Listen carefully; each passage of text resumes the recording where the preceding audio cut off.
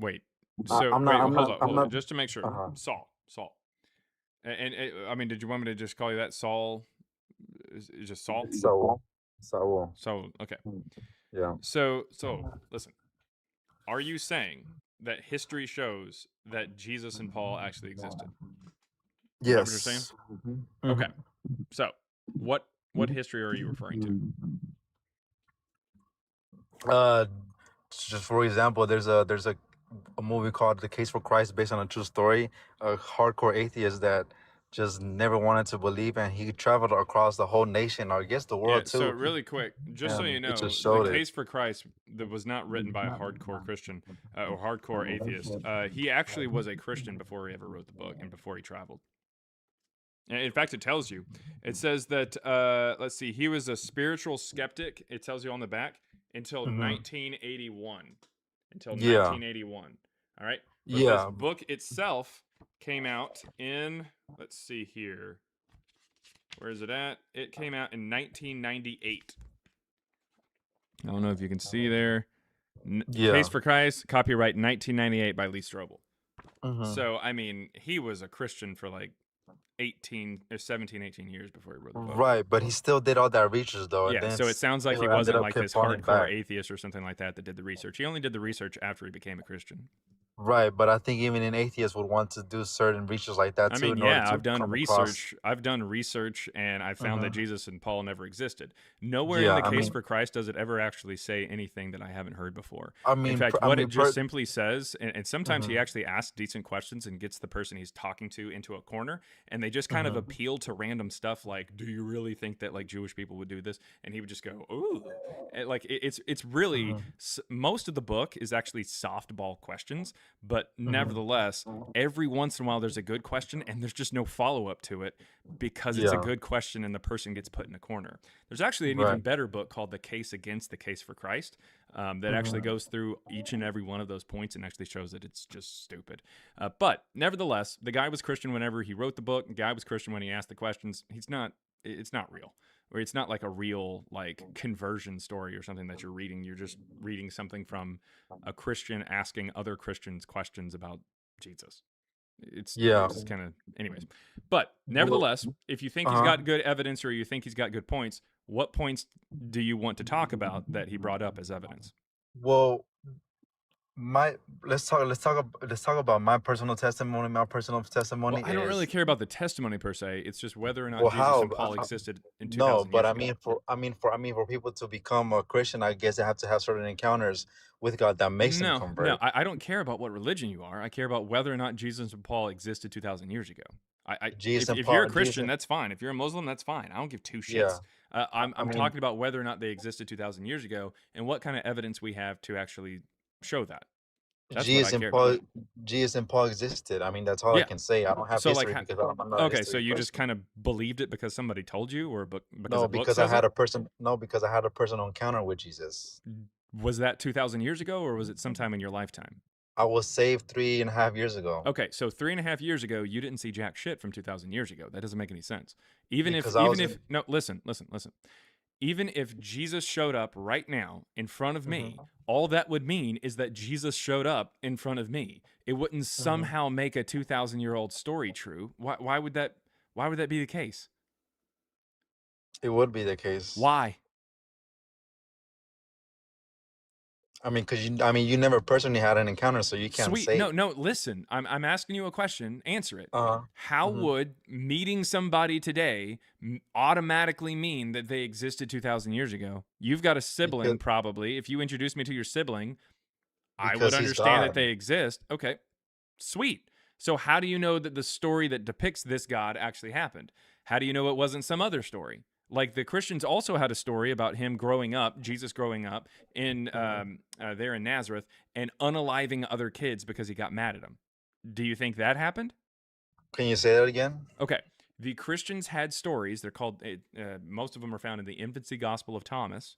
The Christians Hmm. had stories in about the second or third century about Jesus growing up in Nazareth as a kid. And when another Hmm. kid gets mad at him, he makes that kid explode. All right. So Hmm. Where if is that I, at? what?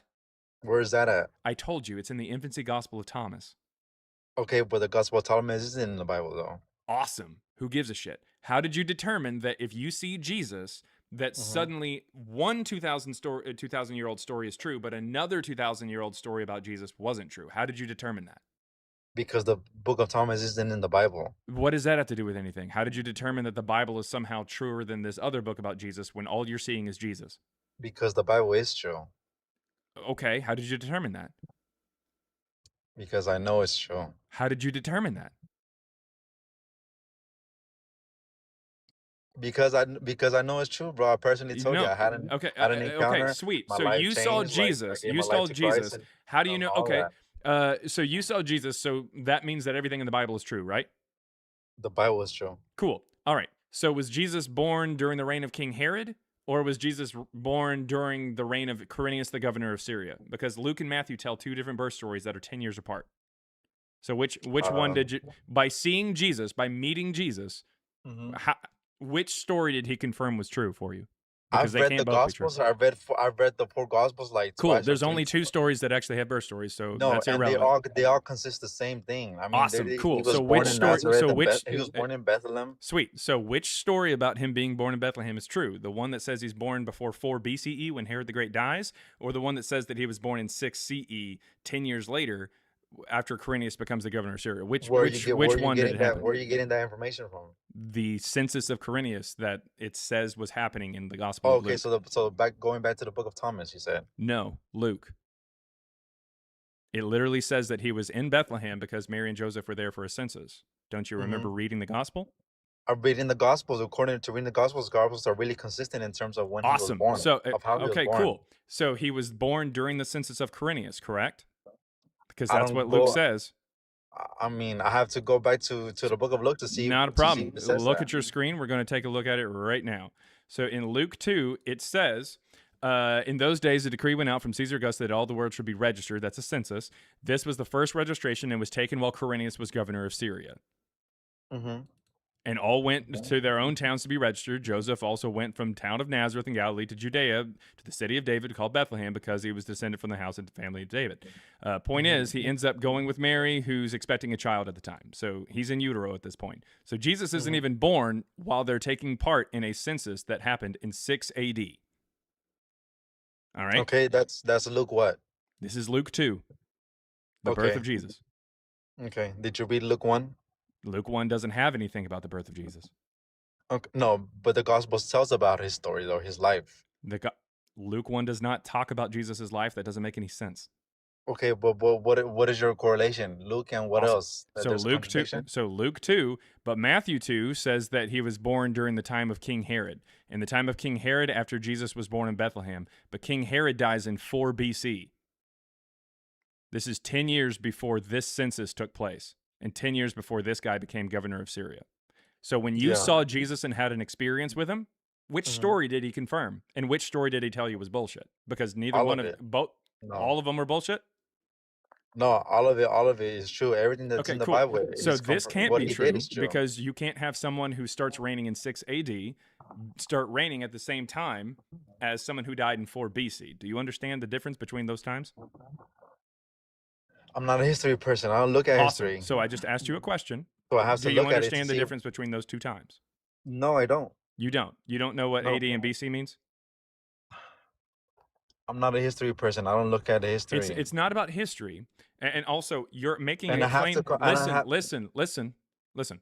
You are making a claim about history. You are telling me Mhm. that this actually happened in history, but you're not able to say anything about what happened. You said that you had an experience with Jesus and that he Yes. confirmed the stories in the Gospels. So I'm asking you which one because they don't line up. And No, I'm scholars have telling known you. that they don't line up for years. In fact, No, I'm just telling. doing a quick search about the Uh-huh. census of Quirinius will Uh-huh. literally bring you this right here. The Gospel of Luke uses the census of Quirinius to date the birth of Jesus, but also it cites the time of Herod the Great, who died between 5 BC and 1 CE, while the Gospel of Matthew only references Herod the Great.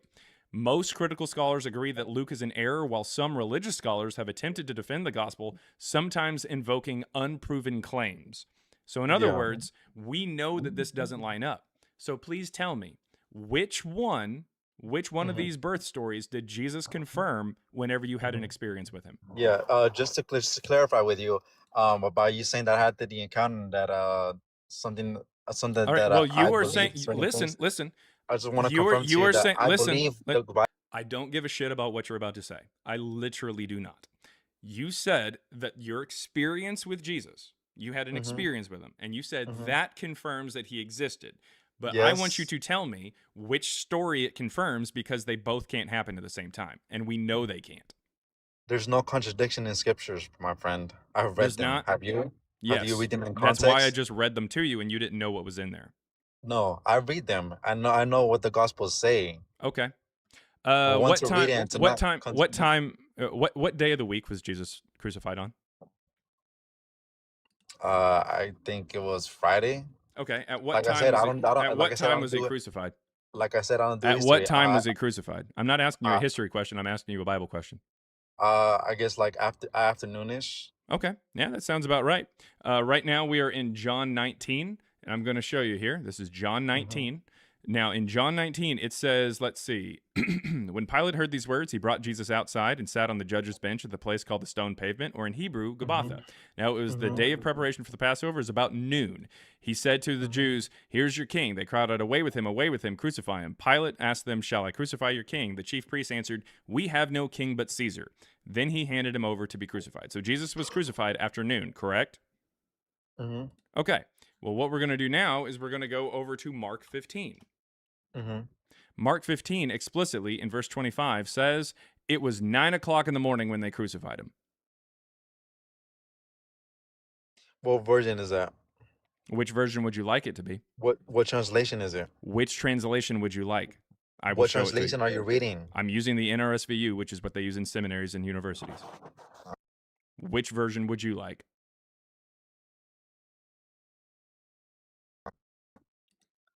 Mark, what you said? Mark 15. Okay. What was that about no contradictions? I mean, it explicitly says it was 9 o'clock, and you told me it was afternoon. You actually confirmed Doesn't it when I mean read does John. it? I mean, I can make a mistake too, but doesn't mean No, it's a listen, contradiction. listen, Doesn't mean listen. what I'm believing is a You can lie. make a mistake too, in the sense that one of Yeah. them made a mistake. Hmm. You I said can there make was a no mistake and contradictions. Who made the mistake? Was it John or Mark? there is no contradictions in the Bible, Okay. my Is it friend. possible to be crucified at 9 a.m. in the morning and then be in court at noon? Bro, I don't know. I don't know. All right. I'm I not don't asking you a know. historical question. I'm asking you just a biological question. Is it possible It's for did Jesus come down off the cross and then go to court 3 hours later? it's like you're trying so hard to Listen, disprove that my parents are listen, my listen, parents. listen. No, I'm not. I'm pointing out a Yeah, contradiction, and you're just not able to see it in front of your fucking face. Now, listen. Did because Jesus there is come no down? Did contradiction. Jesus come down off the cross? Did he come down off the cross while he was still alive, or did he die on the cross? Which one? He died on the cross. Okay, so how is it possible that he was crucified at 9 o'clock in the morning, and then he was still in court at noon in John 19? You actually said that he was crucified after noon, and then in John it confirmed that, and you actually said yes, that's the case. Can you read that whole scripture? Which scripture? Well, Mark, on Mark, can you read that whole thing? Yep. All right. Here we go. It says, "And they crucified him and divided his clothes among them, casting lots to decide what each should take. It was 9 o'clock in the morning when they crucified him. The inscription of the charge against him read, 'The King of the Jews.'" And yeah, it's just talking about how the cross was set up. It is next to certain people, to rebels, passerbys, everything like that. It No, no, explicitly no. says Keep 9 o'clock. reading. Keep reading. Keep reading it. What is it going to do? Keep reading it. It's not going to matter. It's not going to change the Yes, time. keep reading it. It's not going to change the time. In fact, what it explicitly says is that at noon, darkness came over the whole land. How's that possible if he was in Look court? at that. Look at that, bro. Look at that. What about it? What about it? When it was noon, darkness came over the whole land. Yeah, so when was he Made afternoon. crucified? Jesus cried out with a loud When voice, was he Eloi, crucified? Eloi. Bro, When was what are he you talking crucified? about contradiction? What are you talking about Sweet. When was he contradiction? crucified? Was it at noon or afternoon, or was it at 9 o'clock in the morning? We have to go into context in terms of what they meant. Sweet. When they Sweet. crucified him, So meaning what? it could have Okay, been so what time was he the crucified? starting of the whole trial thing. The starting of the whole trial thing, he I was mean, only sent up. I mean, No, you that's what they already. could have. No, listen. That's what they could have meant. Nope. Because it explicitly says that after noon in John here, here's noon, and then after that, he gets handed over to be crucified. So it started, the crucifixion started after noon. You already confirmed that. You confirmed it after I read it the first time. What? Why are you saying in the morning then? Because it's a contradiction. No, it's not. Mm-hmm. Okay, No, so it's no. how It's no is it contradiction. possible for him to be crucified at 9 o'clock in the morning? Does this say he was crucified at 9 o'clock in the morning? I told you to read the rest of it because, Does I this mean, say that he there's was a reason you don't crucified at want to 9 read. o'clock in the morning? That's the word Is that what it saying that. says? The Is that word what is it says? saying. Yeah, but I'm telling you, Okay. keep reading. So is this true? Did they crucify him at 9 o'clock in the morning? Is that true? What the Bible was saying, it's Mm-hmm. how it's saying it, Okay. So is and you this keep true? reading it. Did he get crucified at 9 o'clock in the morning? That's what the word is saying. So is that correct then? Did he get crucified at 9 o'clock in the morning? Yeah, and are you still reading the rest of it? Yep. He is up there until he's up there for hours, and then at noon, darkness comes over the land, and at 3 he dies. That's what this Okay. says. But he's Okay. crucified. He's actually put on the cross at 9 o'clock in the morning, according to Mark. Do you believe that to be There's no true? Yes or no? There's no contradiction, bro. Sweet. Do you believe that he was crucified at 9 a.m.? There's no contradiction. Sweet. A yes or no question is all we're needing. Show everybody I'm on here telling that you you can that be there's no intellectually honest. contradiction. Was I'm he telling you. crucified at 9 a.m.? Yes or no? I'm telling you, there's. I'm just looking for a yes or no. That's all that you can give is a yes or no, or we're going to move on to somebody else. Yes, what the word is saying is what the word. Sweet. So was he crucified at 9 o'clock in the morning? Yes or no? Yes or no there, Saul? Yes or no? Didn't I just answer your question? You did not. Intellectually dishonest piece of shit. Now that's what I call a Texas barbecue. That's how that goes, guys. Whenever you push Christians who say that there's no contradictions, they won't know what to say, so they just can't answer questions anymore. He won't say that this is true. He won't say that when it says it was 9 o'clock in the morning when they crucified him, he won't say that it was 9 o'clock in the morning when they crucified him, because he knows exactly what contradicts it. And it's the Gospel of John that says he is still in court at noon, and then he gets crucified afterwards. Sorry, guys. That's how that works. All right. If you welcome in YouTube, by the way. You just watched that Texas barbecue. Hope you enjoyed it. It is. I was about to say dank, but like, it is delicious. It is delicious. It's hot and ready. Come and get it. If anybody has any evidence for Jesus or Paul, come on up. If you're on YouTube, click the link that's in the chat. I take guests on TikTok. If you don't have a TikTok or don't want to come over, just send a super chat. I will read it off, I promise, and I will respond to it, even if it's just telling me evidence for Jesus or asking a question or calling me a douchebag. All right. Taking a quick look, though, over at YouTube. It's, oh, look at that. Emir sent another Christ Before Jesus gift membership. Thank you very, very much. Someone will be enjoying that, hopefully. Hopefully. We're trying to get even more content out there for members. That is awesome. Thank you very, very much for sending that membership there, Emir. Thank you very, very much. Again, if you have any evidence for Jesus or Paul, come on up. I want to hear from you. I think maybe this person was here first. I'm not sure. I'm taking a look there at the guest. And then over there on TikTok, we got someone who says tasty. Tasty is only one letter away from nasty. All right. Buried. How's it going? Buried, you there?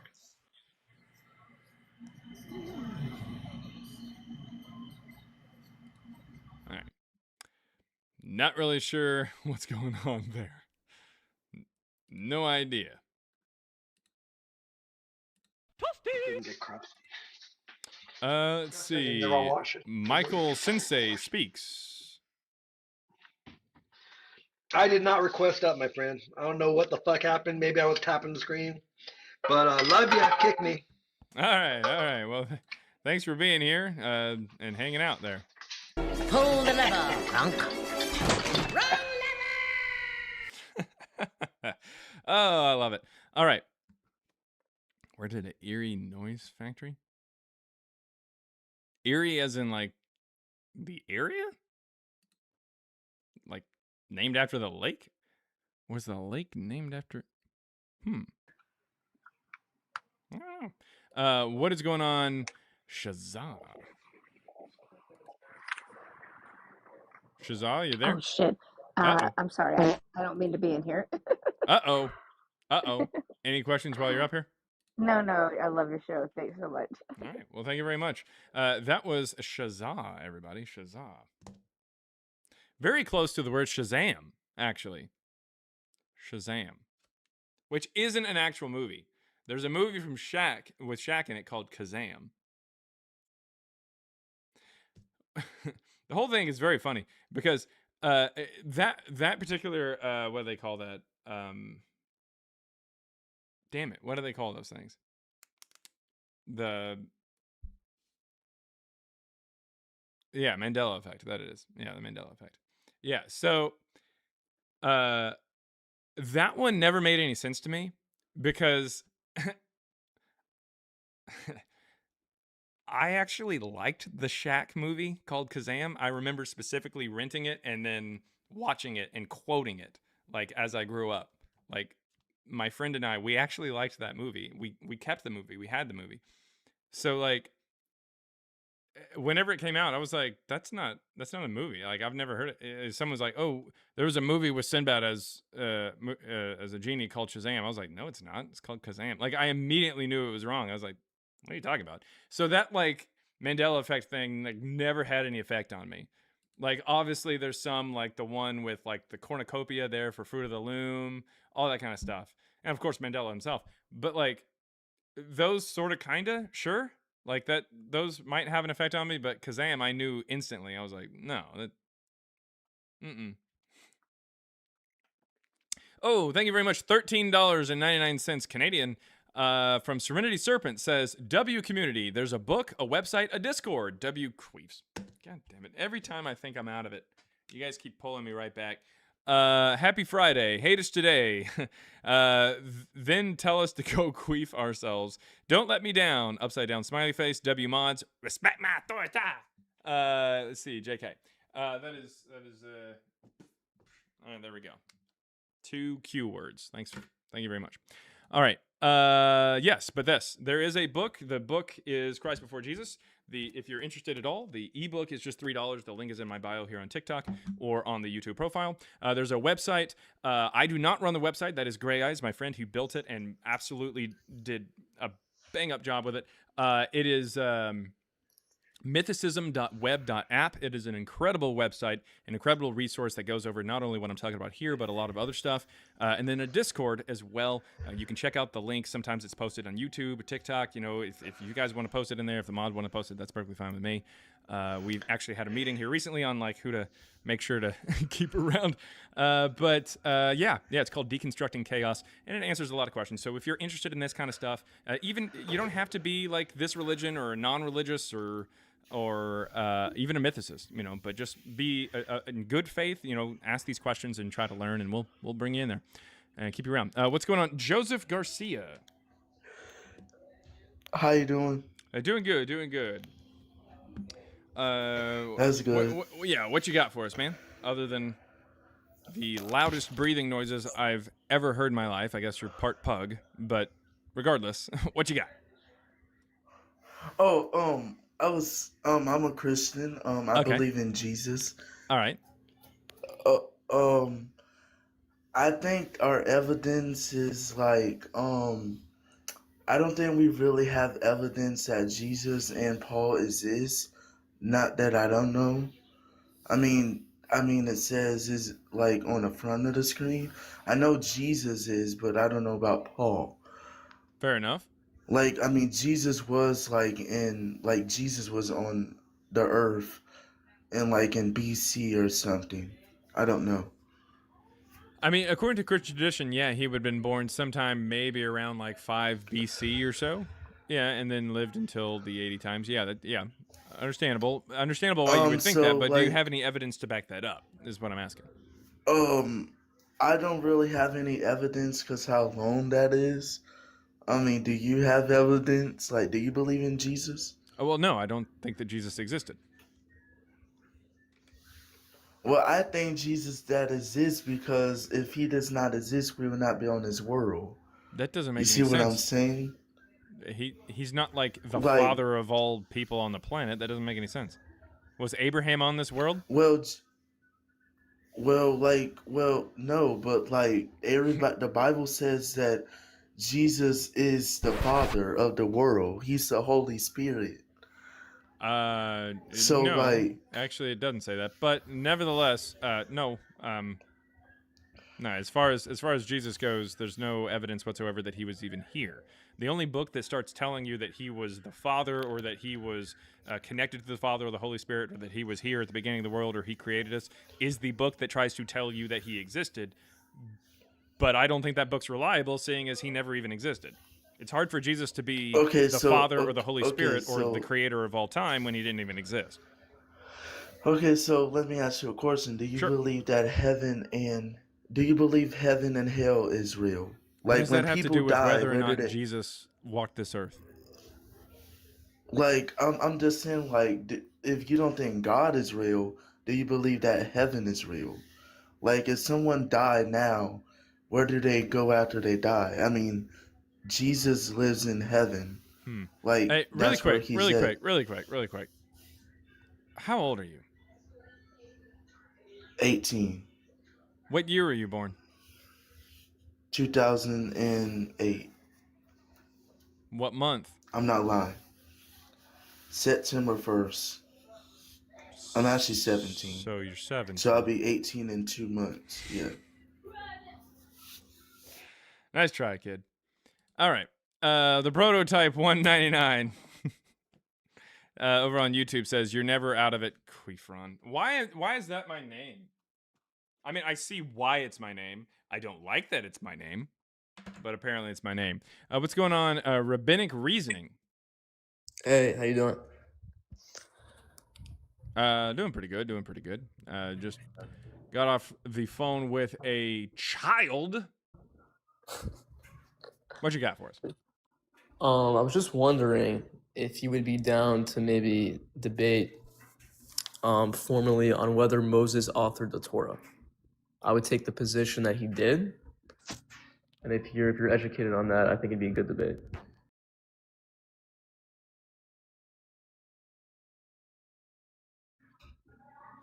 It is incredibly obvious that he didn't. That would be a waste of time. In I fact, mean, you're it would saying just be that, no. It but would yeah. It's because he didn't. It didn't even exist, let alone write the thing. So it's pretty bad that. So this is me formally declining your offer, seeing as a formal debate would give an equal amount of time to an absurd premise that Moses somehow wrote a book that includes his death. So no, well, if we're it's not so doing that. absurd, you should be able to defend it then. I If it's just that said easy. it. He can't write about his own death. Anything else, by the way, before we go ahead and drop you down? That's presupposing that the book functions as a normal book. When the Yeah. Torah, If you when want to the appeal to Torah, magic, that's going to make it even worse. I'm not that's going to not formally debate someone who appeals to that magic. wouldn't be the argument, right? I never talked about magic, right? Cool. Well, But the only way that you could possibly Yeah. talk about your death in past tense is if you had some kind of weird clairvoyance or you appealed to magic. Right, which is why I was saying you're presupposing the book functions as a normal book and doesn't have a prophetic sense to it. Yeah. Okay. Well, that would be appealing to magic. Prophetic would be appealing to magic. Now again, I could establish this through sound transmission if we had the No, debate. you'd appeal it to magic is what you do.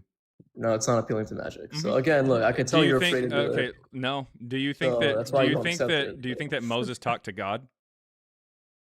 Yes, that's irrelevant to whether Appealing he to authored magic. it. Do you think that he had That's the ability irrelevant. to prophesy? It's irrelevant to whether Do you think he authored had the book. ability to prophesy? Once again, irrelevant. Do you think he had the ability to prophesy?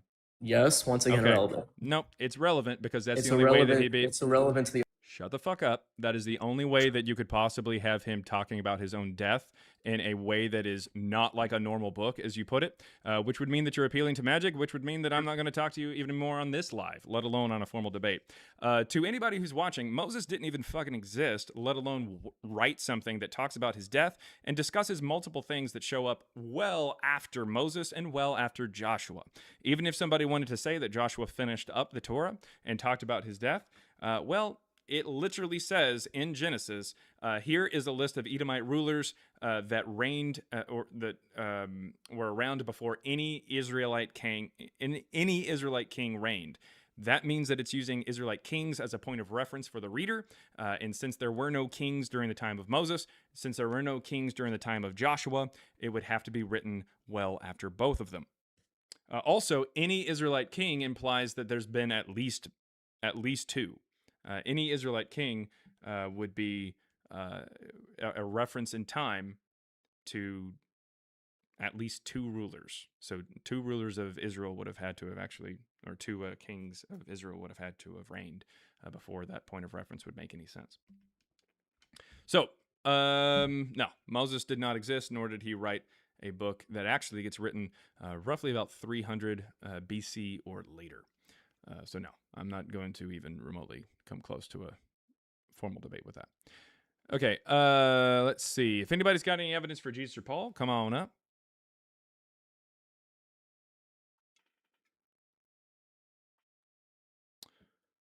Say, Rogue Dragon said banks control the money, maybe the Fed or something, which pays for the wars to keep the people controlled. All right, well, that's a comment, I guess. Willa Vanilla says, too many camels. Oh, yeah, definitely. Joseph Garcia says, sorry. It's okay, man. You can listen, I guess. I'm not going to kick you out or anything like that, but, like, come on, man. Like, come on. Let's see. GC Gallant says it was two Jesuses. I believe that's G-Sai.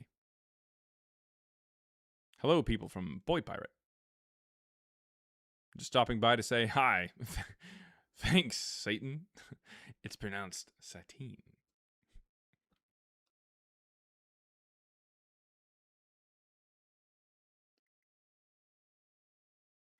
Esteban was something. We Team Go or something. Says, so the Jews and Muslims are wrong too. Well, what have I said specifically about the Jewish people other than I guess maybe the Talmud was wrong when it talks about Jesus there, I guess. But as far as the Muslims, yeah, definitely.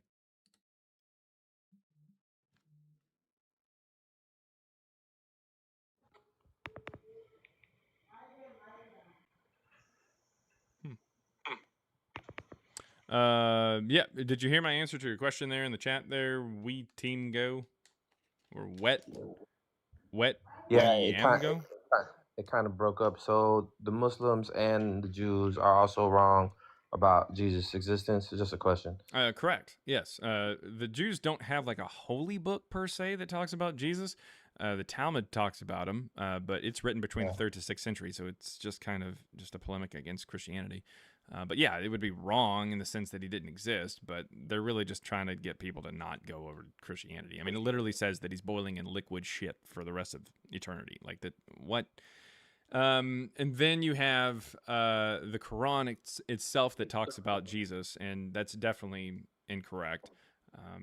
So yeah, the Quran would be incorrect. Yeah, I mean, Islam is just an offshoot of Christianity anyway, so it doesn't really matter. All right, thanks. Yep. Any other questions while you're up? No, that's it. Okay. I mean, did you believe that Jesus was somebody who existed 2,000 years ago? You got any evidence for him, or what? No, I just just listen to everybody's take on what they believe, and if I didn't do as much history as you did, then I can't really sit here and debate. I'm just gonna regurgitate what I've been told on in Sunday school. So I'd rather just. That is incredibly astute of you, actually. A lot of people feel like what they've been told in Sunday school is very true because they trusted those people, and so they will fight tooth and nail with a full chest of confidence for those particular things. So very astute. Very, hey, W's in the chat there. There's in the stat for Esteban.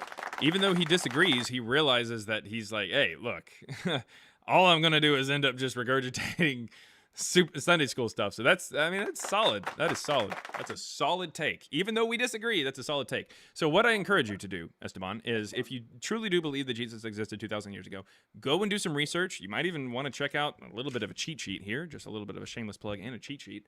I've got a book on the topic. The ebook is just $3. The link's in my bio. You can read it and find out what my arguments are going to be. And then you can go and study and try to figure out like your position better and defend your position and then come back up and we'll talk about it. Fair? Sounds good, bro. Yeah. Appreciate it. Yeah, sounds good. That is Esteban, everybody. Esteban, my favorite guest today so far, absolutely. And probably going to be my favorite guest all day, if I'm being honest. That is, until I bring up this bitch. No, no, Vice. Vice, how's it going? Season 1, episode 2 of You Look Good and I Like Your Hat. Oh. Well, thank you. Actually, I have a sound for that. Oh, thank you very, very much. Now I feel bad for making the joke about this bitch. You know that. It's fine. I'm used to bullies. What? Hey! No. It was just it was a joke. Hopefully everybody gets. I'm just joking around back. We're all good. Surely you can't be serious. I am serious. I'm serious, and don't call me Shirley. Exactly. Yep. Exactly. When you going live next, Vice? Sunday for Sin Sunday. Sunday. Yes. What time? That will be at 9 o'clock Eastern Standard Time. So 8 o'clock your time. AM or PM? PM. Shit. All right. Well, how long is it live? Oh, it's a long time. God damn. I just go until people don't want it anymore. Fair enough. Well, around that time, about 9 p.m. is when Christina and Matthew are going live with me. That's 9 p.m. Central. 8 p.m. Central, it sounds like, it was 8 or 7 for you? 8 p.m. Central. 8 p.m. Central is Vice. You know what, guys? Look, if you don't want to hear more of this or more of this talking about like angel dicks or something, because that's basically what we're going to be talking about, then go check out Vice. She's going to be live for, she called it Sin Sundays.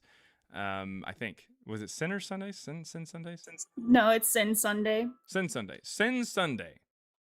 8 Yeah, p.m. I also Central. do science lives too, so. Science live. Just a break from mythicism, and there's still deconstruction sprinkled in, but you know. To taste. Yes. A little bit of deconstruction to taste.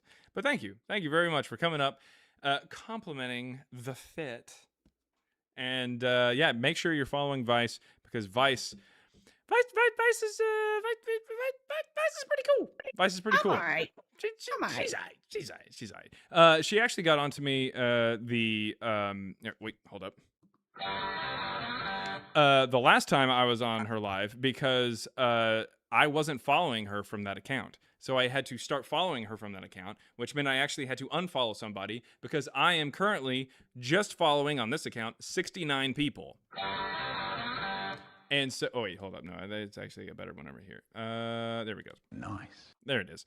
So the point is, I had to unfollow somebody. So if you're in the chat and you're like, man, I got to unfollow, and like Jaren doesn't follow me anymore. Yeah, it's because I started following Vice. Sorry, she's better. Okay. Anything else? Anything else, Vice? Nope. You can pull the friendly lever, please. Pull the lever, Kronk.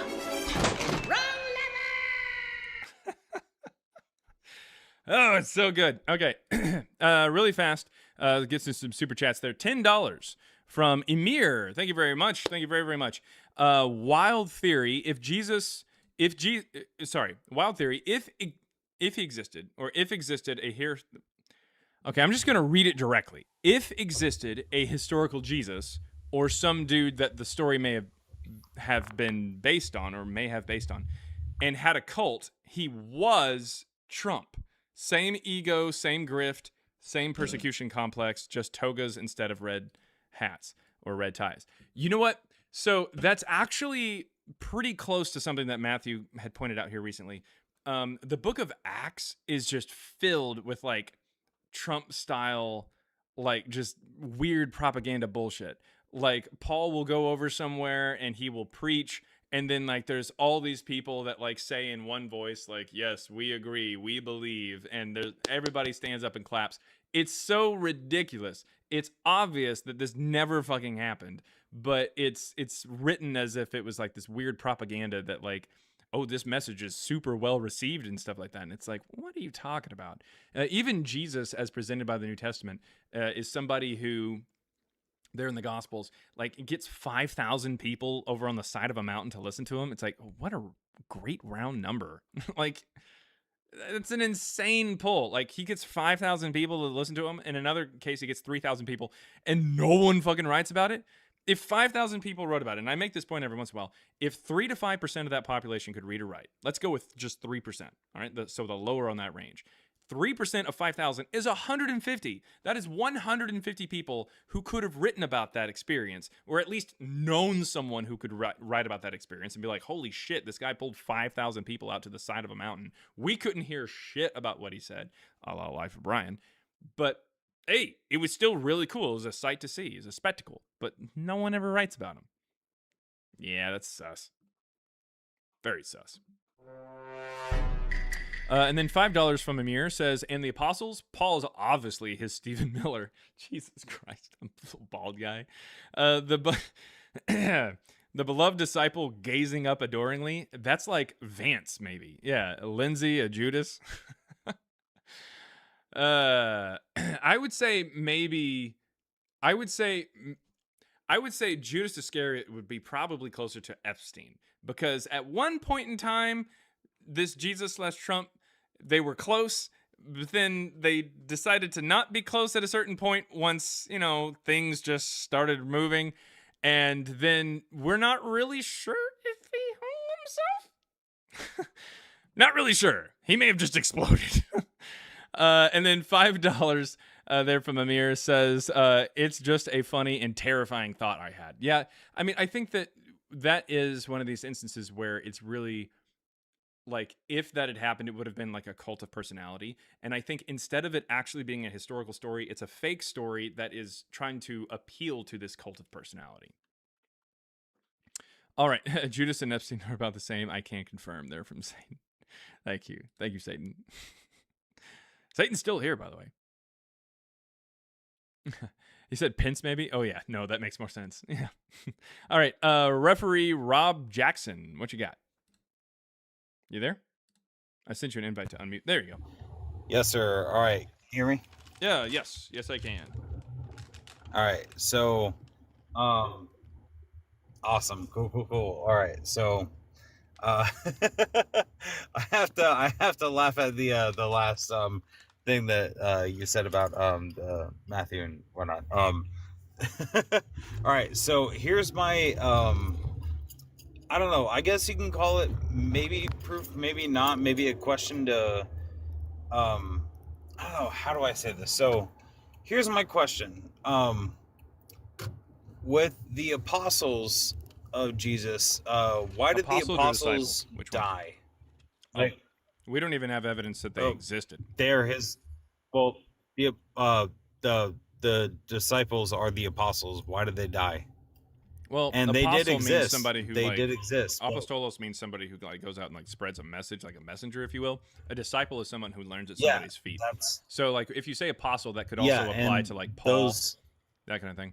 But if you say disciple, I know that Yes, it's specifically that is like true. the 13 disciples. Yep. That is true. Go on. Are you there? Spread the message about Jesus Christ. Why did they die? Oh, yeah. Can you hear me? Yeah, it's a bit of a delay there, but Sorry, no, my- we don't have any evidence that they even existed. No one outside of Christianity ever mentions any of the 13 disciples that are mentioned in the New Testament. Okay. I will rebuke that. But my You'll question rebuke that? is, okay. Well, and- show me one Yeah. person outside of Christianity who mentions even one of the disciples. how about all of the patron saints who were taught under all of the disciples that created the Catholic? Well, You actually think the created patron the saints are somehow outside of Christianity? Hold on a second. I said the patron saints that created the church that were taught from the disciples of Jesus Christ.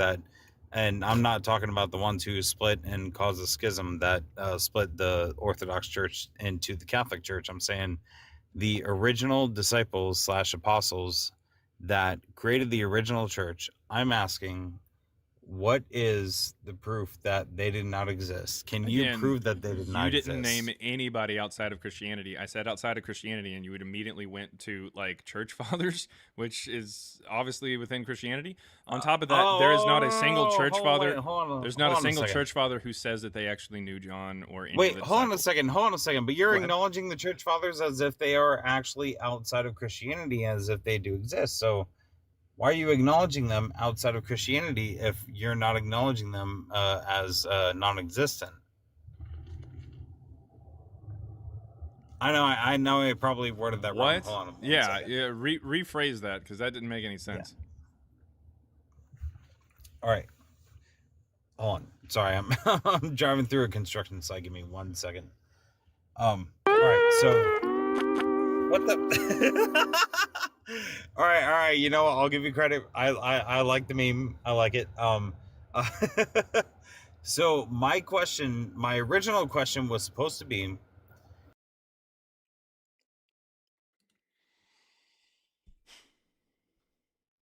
You can't say that you're driving. Now, if you get out of your car and get into an Uber, and you're riding in the back of an Uber or something like that, I can possibly bring you up. But you're going to have to come up here and let us know that you got in the back of an Uber. Then we can have a conversation. Until then, sorry. Anyways, anybody got any evidence for Jesus or Paul? Anybody got any more of them evidences, proofs, manuscripts? Man. And to finish that conversation up there, Amir, though, it's absolutely terrifying. It's absolutely terrifying that that's actually like something that has happened in the past or whatever. And then, of course, you got Trump posting that picture, that AI picture of him basically as Jesus, or that's Professor Dr. Jesus to you. Look, I can't do a Trump impression, but I can do a little bit of a Patrick impression. What's the matter? Is you stupid?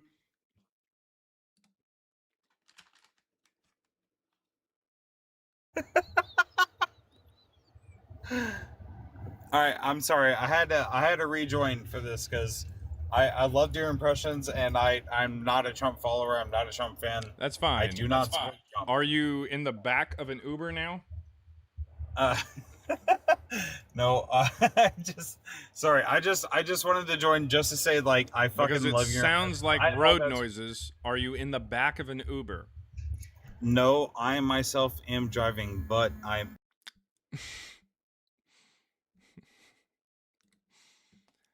Learn. Learn.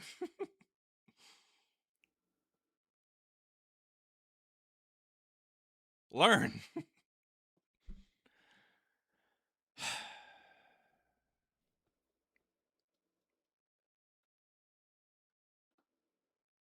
Waste of our time. Fucking waste of our time. All right.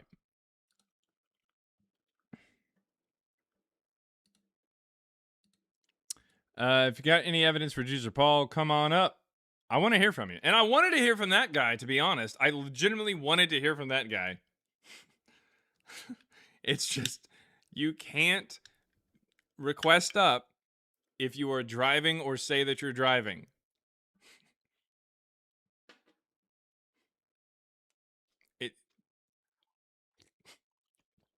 Mezzo says he's going to trip on his shoelaces today. Guaranteed. Guaranteed. Lock it in like a Charles Barkley lock. Guaranteed. Anyways, if you got any evidence for Jesus or Paul, come on up here.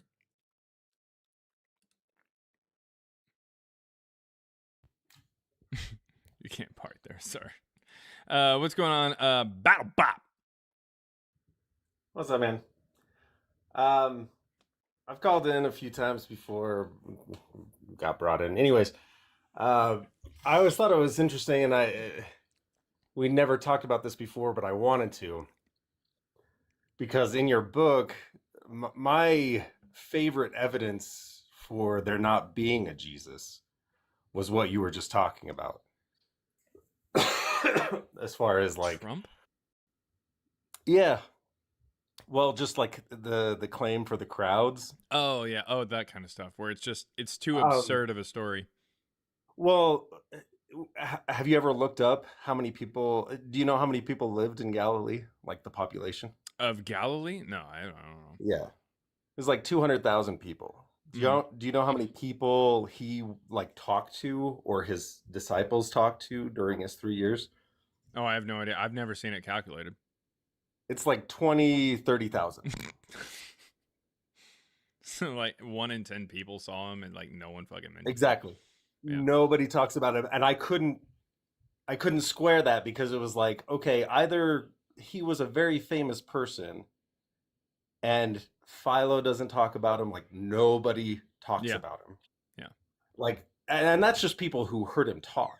Like, if you this is my kid, my 4-year-old. That's just people who heard him talking. Like the people who actually saw him perform a miracle Yeah. is like 5 to 10,000, right? Well, see, here's what scholars do. They do this nice little thing where they just it's nothing. It's gone. It's a woozy. It's a it's just gone. They just say it just never happened. That's an exaggeration. Write it off. Yeah. It's a write-off. It's a write-off. Do you know what a write-off is, David? It's a write-off. You write it off. Anyways, the point is, it's not at all something that scholars even like to address. They just kind of say, "Oh no, he just wasn't as famous as they try to say that he they was." exaggerate it. But how did you determine that? Because that's just a natural claim. That's like getting people to listen to you is a natural claim. It's not supernatural. It's just it's just a natural claim. Right. So they just kind of pick and choose what natural parts of the story actually happened. If Bart Ehrman, if you had Bart Ehrman on here and you asked him, "Hey, did Jesus resurrect?" He would say, "No." Okay, was Jesus born, or did he actually exist? He'd say, "Yes." Okay. Did Jesus have 5,000 people on the side of the mountain? No. Okay, how did you determine that natural claim didn't happen? Because I can understand you saying that he didn't resurrect because that's an insane claim. It's supernatural. I get that. But how did you determine that this natural part wasn't part of the story? We don't have any evidence of that. None. And what's even worse is that like when people say like if you asked Bart Ehrman, was Jesus born in Nazareth or was he from Nazareth? He'd say yes. We don't have anybody.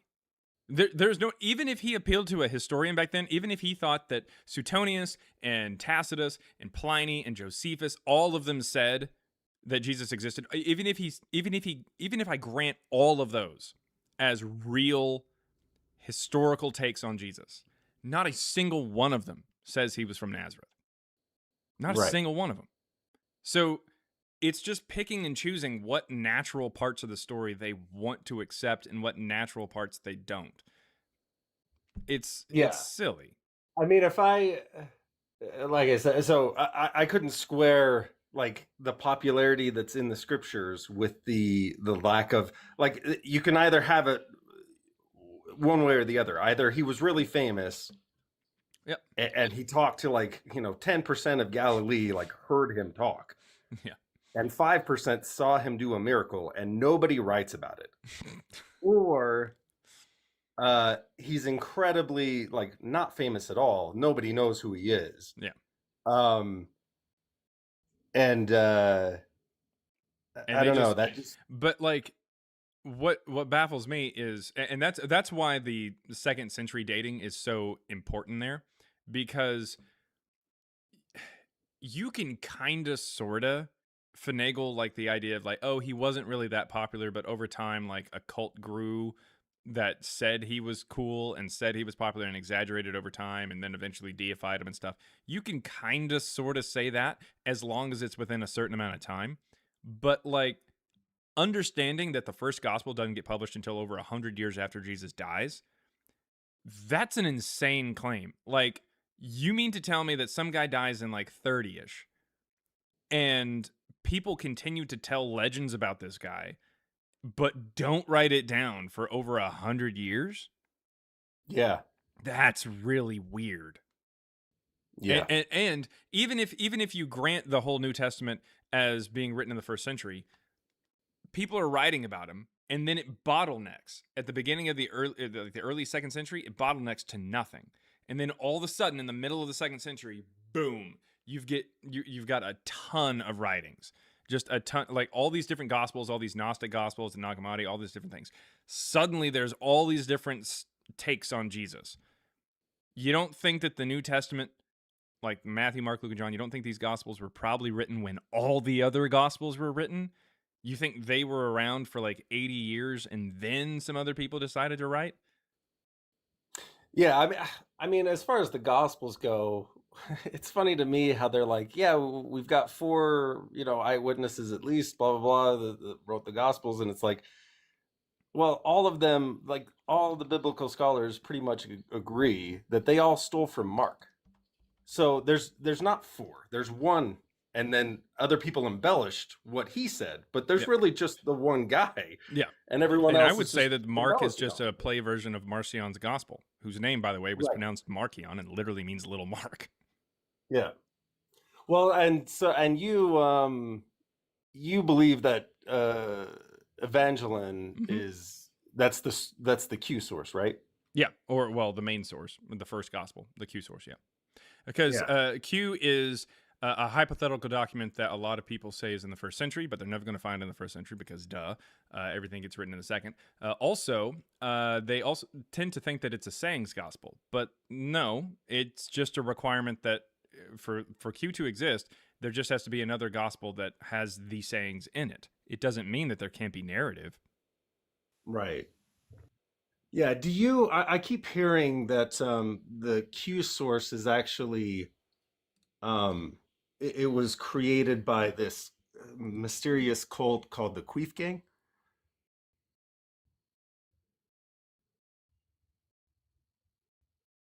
Oh, you want to die? Have you heard? That's just all right. Anyways, it was fun while it lasted. It was fun while it lasted. But I had to put a stop to that bullshit. Ridiculous. I mean, I had that guy up here having a serious conversation for like a good 5 to 10 minutes.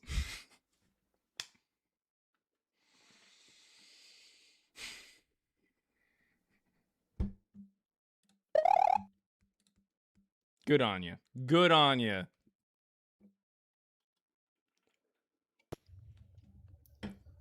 Referee Rob Jackson.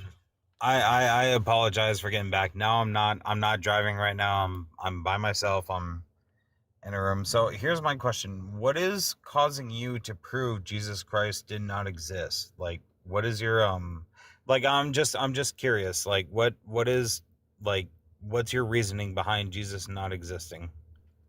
I mean, the understanding that the stories of the natural Jesus and Paul as presented by the New Testament like don't line up with the first century. But everything that Jesus had prophesied about ended up coming true, starting with the Antichrist. It's almost like somebody wrote something after something else happened. I was going to say that everything that Jesus Christ himself had prophesied about happening with the Antichrist starting in 70 AD when Nero, Caesar Nero. It's almost as if somebody was writing about something that had already happened and they just put the words into Jesus's mouth. No, these are scriptures that were actually proven to be fucking true around that time, man. Now, again, being true, like okay. I can write a story right now about Abraham Lincoln predicting 9/11. And all according to your logic, all that needs to happen in order for Abraham Lincoln to have been like a prophet is for 9/11 to have happened. But no, I was clearly writing after 9/11 and I just made the shit up. So who cares? That doesn't mean anything. Audio cut off. All right. Well, again, it doesn't if I'm writing after 9/11, I can make somebody before 9/11 say whatever I want about it. It doesn't. It's not how that works. Abraham Lincoln isn't a prophet because I claim that he talked about 9/11 after in my book that I wrote after 9/11. You'd have to prove to me that the book was written before 70 for this to actually be a prophecy that I would believe in. The Old Testament was written before 70, and the reason why it was written after 70 is because everything that was witnessed and recorded, it was written and recorded after everything took place. Like the reason why so that it's not a prophecy anymore. Like it's pretty obviously yeah, it something that is. somebody could write and just claim that someone said it.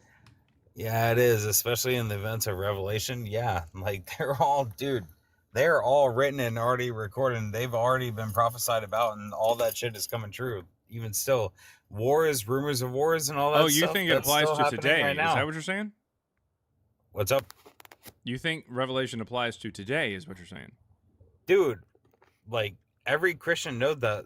Like, all right, so every Christian knows that Revelation I is legitimately thought that we were going to have like a good conversation. You're just a fucking moron. Like I thought that like no, Revelation applies to today because this was stuff that all was right. Well, anyways, do way you have anything before. else that's not fucking stupid, or do you want me to move on? How about you actually prove that Jesus didn't exist? Cool. I've been doing that this whole time. Maybe we could have had a real conversation, but like you just kind of wasted everybody's time. All right. Thanks for coming up 3 times and wasting my time, man. Fuck off. All right. Curtis Bingle, what you got? Hello, sir. Can you hear me? Yes, sir. What you got? How are you doing? Doing good. Doing good. Good. So I personally, I believe one of the best proofs for Jesus is through the Bible. Okay. I don't know what it is exactly that you believe makes the Bible untrue, but I believe one of the things that proves that the Bible is true is prophecy. Could you see where I'm coming from with that? Not at all, because in order for prophecy to be any kind of good argument for like the historicity of somebody, you would have to prove that it actually came fulfilled. So prophecy wouldn't actually do anything. Otherwise, we could just take a look at like Nostradamus and be like, oh, hey, he prophesied some things, so therefore he's true. No, you got to actually show that he actually like you got to show that his prophecies actually came I think fruition. you're cutting out, or I'm cutting out. I don't know what's going on. For the most part, mine's fine. Oh, am I sorry cutting about out for that. anybody My phone else? just glitched. I don't know what's going on. Am I cutting out for anybody in the audience? There you go. Okay. I'm sorry. You were saying it would need to come true, right? So, yeah, you'd have to for show, example, you'd have to show that like the prophecy actually did get fulfilled. So, in other words, if there's a prophecy for Jesus, in order for us to believe that this prophecy is true, we'd have to actually like see that he existed. You can't just say, "Oh, hey, he was prophesied, so therefore he existed." No, history doesn't work that way. We don't say we don't base on history off of whether or not someone says it will happen. We base history off of somebody who says it did happen or it is happening. Sure. So, are you familiar with the Old Testament as well as the New Testament? I mean, that's not going to get you anywhere close to proving that Jesus existed because you're still pointing to something that is even if I granted you that it's prophesying Jesus, which it's not really, but sure. Even if I granted you that, all it's saying is it will happen. That's not how we determine history. I just told you that. You'd have to show that it actually came to fruition. So, what is your evidence that Jesus actually did exist to fulfill said prophecies? Okay, well, what about other historical checks? So, for example, in the book of Isaiah, this is hundreds of years before. Oh my God, dude! Well, again, prophecy is not how we figure out whether or not the prophecy came true. Just looking at the existence of a prophecy does not automatically mean that it came true, right? Right, but I didn't even so point stop out talking about the prophecies. Jesus is okay. literally never mentioned in Isaiah. It never says Jesus. Okay. Never. I understand. So I'm trying to stop point out talking about Isaiah. Just prove Jesus. Okay, I understand. I'm trying to point at historical figures that were actually around from these time frames. So King Cyrus was Jesus around at the time of King Cyrus? No, he was not. This is far after. We're talking about Jesus, man. Okay, absolutely. Talk Understood. about Jesus. So what about Pontius Pilate? Pontius Pilate existed, yes. He was a real person. Yes. What about the Emperor Tiberius? He was around at that time. Yes. Okay, what about, so you're saying Paul and Jesus never existed. Correct. And yet all of the churches recognized these letters from Paul. We don't have as any a, letters from churches going back to Paul, and we don't have anybody saying that they personally knew Paul, even within Christianity. That's fair. Okay. So So where did you get that idea then? uh, So why'd you make that unless claim? the claim that The claim that churches the received. churches recognized him? No, they didn't. Well, what are all of the different councils and creeds? The That we Council get of in like the Nicaea. second century. The 4th century? What does that have to do with Paul? That's very clearly Well, just a religion that like grew for hundreds of years. The story of Paul had been around for nearly 200 years by the time that the first Council of Nicaea was put together. yes, I understand that hundreds of years, took place. Do you not believe that Christians were persecuted in the first 100 to 200 years more so than in other times of history? No, not at all. Considering the fact that they were punished, the only times that they were specifically talked about as having endured any kind of real problem, it's because of the fact that they were meeting together without permits or they were not worshiping the Roman emperor, which was a law, and it had been a law for quite some time prior. Just because it's a dumb law doesn't make it not a law, and just because they're breaking the law because they're breaking the law, that does not mean that they're persecuted. That means they're prosecuted. I mean, other religions, other cults were also under the same like watchful eye. Like the Edict of Milan in 312, it didn't just make Christianity legal; it made all religions legal because it wasn't just Christianity that got picked on. Other religions did too. Other cults did too. It's not like they were special. Like it explicitly was a law within Roman Empire that you had to worship the Roman emperor, and you could really do whatever the fuck what else you wanted to do. You could worship whatever you wanted as long as you also recognize the emperor as a god. Yeah, Christians couldn't do that, but that's on them, not on Rome. And that's why Judaism was able to flourish, because they had no problem with calling the emperor, whereas in Christianity, That's viewing not true Christ at all. as king. No, that's not true at all. And I didn't say anything about calling the emperor. I said worshiping the emperor as a god. In fact, there is explicitly a caveat that was made for the Jews because of their longevity, but nevertheless. After the First Jewish-Roman War, there was a tax that was levied against the Jewish people known as the Fiscus Judaicus, which said you either had to worship the Roman emperor or you had to pay a tax. And so, yeah, there's a tax that becomes involved at that point. So you believe in the temple being destroyed in 70 AD? It was. Okay, and does that not, like, do you believe in that because of Josephus and his writings? We also have just like historical evidence for it, but whatever. Okay. Well, what's the historical evidence for that? Not only Josephus, but we also have other people who talked about it. Okay, and who would those people be? Like Tacitus. Okay, And did Tacitus write about Jesus as well? No, he writes about the Christians being blamed for the fire in Rome and then admitting to it. There's an interpolated line within Book 15, Section 44 that says Christus and talks about Pontius Pilate there, but there's multiple reasons that we can get into if you want that show that is something that is added sometime between the beginning of the 3rd century to the 5th. Do you see why it might be strange to believe the historical accounts of Josephus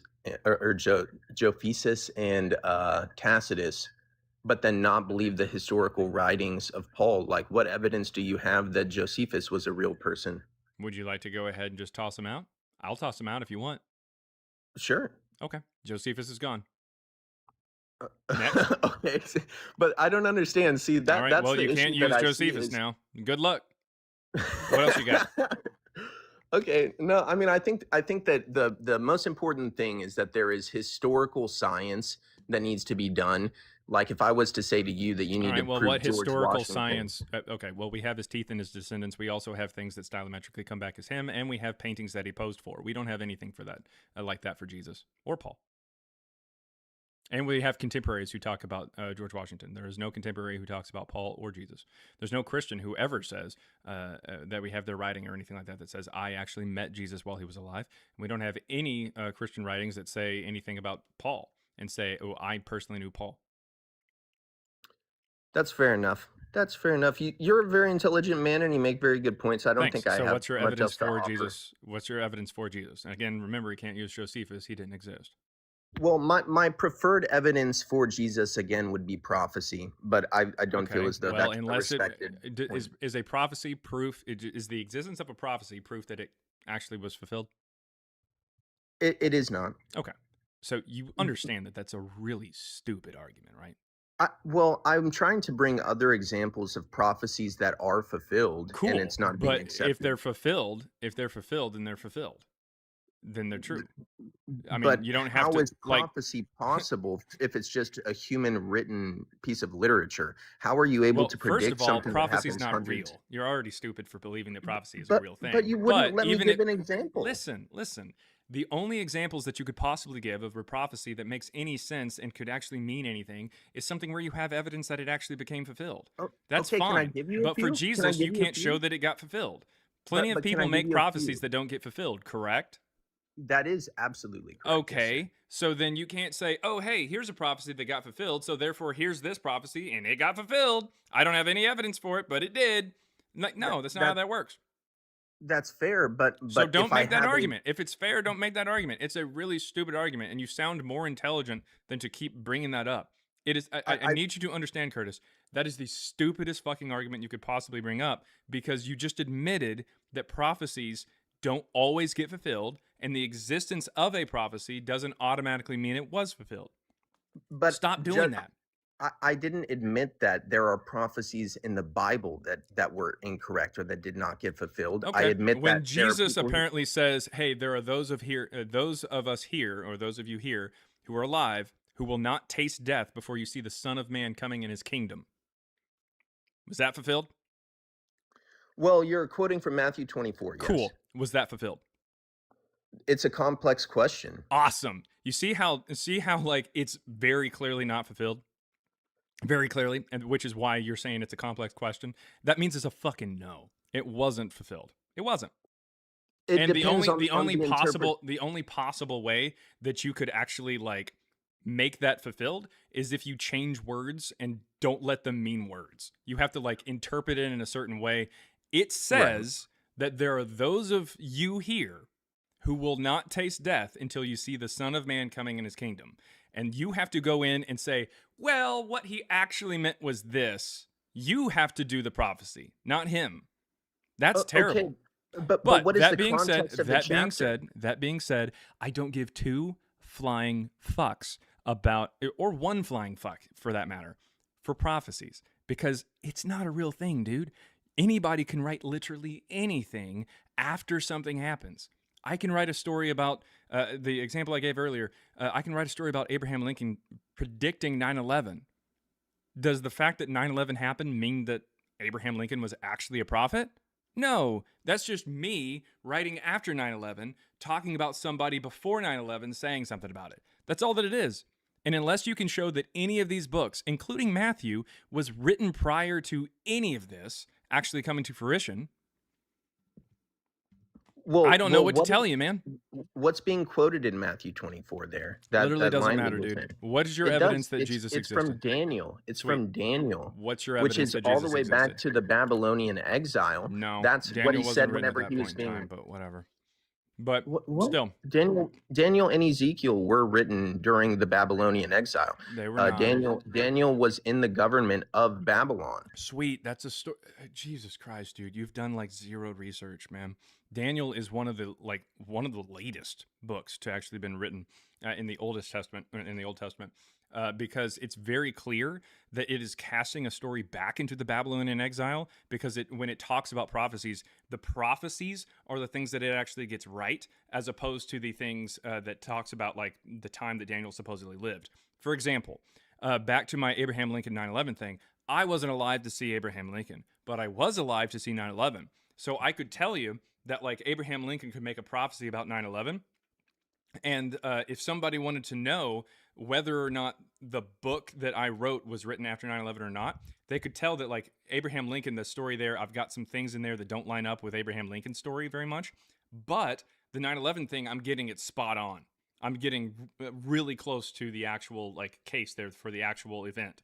What that shows is that I'm much more familiar with that story, the 9/11 story, than the Abraham Lincoln story, which means I'm writing it after 9/11, talking about something that just happened. as opposed to really being something that comes from the time of Abraham Lincoln and it's a prophecy. This is how we know that Daniel was written well after the Babylonian exile. It's not even So, close, dude. You've done zero research on this, and you just kind of ate up whatever your pastor told you. It's so, kind of sad. so is Ezekiel from that time frame as well then? There's literally nothing from the Old Testament, save if you really, really, really want to, some blessings that were put onto some little like amulets. And even then, it's kind of sort of variation. There is nothing from the Old Testament that was written down until 300 BCE or later. In fact, that's probably why they kept some of the fragments and manuscripts there within the Dead Sea Scrolls. Some of them may have, and this is true, you guys can fucking quote me on this, some of the fragments or manuscripts that were preserved in the Dead Sea Scrolls may have been originals, like originals, as opposed to copies. That's Because very interesting. because the Old Testament, I'm currently working on a project right now where we take a look at the history of it, we take a look at the stylometric analysis of it, we see that the Old Testament does not get written until about 300 or later, BCE, of course. So the Septuagint would have only been 100 years from then, right? The Septuagint may have also been specifically translated by the same people who wrote the Hebrew or Aramaic versions, because in the lore of the Septuagint is that there were 72 people who were hired to make the translation, but then there's also apparently 72 people who were mentioned as scribes there for the Old Testament within the Old Testament in the Hebrew. So it's like, okay, it's there's a good chance that it was actually translated by the same people. But either way, it could just been translated shortly afterwards. It's fine, doesn't really matter. But the Hebrew/Aramaic was first. It was before the Greek, and it shows up 300 BCE or later. That's very interesting. I was not aware of that. Well, like I said, I don't think that my main point is, I feel like it's being strawmanned, and Nah. I'm If not you're trying to to- argue for history and you're trying to appeal to prophecy, but you're not actually showing how what you do is you start with how the person existed. Then we can talk about whether or not that fulfilled prophecy. If you're saying that the person existed because of the prophecy, you already know that your argument is dog shit. And you should know that it's dog shit. And you should feel like dog shit for even bringing it up, or even suggesting it, or even really thinking it.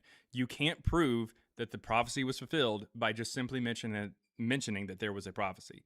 You have to start with the story of Jesus. Then you can ask, did this fulfill prophecy? You don't say, oh, hey, there's a prophecy. That means it was fulfilled with Jesus. No, that's right. stupid. And It doesn't make any sense. you're consistent because you do apply that to the Old Testament as well. For example, like with Daniel, you're saying these things happened after the fact. That's why the prophecy is relevant. Yeah, and that's why the prophecy is clearer. Like the prophecy Right. is so close to being true, so close to true, or so close to being historically accurate, like the prophecy part, versus Mhm. the actual story itself.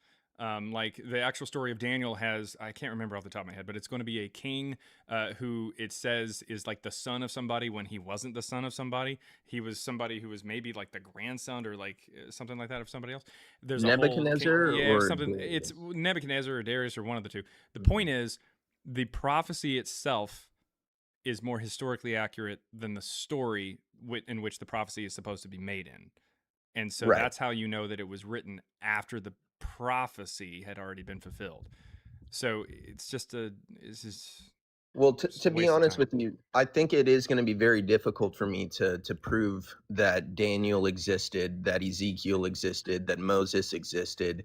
Going back further and further, it's even harder to prove that these people existed. I can't necessarily prove that Daniel existed. I can't prove to you that Jesus existed, but I do believe that there are historical pieces of evidence that can allow you to infer what is true, which I do believe is historical science. I believe that you look at what is around. What would you look around the time of Jesus to say that we could infer that he existed?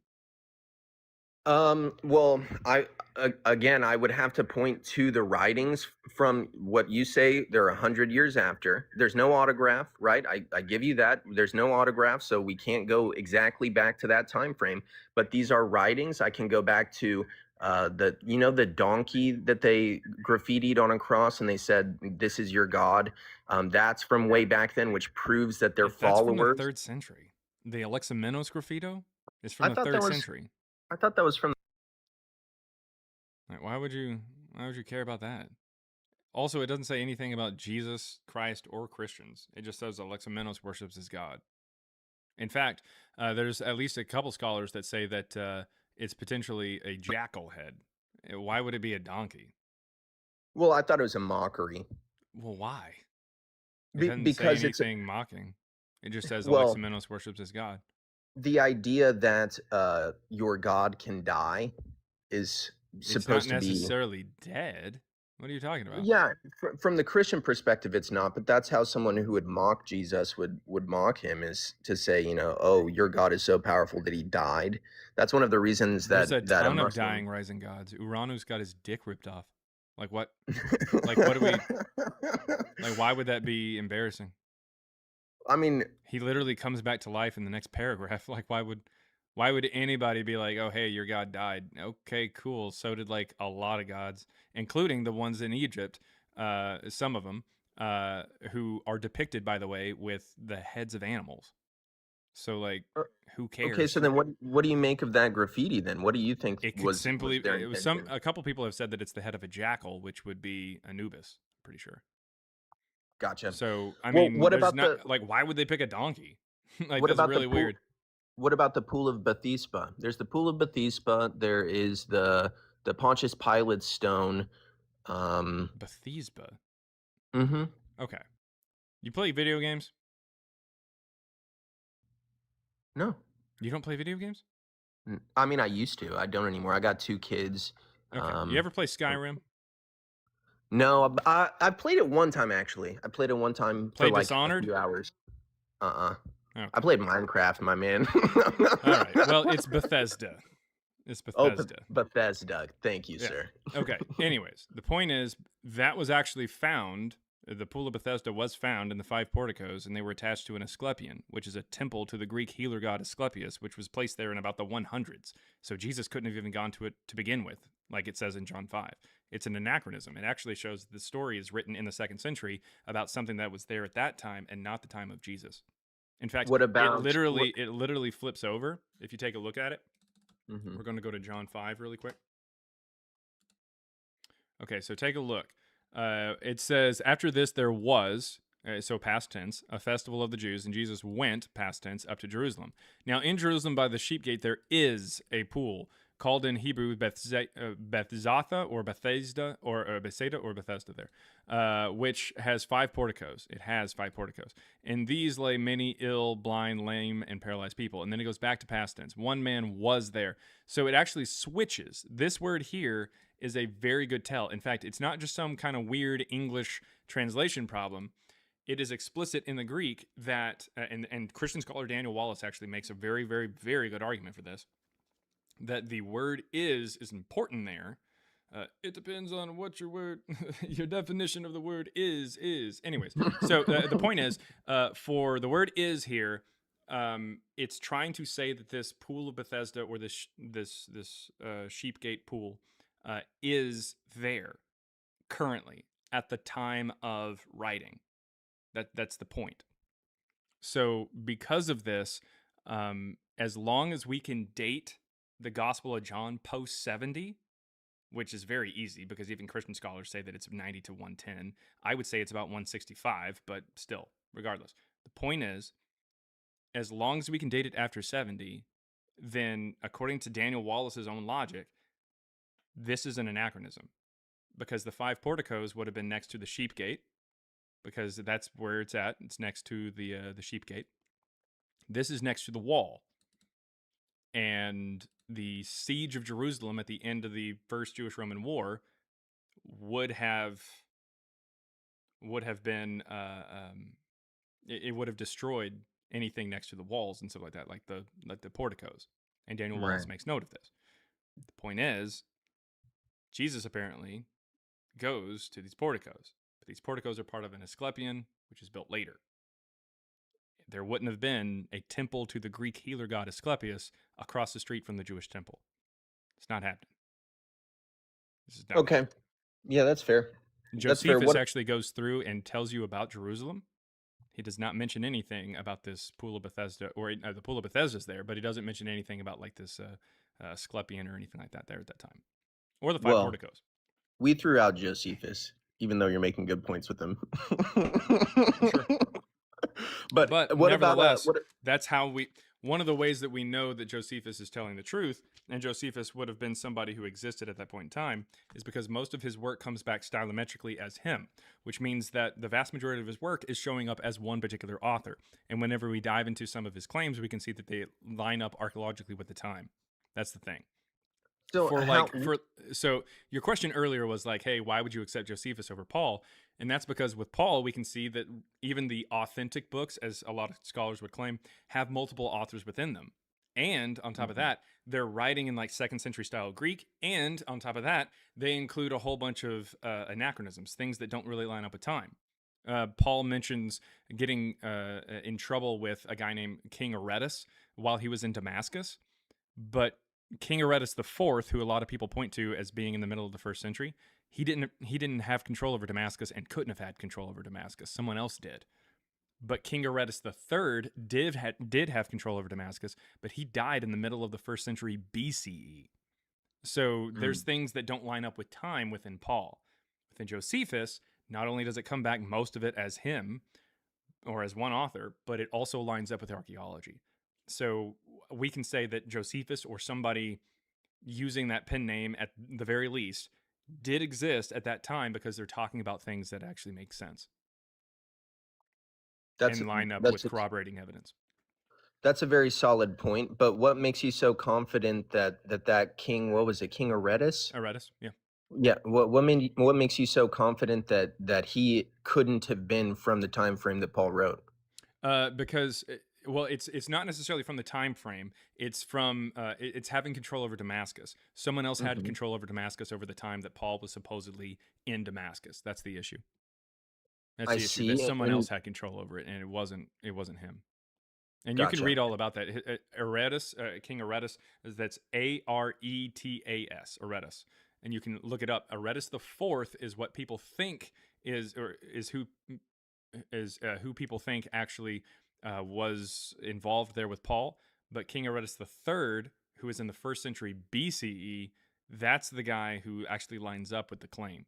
So it's pretty clear that they're casting Paul back into the past and just missing wildly on the time frame. Mm-hmm. It's just somebody just making a mistake. So what do you make of the argument for how the geography, because that is a good point. Let's say that it is in fact true that King Aretas is not in charge of Damascus over that time. That's a clear historical discrepancy from what's being written. Can you also do that with like the geography from that time frame being described properly, or the names of different people from those specific geography regions? For what, like the Gospels and stuff? Yeah. So the Gospels, talking about traveling from Egypt to Jerusalem, from this side of a lake to that side of a lake. Do you see what I'm saying? They talk about geography throughout the Gospels, as well as the names that they use. They line up with names from that time period, from that geography. Do you see discrepancies there as well? Well, yeah. In fact, the names that some of them use, like, wait, are you saying the names of people or the names of places? Yes, sir. Well, no, the names of people change in different geographies. There wouldn't have been that much of a different change from the times. 1st to 2nd century anyways.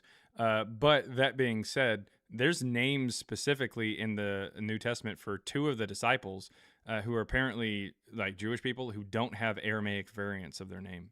Like they're just Greek.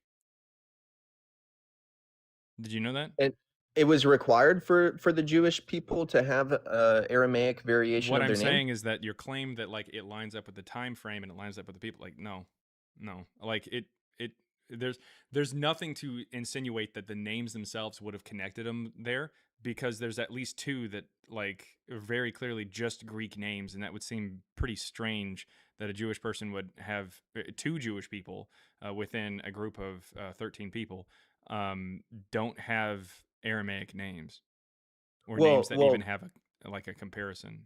the only reason I'm bringing up the argument is because it is a method in which textual critics will like There's no evidence basically whatsoever that those names weren't used in the 2nd century. I'd also like to point out right. that Paul isn't even a fucking name. Paul is a diminutive. It means the small one. And there's no evidence whatsoever that somebody had Paul as their first name prior to the 2nd century with like Paul. And is there no history on Paul being from Tarsus and his Roman citizenship? No. No. There's no And evidence no. whatsoever? In fact, he worked for the Pharisees, according to the story. He was a Pharisee of Pharisees, or whatever is what he called himself. And in no way, shape, or form is he mentioned in any of like the Talmud or the Mishnah. But he is a Roman citizen, or if I mean, as far as according to the story, right, according to Acts, but like, right. there's no But evidence whatsoever of Paul at all. but does No one it outside does, of Christianity ever mentions Paul, ever, in at least in antiquity, do you know how it is that we know that Paul is from Tarsus? That because it he says was, it in Acts. and it says specifically that he was born a Roman citizen, In and that Acts, he. yeah. Okay, I see. Fair enough. Yeah, but Acts also says that Paul goes to, while he's in Jerusalem, he goes to the temple and to the synagogues, to many synagogues is what it says, or multiple. Mhm. And Yep. there were no synagogues in Jerusalem at the same time as the temple. The synagogue is where you go if you can't make it to the temple. What about Capernaum? Isn't there there are Capernaum is synagogues not that were Jerusalem. It's a completely different again, city. no, I'm not saying that. I'm saying that there were synagogues in Capernaum that Okay, was well, the confirmed temple from is that not in time period. Capernaum. Yes. Well, you had disproved the pool of Bethesda, Mhm. and I'm just bringing up another piece of evidence here historically that there are synagogues mentioned in Capernaum. I believe that Paul did visit those as well. Cool. It's not, a story is not historical because of how many times it lines up with history. It's how many times it doesn't. All right, that's how you figure out like whether or not it's historical. Otherwise, Abraham Lincoln Vampire Hunter would actually be historical. It's the fact that very clearly there's obviously things that don't line up with history, and those are what makes it fiction. Like, yeah, there's synagogues in Capernaum because you can't make it to Jerusalem, but there's not a synagogue in Jerusalem. That doesn't make any sense. The temple is there, and it's massive.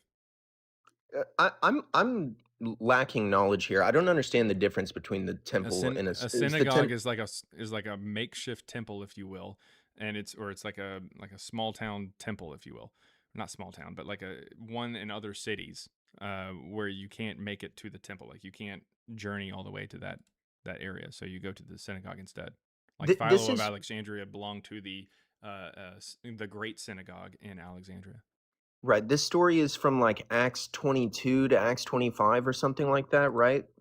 He took 4 people to the synagogue in Jerusalem. Is that what it says? No, he went through the temple cleansing. Is that this story? Well, kind of, sort of, but he ends up talking about how he went to multiple synagogues in the story. He says, "While I was here in the city, you didn't arrest me when I went to the temple and when I went to the synagogues." Oh, right. Because here's the thing. So from as far as I understand, from that story, he went with 4 other individuals, and he paid for all of them to get ceremonially cleansed. Okay. And then the crowd recognized him, and then the story itself is not what I'm like. Like the details of the story is not really what I'm talking about. It's impossible for him to go to a place that did not exist in Jerusalem. But if he said that he went to the temple and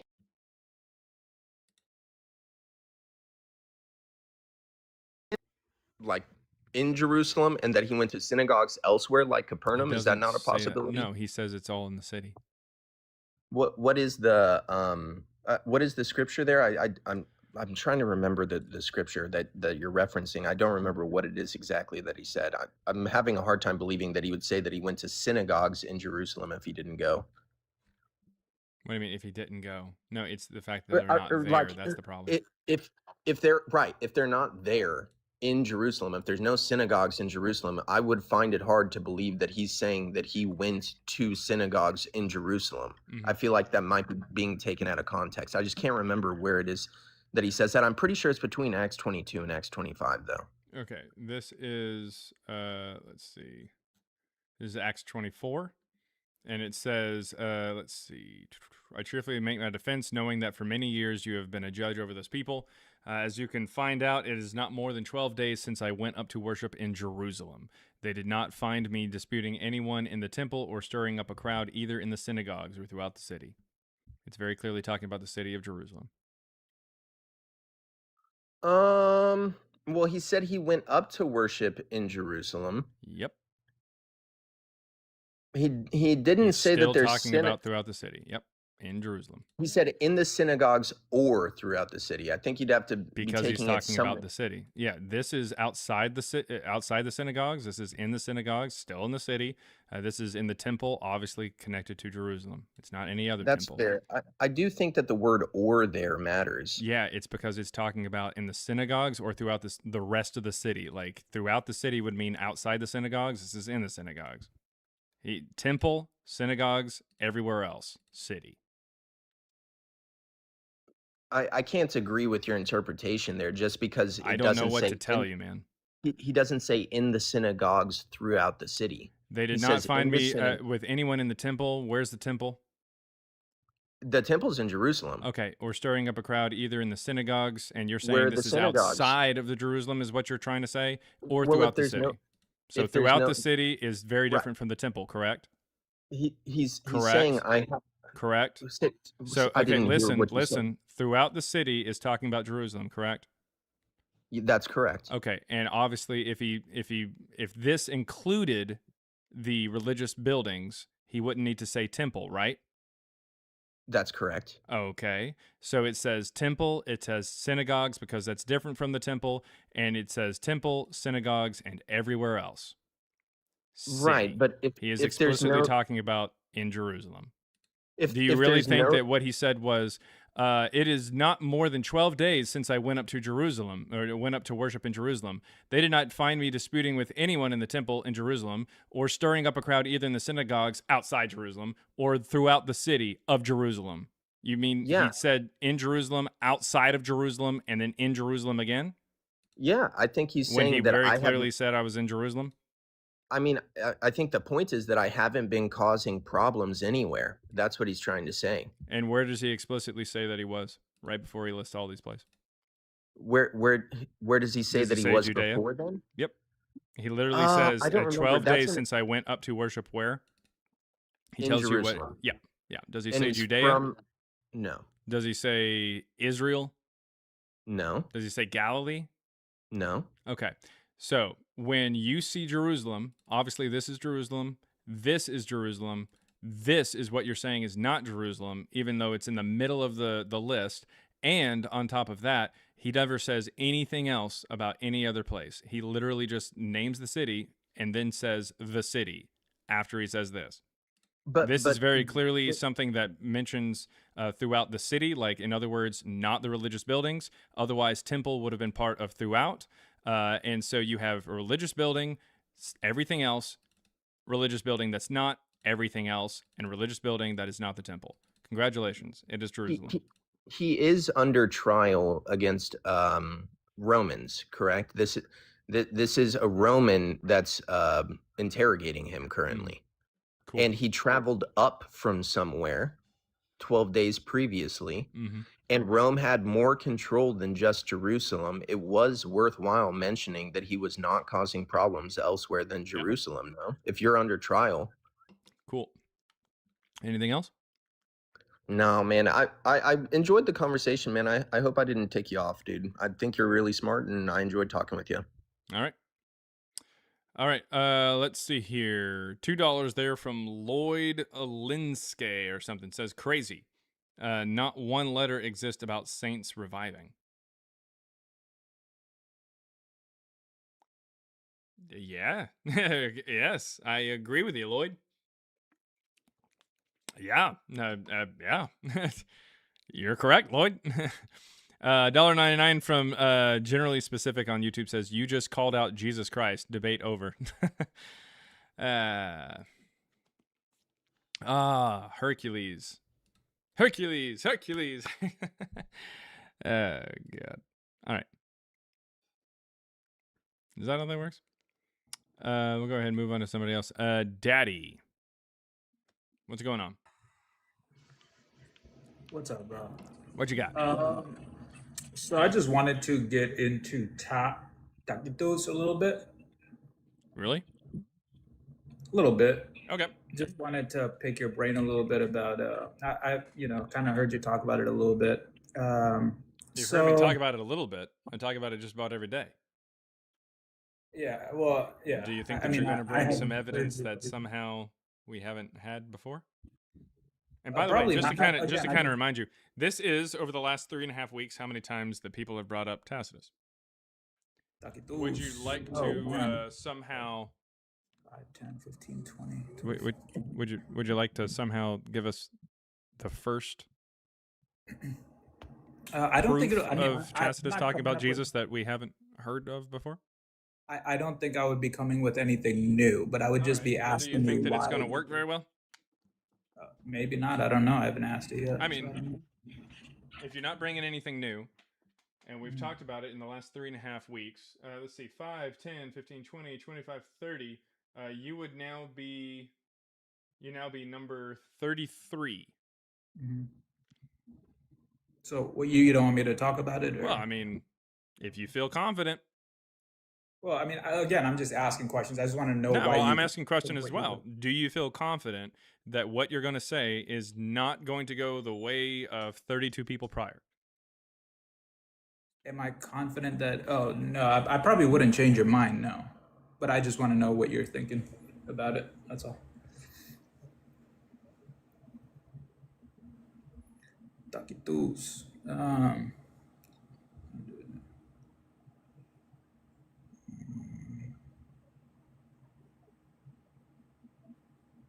All right. Anyways, sorry. What'd you got? What'd you got for us, man? So I just wanted to know, like, what, because it does mention it. I understand that it's been. It does mention what?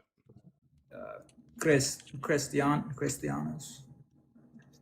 So the Right? Christians? That would be Christians, yeah. Okay. So does CILVI 24944, a Latin inscription that's over in Rome that dates between 16 BCE and 37 CE. So keep that in mind. So when Tacitus says that they were named after the followers of Christ, do you think he's talking about that inscription? Nope. I think that when he says Christians, he is referring to a group that's been around since potentially before the supposed birth of Jesus. And definitely before the supposed time that the Christians say that they were first called Christians over in Antioch in the 50s, according to Acts. Okay. Also, by the way, in the first codex, or the earliest codex that we have for the New Testament, Codex Sinaiticus, they call themselves Christians as well. Whenever it says Christians in Acts, it actually spells out the word Christians. So it's the same group. That's what we're talking about. Okay. Well, that would be them. And somehow they date to 16 BCE to 37 CE. That's weird. Over in Rome? It's a little strange. Yeah, I mean, you could say that, but I think that inscription was specifically about a family. Say what? Like a family. I think that inscription was specifically talking about like a family name, because I think that was also. There was a family name. This last name was Christian. I think it was a family name, yeah. The word Christiani, Christian. right? Christiani, right? So there was a family name that was Christian, and then they end up being a Christiani, religion. yeah. I It's think not it says Christiani. Christiani. No, that means Christians. Or Christiani? Yeah, dude, Is that's that a not plural. what it's- It's Oh, either a that's a plural or a plural. possessive, kind of like the letter S at the end of words today. What does the full sentence of that inscription say that you're saying is from the BC? What It does that says say? Iucundae Christianae, which that means either someone who is a Christian and they own the dish that they, or the urn, if you will, that was given to somebody for her son's death, or it would be the good Christians, like a group. Okay, so it could be that family name, right? Because it's saying it's there's no owned by family that name known as Christian. That doesn't make any sense. Christiani. Yeah, I You mean, keep saying okay, so- Christiani, but no, that's a plural. It's either a plural or it's a possessive. It's like an but they S at the use end of the name. plural, right? In that inscription, what does it say? Christiani. Okay, so that's what I'm saying. So So it would. you I'm can say it's a aware, but plural. if you think it's a family name, it would just be Christian then. Like Pilati, like Pontius Pilati, would either be a plural or be somebody like it owns something. Okay, well, I don't know what you're backing that up with, but I think that inscription was specifically Latin? talking about that being owned by that family name. You think a family name was the word Christian? You keep changing it, but I'm saying it I'm says not Christian. changing it because Christiani is also what's used in the New Testament. Even if you think Christians is a family, do you think Christians is a family name and also a religion, as explained by Codex Sinaiticus? It says Christiani. In Codex Sinaiticus, yes. Okay. Then I'm not sure. I'll look into that then. So, as When I far said as Christians earlier, or Christians, do you think that when I was referring to the Codex Sinaiticus that it was written in English or some shit? I'm not sure. I'm not sure. Maybe I wasn't following along, but as far as what Tacitus says about this animal, so it says that the Christians were persecuted, right? No, they were punished because they admitted guilt to burning down Rome. They admitted guilt to burning down Rome. Does it That's what say it that? says. Yeah, it's very obvious you haven't read shit. That's exactly what it says. Hold on. Slow down. So I don't think it says they admitted guilt to burning down Rome. They did Jesus admit fucking guilt. Christ, dude! Like, I have wanna you see where not it says read what you're bringing up? Like, Sure, did I you want- really I did want you you to really sh- think that you were going to do better than the other 32 people who brought it up? Yeah, I want you to show me where it says they Yeah. admitted guilt to burning down Rome specifically. That's what I Okay, want and to see. then when I show you, will you say, you know what? I Datty am a dumbass. Yes, I will, Okay. I will say that. Yeah. All right, so we're gonna go yeah, ahead and bring this up. What is it going to show me? That they The burned down passage. Rome. Here we go. It's admitting guilt. So it says. No, not admitting guilt. Admitting guilt to burning down Rome. Yes. Is what you specifically Yes. said. Okay. Okay.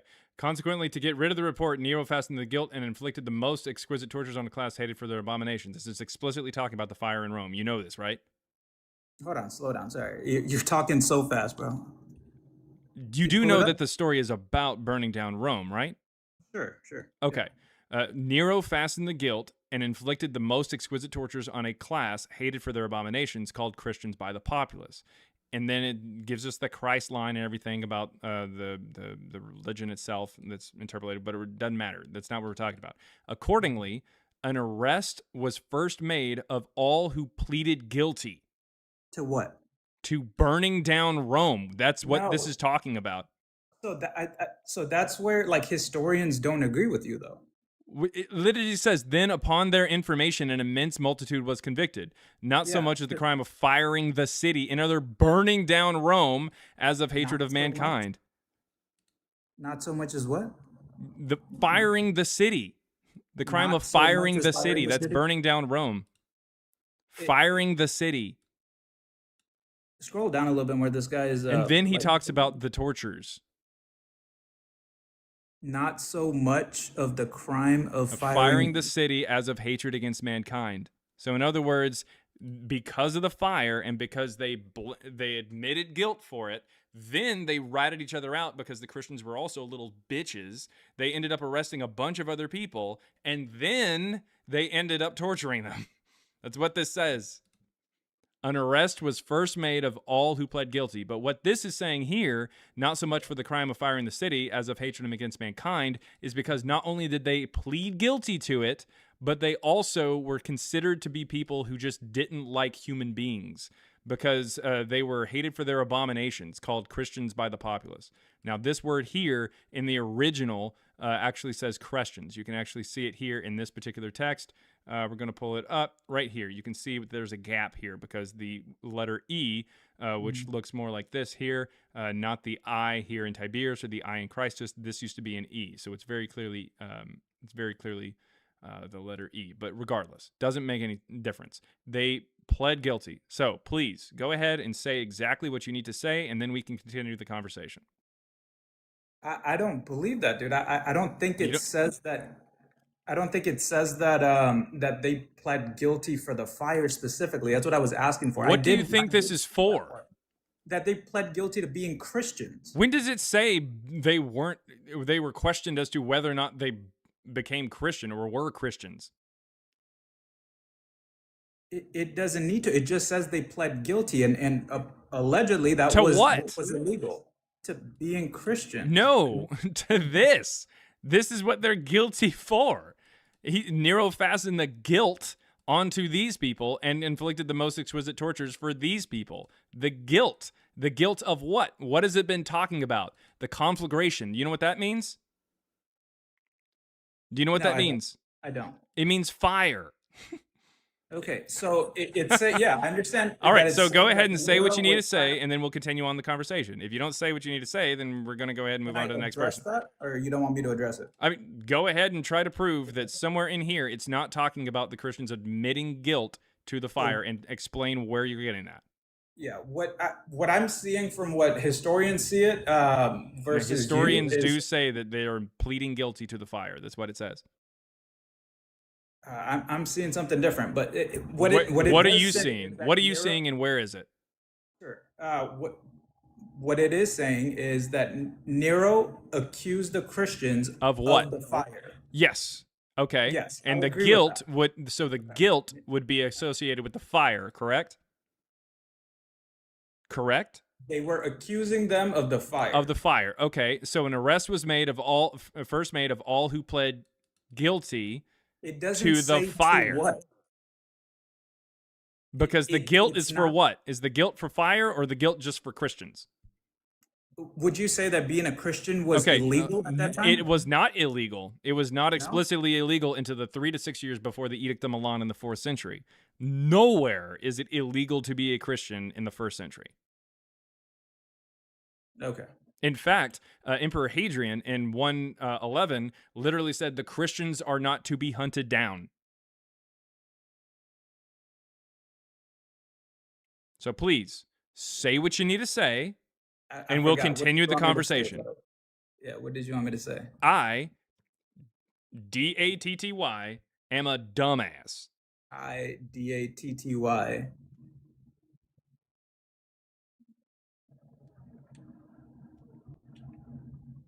Might be a dumbass. Do you want to try it again, or do you want me to go ahead and move on to somebody else? I-D-A-T-T-Y am a dumbass. But I do have a What's your next point? clarification on that. What's your next point? So, well, okay. I'll give it to you that Sweet. What's your next point? We don't have to talk about it. What's your next point? Because it's kind of, it strings along to that. So, okay, were those people the followers of Jesus Christ? No. Okay. No. The word was Christians, and the fact that it's, in fact, that the word is Christian explicitly shows you that they didn't get their name from Christus with an I. Like, if we go back up to where the source of this material, this is book 15, section 44 of Tacitus's Annals, originally written in 116. We can see that the word Christians was used for the group, but the word Christus was used for the name of supposedly where they got their name, like their founder or whatever. But the manuscript that we have that you're taking a look at right here dates to the 11th century. All right. And that line is very obvious that Tacitus would not have actually written that, because the Christians with an E would not get their name from Christus with an I. This is something from a later Christian who called Jesus, Christ, obviously.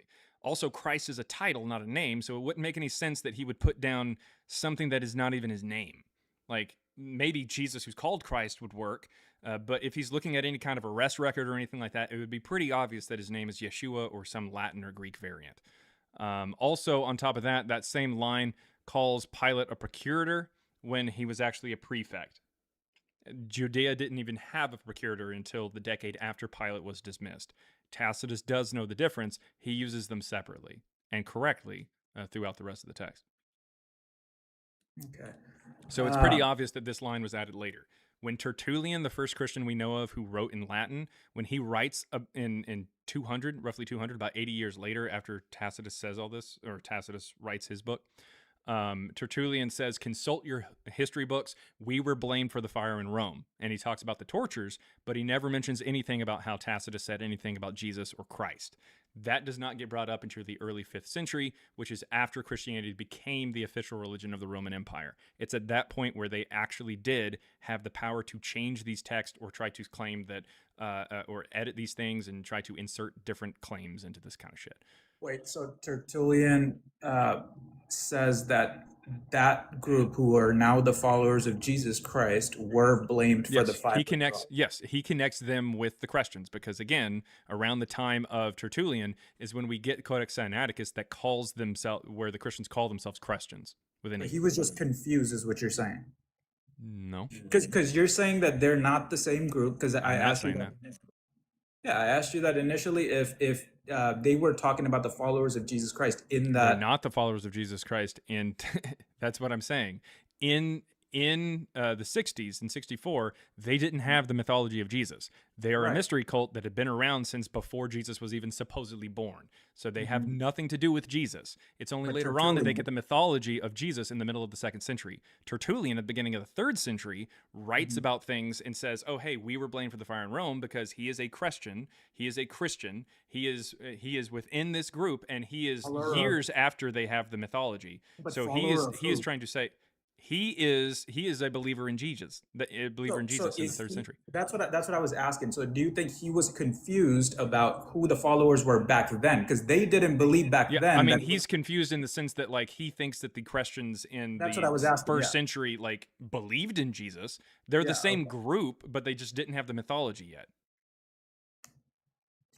Like, I'm not saying that he was confused and saying, oh, hey, my group is that group. No, they're the same group. It's just the group in 60 didn't have anything to do with Jesus because that mythology wasn't written yet. Is it the same group, or do they just have the same group? It's the same group. I mean, if you don't want it to be the same group, then we're gonna have to kick out Tacitus. I mean, I think it is the same group. Yeah. Okay. But why do you think it's the same group if they don't believe? Because they literally call themselves that in the Codex Sinaiticus. Justin Martyr says Christians. Marcion says Christian. Like they call themselves this. I understand you're saying it like evolves into that. Yes, because eventually it had a mythology that shows up in the 2nd century about Jesus. But in 60, they did not have a story of Jesus. But since they don't believe in the same thing, it like their core beliefs are not the same. Cool. It's still the same group. It's just they haven't written a book yet. Like, I don't know what to tell you. Like, if you want to say that it's different, okay, well then Tacitus isn't part of your argument then. Like, if you want to say that the theology evolves, and once it evolves, it's no longer the same thing. Okay, great. So I guess Christianity in your eyes doesn't start until the books get written or until they have a story about Jesus, which means we don't get shit from any Christians about Jesus until 144. So it sounds like Christianity as you know it starts in 144. So Tacitus, out. Pliny, out. Suetonius, out. Josephus, out. Literally anybody prior to 144 you'd have to just toss out because they were the wrong theology. And I'll agree with you if you want. If you want to do that, I will shake your hand virtually, and then we'll just start looking for people after 144. Good luck. But it's not going to help you with the Jesus thing. Okay, so because the first person after 144 to talk about Christians and to talk about Jesus explicitly that we know of is going to be that would be Lucian of Samosata in 166, who says that the Christians are gullible fools, miserable wretches, and he says that the Christians, as you know, worship this crucified sage. He's writing about them and just talking about what they believe. He's not saying that it's true. He's just writing about what they believe. And he actually says that a patricidal con man grifted the Christians in the early to mid 2nd century and wrote their books for them and edited others. Who is he talking about? Peregrinus Proteus. So, I mean, if you want to say that the group is different because their theology is different, be my guest. It's going to make your already uphill climb even worse. You're going to be climbing more than 90 degrees. Gotcha. Have you talked to like any like scholars about this? What did they say about They that? say that the New Testament is written in the 2nd century. Okay, you're talking about like We're talking about Litva, yeah. Okay, and then because my main confusion is around like I've been trying to figure out who those original Christians are, right? So did those Probably someone connected to Serapis. so did those that group did they have a belief in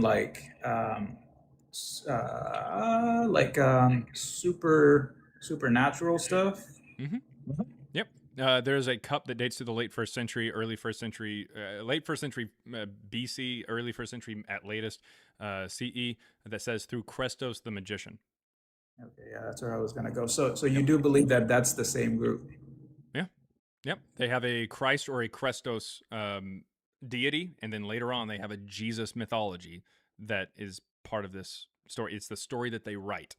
And I would say that this is speculative, but I would say that it is like a mythological origin story, if you will, because the group had been around for quite some time by the time that you reach the early to mid 2nd century. So at a certain point, they say, hey, this is what we unify around. This is the Christ Jesus. Like, we preach Christ Jesus as opposed to any other Jesus, or sorry, any other Christ. We preach Christ Jesus.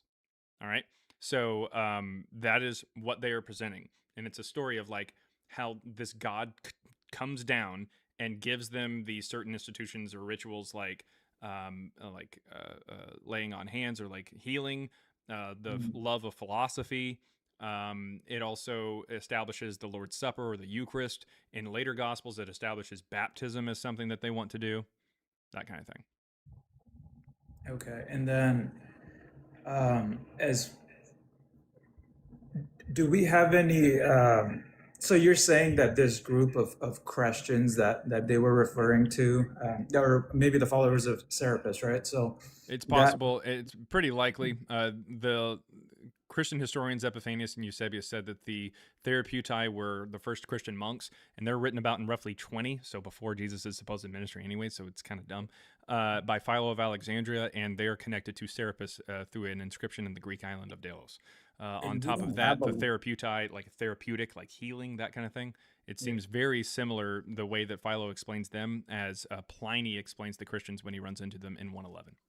And we don't have a lot about that specific group, right? The Therapeutae. The Therapeutae, there's not a ton. Philo of Alexandria, who was alive at the same time as them, he talks a little bit about them in his book on the contemplative life. But then we also have Epiphanius and Eusebius who talk a little bit about them, but they're referring to, they literally say Philo talks about them, and they try to claim that they were Christians. Oh, does Philo call them Christians, or does he call them Therapeutae? Okay. No, he calls them the Therapeutae. Okay.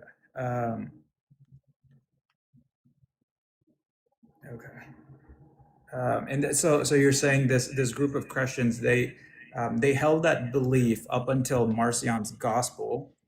Yep, Marcion's Gospel is like the first presentation or publication of this IP, this story of this Jesus who comes down. And Marcion's Gospel says that Jesus is the son of a previously unknown God named God the Father, who was separate from Yahweh. So it's kind of introducing, he comes down and introduces all these kind of concepts, bringing us away from the Old Testament or the Old Covenant and into a new covenant or a New Testament. Do we have any evidence of Marcion holding on to this like belief of the Therapeutae? The Therapeutae, no, not necessarily. As far as his belief goes, he connects Jesus to the unknown God, but the Therapeutae connected to Serapis.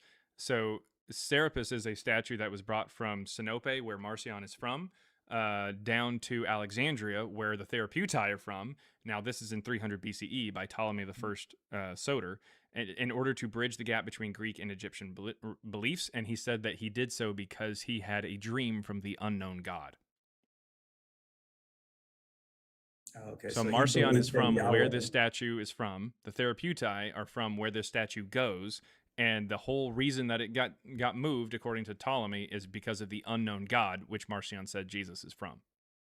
Wait, so does Marcion agree that so where did Yahweh come in? Yahweh is who Marcion hates. But He that's says not he's the like a unknown God? cruel, That's a different unjust God? God of the Old Testament. It's a different God, yeah. Okay, so and then in Matthew is where the Jews take that, or the Jewish people Matthew, take yeah, that. Matthew is written by people who are more aligned with the Jewish kind of concept of like the Christ. They make Jesus historical so that they can connect him to the line of David, make him the Christ, make him the Messiah. Toss out this other God and just have Yahweh. Matthew, it takes a lot of stories from Evangeline, like the concepts or the information that's in there, and tries to refute it. It has Jesus say, "I did not come to abolish the law; I came to fulfill the law." Okay. All right. Cool. Yeah, so you have one sect of Christianity that viewed Jesus as this person who was actually going to be connected to, or this character that's connected to not only being a person, being a human being, but also connected to Yahweh directly as the Messiah. Other groups did not see him as the Messiah. Other groups didn't see him as Jesus, or didn't see him as a person. Some thought that he was fully man. Some thought that he was fully God. There's a whole bunch of different stories that are swirling around.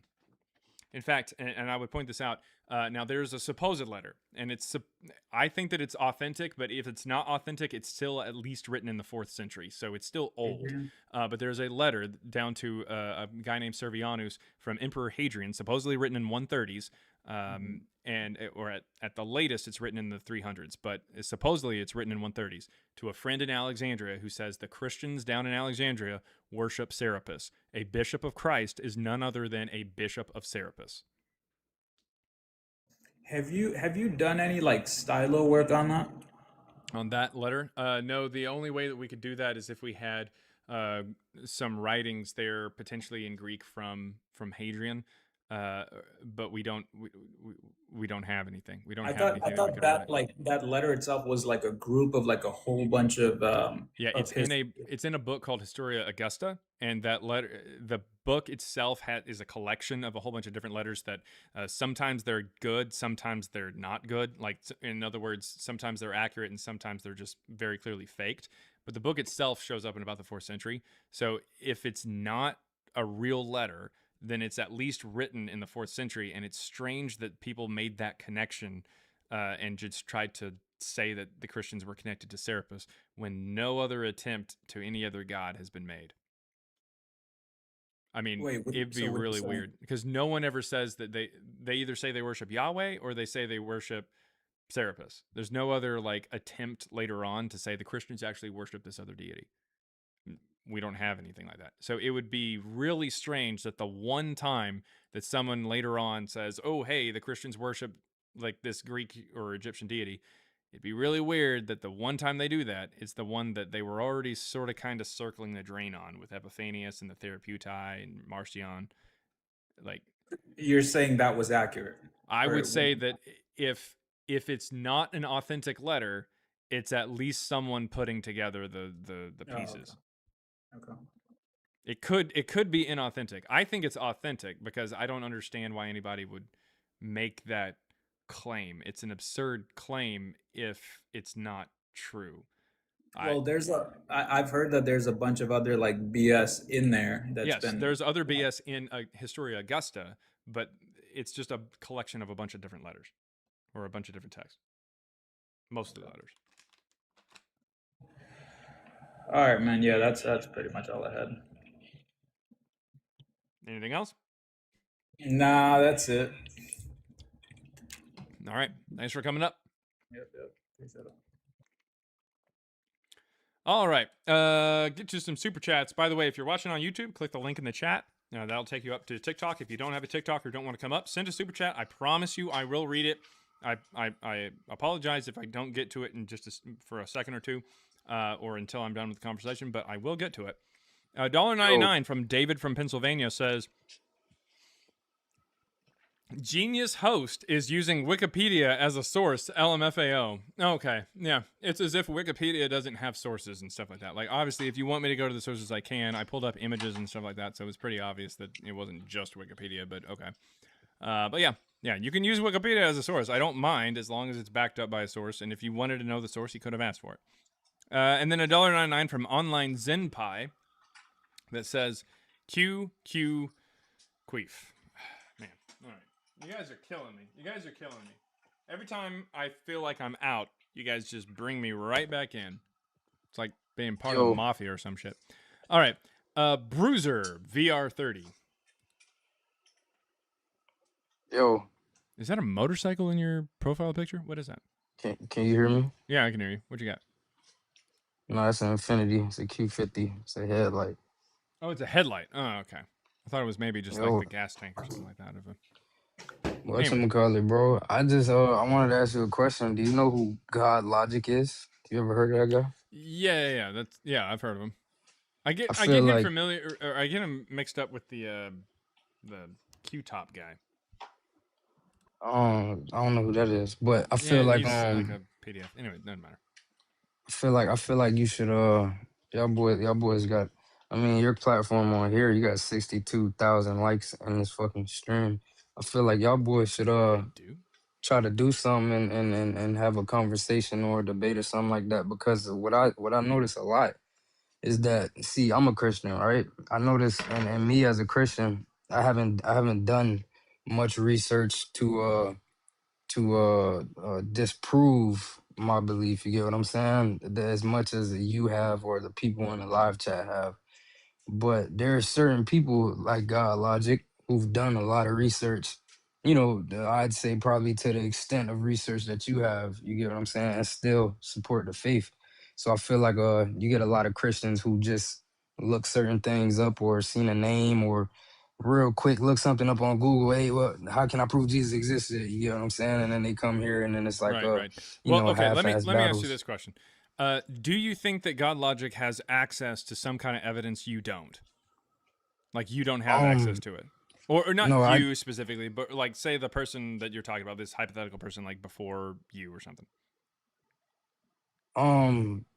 I mean, I'd say I probably do have access to it, or Okay. he Well, does. yeah. So he has access to what everybody else has access to, right? Like, Yeah. right? Yeah, exactly. And that's my point. Like, unless there's some kind of access he has to something that we don't have. I've been doing this for like 4 or 5 hours a day, every weekday for the last 2.5 years. I haven't had anybody come up here and say something that I'm just like, well, I guess Jesus and Paul existed. I can't refute that. I can't dismiss that course. super easily. Like, so I don't know exactly what he's gonna have that's gonna really do anything.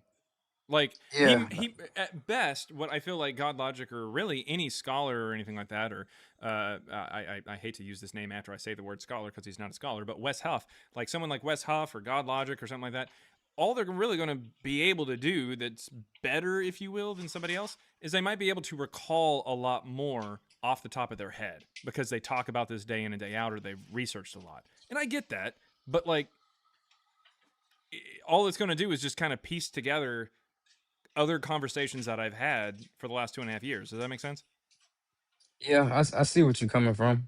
I would say, in my opinion, I feel like yeah, they, you know, I agree they'd be able to recall better because you know they do it day in, day out. Yeah. But they've also looked and they've looked further. You get what I'm saying? Like, yeah, they got the same access to Are you sure though? to research. Are you sure? Because how much further could they possibly look than? I mean, I get that most people haven't looked very far, but Yeah. every once in a while I get somebody who just like got some kind of deep pull. Like they're bringing up and they're saying, "Oh, hey, but like fucking Papias or something," or I've heard some people even bring up like Corinthus and stuff like that, and I'm like, "Whoa, okay, like that's a deep pull. Like that's somebody who's done some research. I get that, but like doesn't really do anything." No, yeah, and see what I'd say is it's the way people utilize the research, right? People will say they people will say a name or something like that, but it's the argumentative tactics that certain people use, like God Logic. You get what I'm saying? That actually put together the research in a better way than most people can put it together. You get what I'm saying? Because I guess, but I mean, hey, if you want him to have a conversation, just tell him to hop up. I'll have a conversation with him. It's perfectly fine.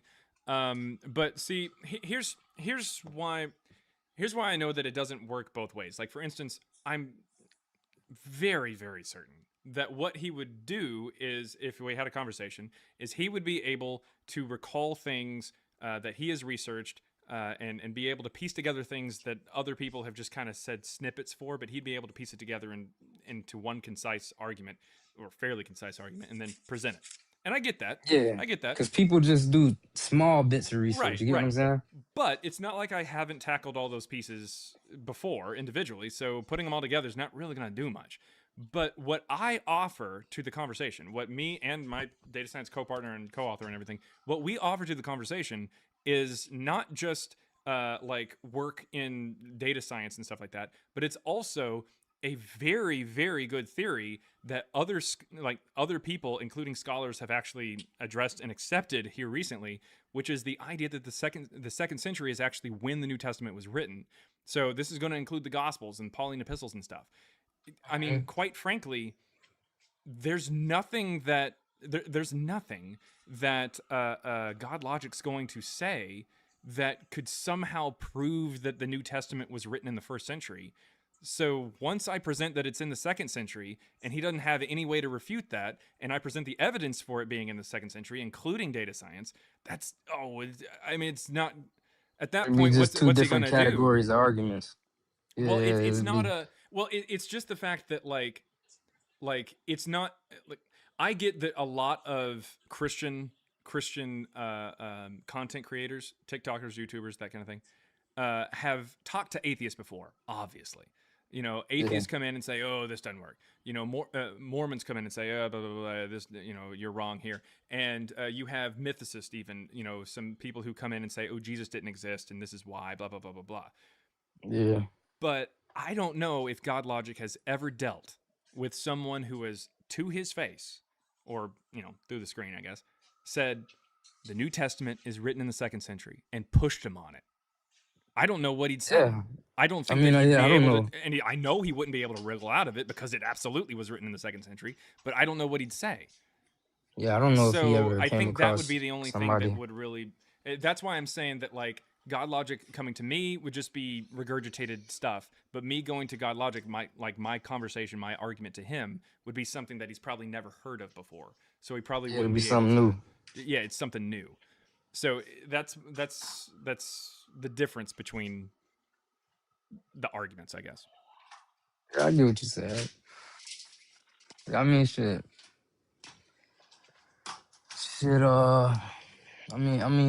Yeah, you're right. I mean, because I never even heard of that theology. You know what I'm saying? So it's like, Well, no, but not necessarily theology, but more just historical understanding, or you've never heard that theory, or never heard that concept. yeah.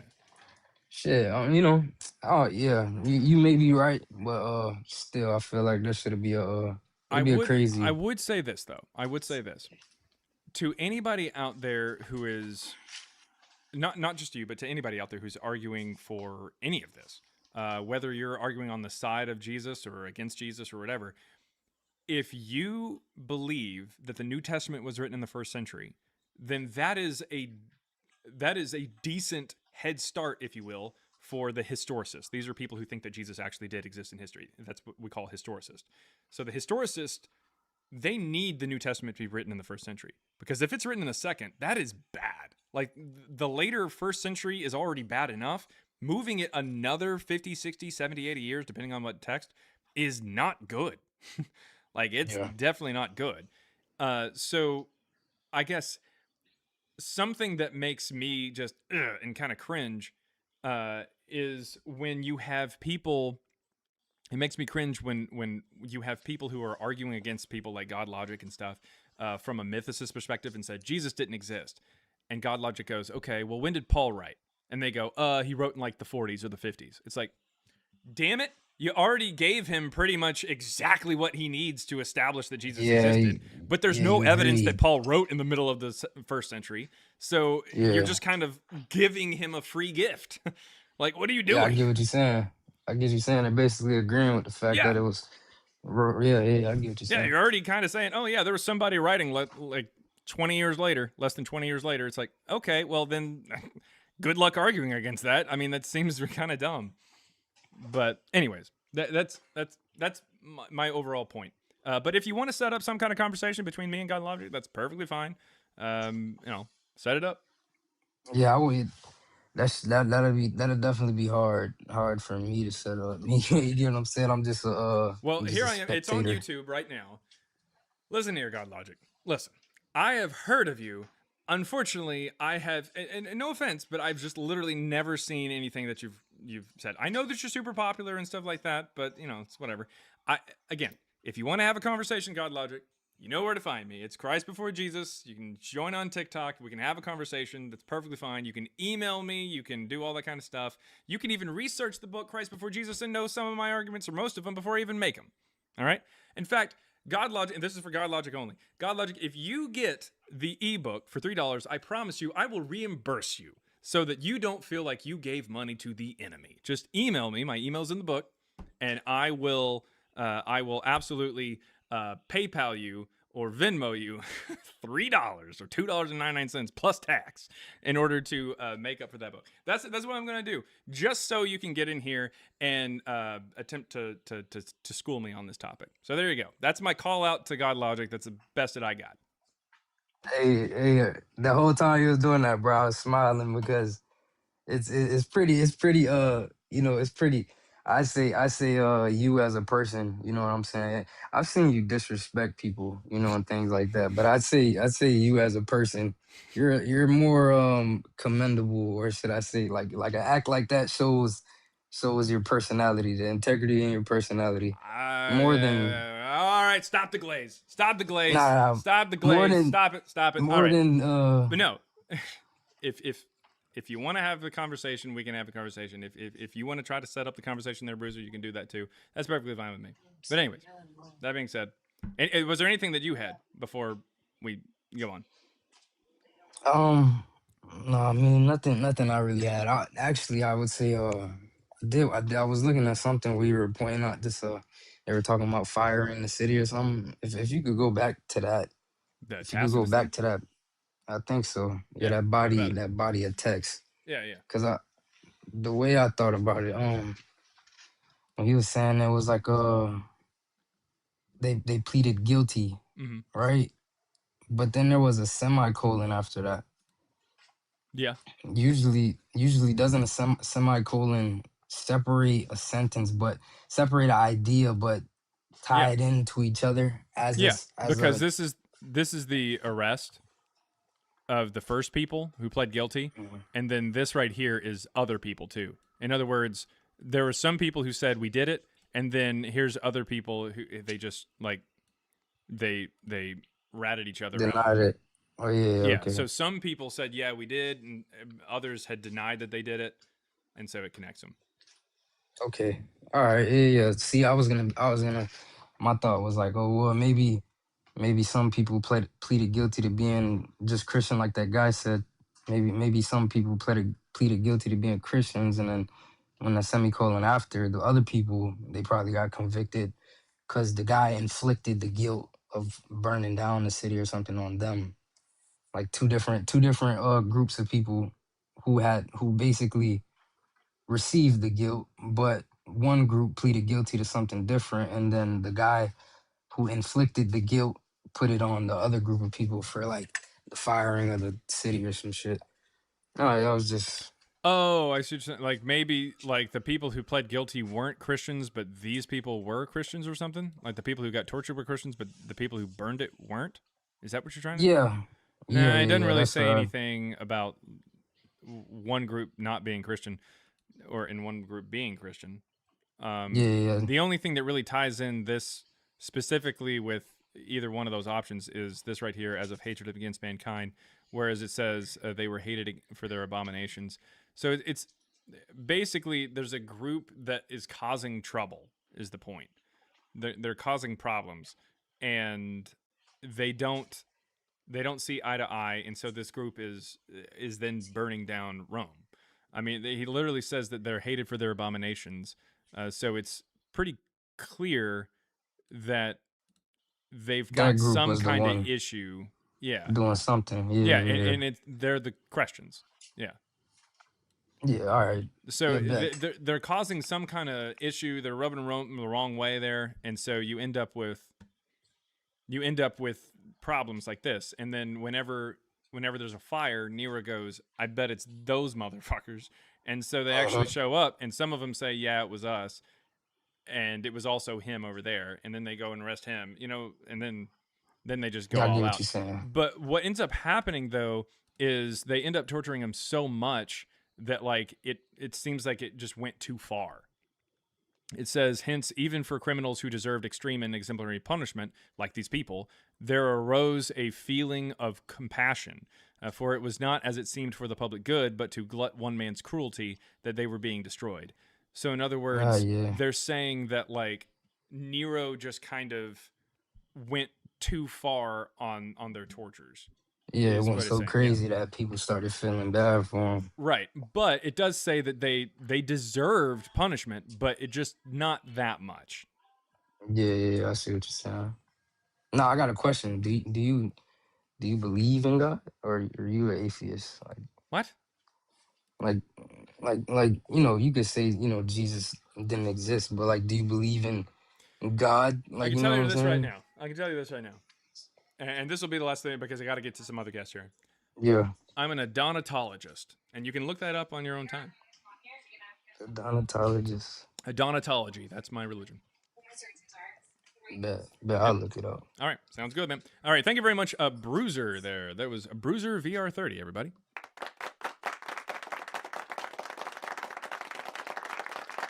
All right, quick super chats over here.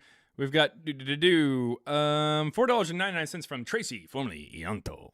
That says, problem with Christian researchers is they only look at things they think prove their point. Atheist researchers look at it all, for or against. I mean, I've seen some people like specifically only look for stuff that like proves their point, obviously, but I mean, excuse me. I think the big difference between the two is that there's a lot of presupposition on the side of historicists or on the side of Christians, not just for like the existence of God or the existence of these things, like their actual like conclusion, but also for the reliability of others who have done research or whatever. So, for instance, when Bart Ehrman, who is not Christian, apparently, is non-Christian, when he says that Jesus definitely existed, he is still relying upon early Christian history and whatnot, and these early church fathers and stuff like that. And he's saying, hey, they are reliable to some extent. And I just don't think that they're reliable to that extent. And so he's still like assigning this level of reliability that is just weird. And I feel like that might not be bias, but it'd be close. I don't really know what to call it. Maybe the chat would have a better word for that. It's not really bias. It's just kind of trusting, I guess, like too trusting, if you will. Anyways, $1.99 there from Tracy, formerly Yanto, says, "Oh yeah, queef. Oh yeah, okay, cool." I wanted to see that comment though. That was in response. Brian commented back to that other previous comment there, not the queef one. Says, or make up silly apologetics that weaken the written story so bad it reads as a pathetic rhetoric. Yeah. Sympathetic. I think maybe naive. Sympathetic, I think, would probably be, yeah, maybe naive, I guess. But I think it would be more sympathetic. Like, he's sympathetic to the the early Christian tradition, if you will. I think sympathetic. I think that would be the best word. $5 from Lloyd in Liniske, I think. Says, God logic is good against Muslims because they are preconditioned to believe in a God. He's entertaining, but the premise is wrong from the start. Yeah, so if I know the guy, I think maybe I've seen a clip or something. Maybe, but no, I actually no. I feel like I've talked to, or not talked to, I have talked to him technically. It's Q-Top. I honestly don't think I've seen anything from him, but that's a good point. Lots of times Christians will talk to people from other religions because they're already sort of kind of close. And so you're able to kind of just talk theology at that point. It's obvious that the guest had. Well, I feel like the guest was well spoken, and he did a good job just asking some questions there and everything like that. You know, he was a good guest. I like that guest. He referred to the concept of the New Testament being written in the 2nd century as a theology. Now, I understand that he probably just used that word, just used it. But it's interesting that word was used. I think it was more of a, not a Freudian slip per se, but like that's just what he's used to kind of hearing is theology. Your position is your theology. That's your theological perspective, as opposed to this is actual history, which is what I'm talking about here, not a theological conversation. Nothing against the guy. It's just I feel like that is obvious because he's a fan of God Logic, and God Logic talks more theology than like historicity. Adonatologists unite. Let's see. $5 from Resting Opface says, this next segment of CBJ is brought to you by Queefs. Queefs, now with more protein. Your gains fueled by Queefs. That is 3 of them. We're already at, where are we at? Let's see. 5, 10, 15, 20, 25, 30, 35, 40, 42. We are now at 458. 458 Q words in the last 3.5 months.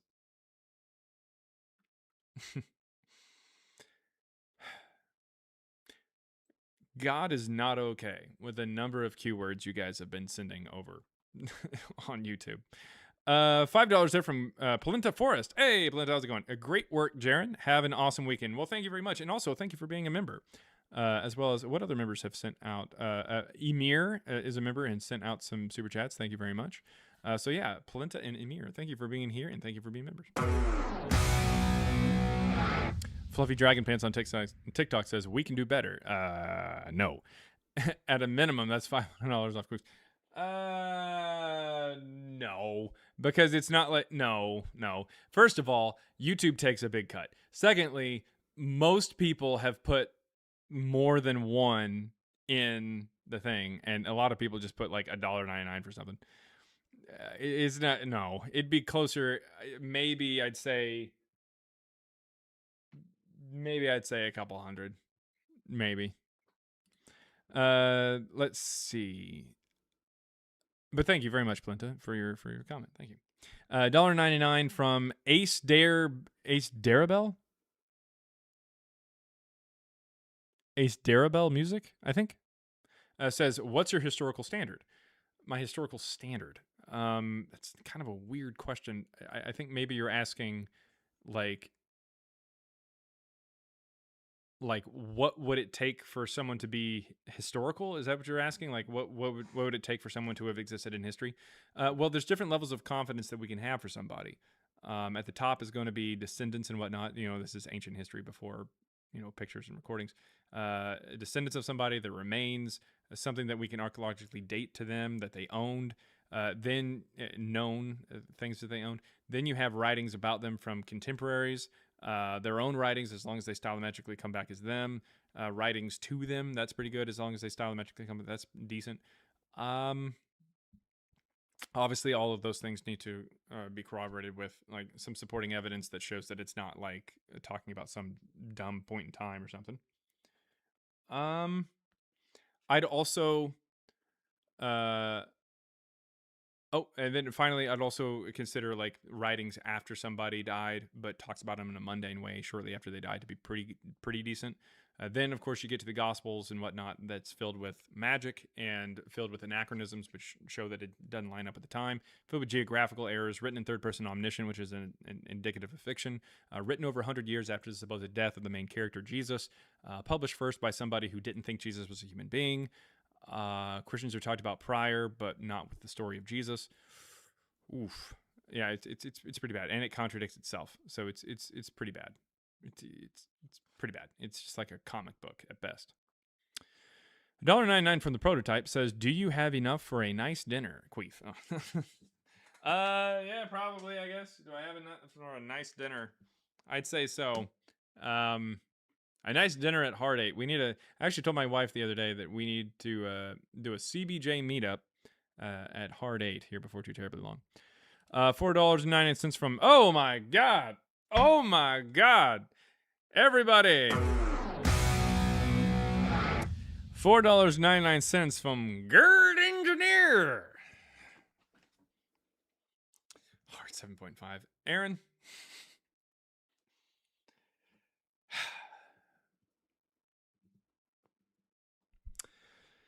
All right. No idea what he said. All right.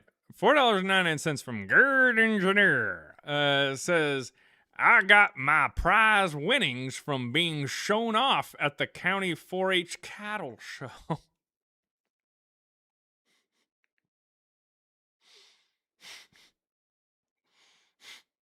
You're going to get me in trouble. He's calling him a cow. He's calling him a cow. Anyways, I got my prize winnings from being shown off at the county 4-H cattle show. Now I can buy more sleeveless shirts.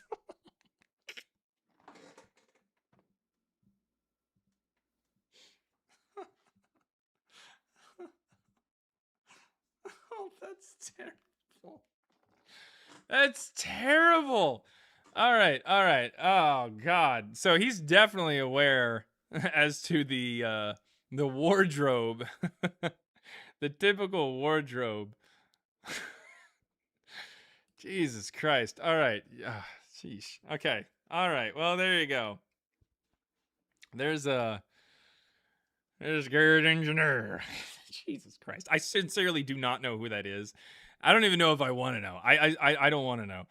All right, $1.99 from ZVXNY says, what came first, Queefus or Christus? Very clearly Christus. Animals.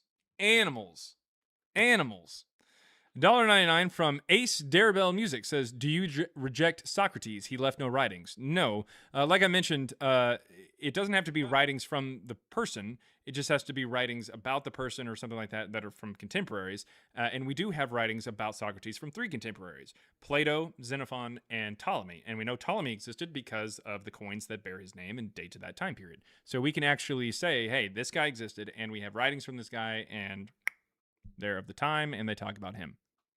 So yeah, he's talked about from contemporaries. $1.99 from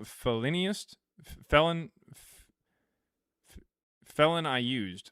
I don't know. Every day we stray further from God's queef.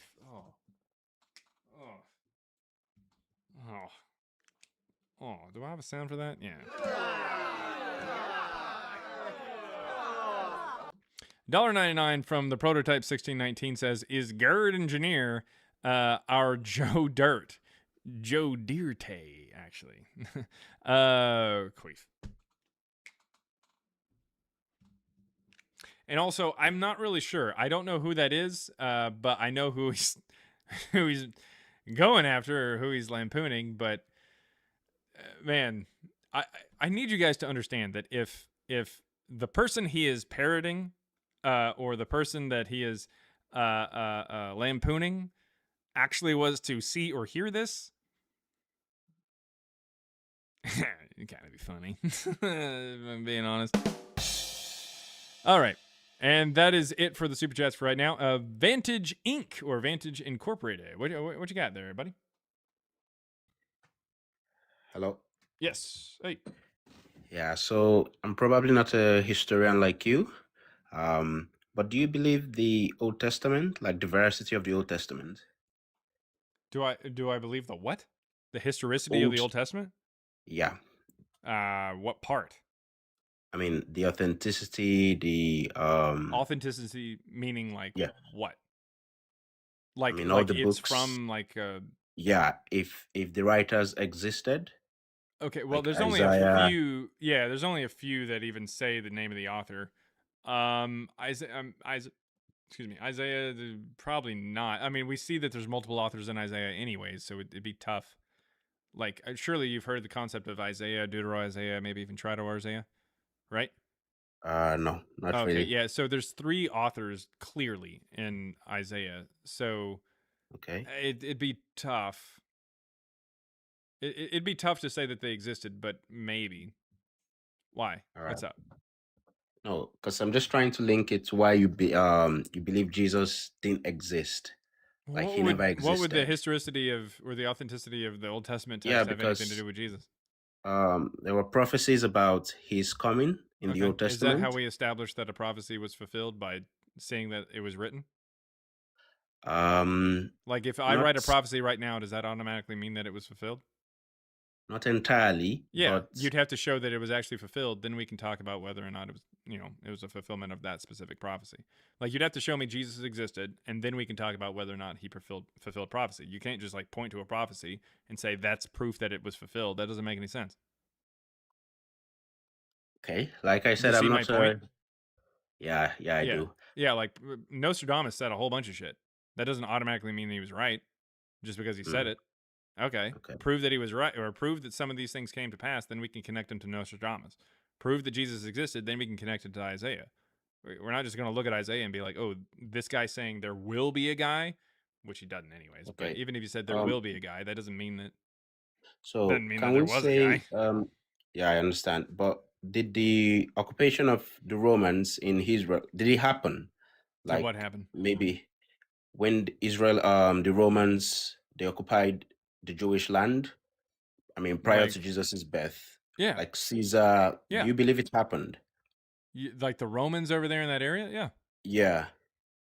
Okay. I'm just trying to link it to how I would believe Jesus existed in that time, and Okay. also like the crucifixion, the Romans. I mean, I guess it was a crucifixion tactic they used back in the day when the way Jesus is died as well. Yeah. So there's still books, or I'd say there are articles that document that fact for to believe that the Romans did crucify Jesus. Well, like what? I don't have the facts with me at the moment, but I've read something like that. Like Okay. historically, to prove Jesus did exist. Because of his death, the way the Romans crucified him, to show they were in the area at that time, and they killed a man the Jews pointed out to be as their king. When does it ever say that? That's what I'm saying. I don't have the book right now, but I've read something like that that authenticates how Jesus died for real. Okay. Well, no. It literally never says anything about how like the Jews crucified Jesus because they thought he was their king or something like that. What you're maybe referring to is maybe Mar Bar Serapion, which is a letter that said the Jews executed their wise king or something. But considering the fact that that's talking about the Shimon Bar Kokhba, like the Bar Kokhba revolt, that wouldn't really make a lot of sense. It says that it doesn't say anything about Jesus Christ or Christians. Doesn't say anything about how this king came back to life. It says he lives on in like a law or something like that. So it's, I mean, it's Yeah, I'm not like disproving you or trying to refute any fact, but I don't just understand why you don't believe the Old Testament or to believe Jesus even existed. I'm a Christian, don't get me wrong, and probably haven't done as much research as you into you this say the stuff. Old Testament? Is that what you said? No, the New Testament. I mean, Jesus's time. You don't believe like it existed and a whole, I'd say, books were written about him and kind of canonized into Well, what the we have. books weren't written for another 100 years after his supposed death. So, I mean, I don't. Like, Jesus supposedly dies in like 30, but the first time we get a book about him, even from the Christians, is in 144. So I don't know what to. I don't know So what to tell you. are you saying in 144 was when it was written or when those books were found? The found doesn't really make a lot of sense, but that's when it was published. It was written maybe late 130s, early 140s. Okay, so more or less like the disciples of Jesus, I'd say Mark, Matthew, at the time of his life, they weren't writing what we have today as like the Gospel of Matthew. Is that what you're saying? No, Matthew shows up really late, and Matthew isn't written by a disciple. It doesn't even say in the text that it's written by somebody in the 1st century. Wow. Okay, I didn't know this. It doesn't say anything. Matthew doesn't say it's written by Matthew. Mark doesn't say it's written by Mark. Luke doesn't say it's written by Luke. Acts doesn't say it's written by Luke. John doesn't say it's written by John. Okay, I didn't know this. To be honest, that's why I said initially I'm not an historian or a researcher, probably like you. Well, I mean, you just got to look at the Bible. It never says it. Like also, the you don't Gospels believe are called Matthew, Mark, Luke, and John because Mhm. Irenaeus in 180 to 185 says they're Yeah. Matthew, Mark, Luke, and John. He just says it. Wow. Okay. And the letters of Paul, like as we have today in the scriptures, you don't believe was written by Paul, or you don't even believe a man named Paul existed. Well, right. I mean, Paul's not even a name. Paulus means like the small one. It's like there in Acts 13 where Shaul starts going by Paul, it has a guy named Sergius Paulus because that's how the name Paul actually makes sense. It means the small one. It's like a secondary name. It's like a nickname. Wow. It's Okay. like calling your son Tiny or Junior or something like as a name. I guess. Wow, Simple this is really Tiny. strange. I mean, so more or less, you just believe this is like a fairy tale or something, and people just Yeah, it's cooked like up this stuff. mythology. Yeah, it's mythology. Really? Mm-hmm. That's strange. I mean, Okay, maybe I'm just being how is it sentimental because I'm a crazy that the Christian. story about like a guy who can like walk on water and like control the storms and make money come out of a fish's mouth is somehow Yeah. mythology? Like that's pretty par for the course, man. It's mythology. We Wow. just don't call it mythology because there's a current religion that's following it. Back then, do you think the Greeks called their religions mythology? No. No. No, we call it mythology now Okay. because like there's not a worldwide religion that's Mm-hmm. massive in the numbers that it used to have. It's Mm-hmm. declined. It's almost extinct, but I mean it's still around, obviously. But would you say the way the gospel, maybe I'll say the religion, Christianity has spread in the last maybe 2,000 years, if it's not more or less authenticating its No. Why do you think that the people in South America know who Jesus is? Why do you think they know that? I don't have any idea, to be honest. What language should they speak in South America? Mostly. Mostly Spanish. Yeah.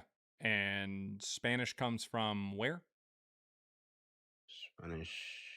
I would say Spain. Yeah, and Spain was part of what empire? Spain. I don't know. I just know The they were in Roman Europe. Empire. Okay. Spain is literally mentioned in the Bible.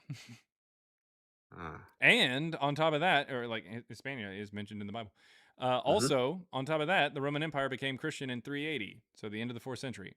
It's just after it fell, Mm-hmm. there were still countries that were where it was filled with people who were that religion, and they Yeah. colonized the rest of the world. So its growth doesn't have anything to do with whether or not it's true.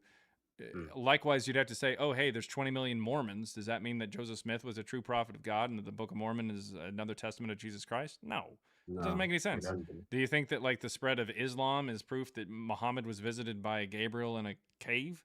No. No. Like clearly Yeah. not. So just and prior to Christianity, do you think the Mm-hmm. spread of like Zeus was because there was an actual god on top of Olympus throwing lightning bolts? No. Nah. Very clearly a religion can spread during you Yeah. know, for different reasons. Mostly violent, but Yeah. still it can spread and it can spread fast. It's just, you know, if it wasn't Mm-hmm. Christianity that was around in Europe Mm-hmm. during the time that we could start sailing around the world, it would have been a Mm-hmm. different religion and it would have sailed all over the place. Hmm. If it was, Yeah. if Christianity never became the official religion of the Roman Mm-hmm. Empire and it was still a Roman imperial cult, the people Mm-hmm. over in South America speaking Spanish would not, they would not be talking about Jesus. They would not be Catholic. They would be talking about Zeus, or sorry, Hmm. Jupiter, I guess, which is just Zeus, but under a different name. But I don't know if this relates to anything, but you know, like in modern day Israel today, when some people go for like pilgrimage, they do go, they see like the tomb of Jesus where he was buried. There's 3 I different don't know. tombs over there in Jerusalem. They all claim to be the tomb of Jesus. There's the Garden Tomb, the Church of the Holy Mhm. Sepulchre, and the Talpiot Tomb. So which tomb are you talking about? Because none of them have any evidence that it's Jesus, and they all make the same claim. Okay. Okay. Yeah, it got me. I don't really have much idea. I know someone So, that's gone there in and other it words, said, it's tourism. That's what it is. They go over there and people say, "Oh, hey, come over here, come over here." The Protestants, they like the Garden Tomb. The Catholics, they like the Church of the Holy Sepulchre. The Talpiot Tomb is for nerds. okay. Wow.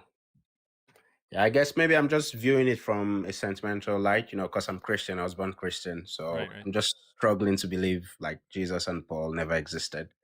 Yeah, it's kind of a bit strange to me. But historically, like you said, if I maybe do my research more and find proof, but I don't know. I don't know Yeah, how to I find proof. think. That's the Well, thing. you can could start with this. I've got an ebook that's really, really accessible. It's got citations and further references, so you can read some other books on this topic and check them out. The ebook is just $3. The book is called Christ Before Jesus. There's a link in my bio, and there's a link on the YouTube profile. It's just $3 for the ebook, and you can check it out and see what I'm talking about, see what me and my co-author are talking about, and what we find there for the New Testament, and check out some of the citations and some of the people who we quote. You can check it out there. But would you say, or would you believe maybe Judaism existed before Jesus' time? Like what the Judaism? Jews were Judaism, like what the Jews were practicing before Jesus was born. Well, I don't think he was born, but yeah, around the time that he was supposedly alive, yeah. Judaism's been around for quite some time. Okay. Like now, Yeah, it wasn't. I don't think it was codified or anything like that. Like I don't think that there was like a Torah or anything until about the 3rd century BCE. But that's still hundreds of years before Jesus supposedly was born. Wow. Okay. Yeah, the Jews definitely existed. Yeah, it's just, and they existed prior to that. Hundreds of years. They went back a really long time. Yahweh worship itself goes back a long time. So do you believe in any? It's like a belief, or like a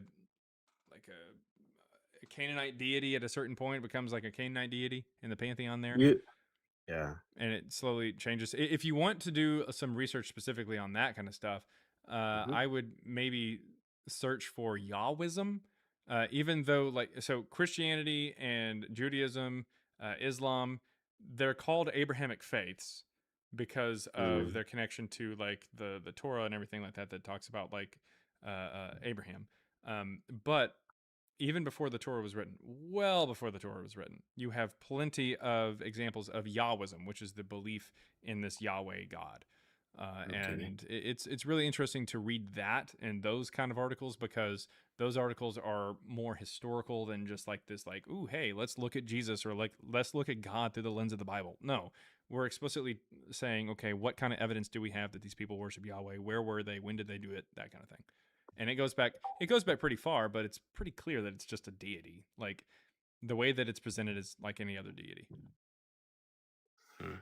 Wow. Okay. Yeah, it's just kind of, so in essence, are you trying to kind of say all religion after Jesus, like Islam and mostly Christianity today, or maybe I'll say Hinduism as well, you don't believe in any of them, or you don't think they are real? Who? What? And Hinduism, you said? Yeah, I don't know if that existed prior to Jesus' time. Hinduism or was after. around hundreds of years prior. Buddhism was around hundreds of years prior. Yeah. Okay. Yeah, that's just what I want to say. I don't have much. Like I said, I don't know much history about this stuff. So yeah, I mean, definitely check out the book if you can. Like I said, the link's in the bio, but there's a lot of information. A lot of how you. A lot of people, they take a look at Christianity and they say, oh, I want to research Christianity. So they only look into Christian claims or people who specifically talk about them. But if you look at Christianity or Judaism or Islam or Hinduism or Buddhism or whatever, if you look at any religion within the context of when it starts showing up, you start to see that like, oh, okay, this is like anything else that I've like heard of. It's just like the other stuff that was swirling around. It's just certain religions or certain sects or certain cults just got lucky and got big. That's really all it is. Like Christianity, when you start searching for it and look at it within its historical context, there's a lot of people who are having these beliefs a lot like it, to where you could just pick up a Greek mythology book and be like, man, there's a lot of stuff within Christianity that they believe that I can pretty clearly see in this text. So it's pretty obvious that like it's just beliefs of the time that just get popular. The same thing goes like even with more recent religions like Mormonism. With Mormonism, Joseph Smith is saying, oh, hey, Jewish people came over to America and their descendants are the Native Americans. Okay, well, if you look into it, you'll see that there was already stories like that in Joseph Smith's area and town, even like before he wrote that down in the Book of Mormon. So like, it's pretty clear that this is just a belief at the time that he just capitalized on, as opposed to some new thing that was told to him by God. Yeah. Yeah. Yeah, as Okay. Elizabeth Heretic says there in the TikTok chat there, it only takes one rich person to believe it to get popular. Yeah, once rich people get involved, it's lights out.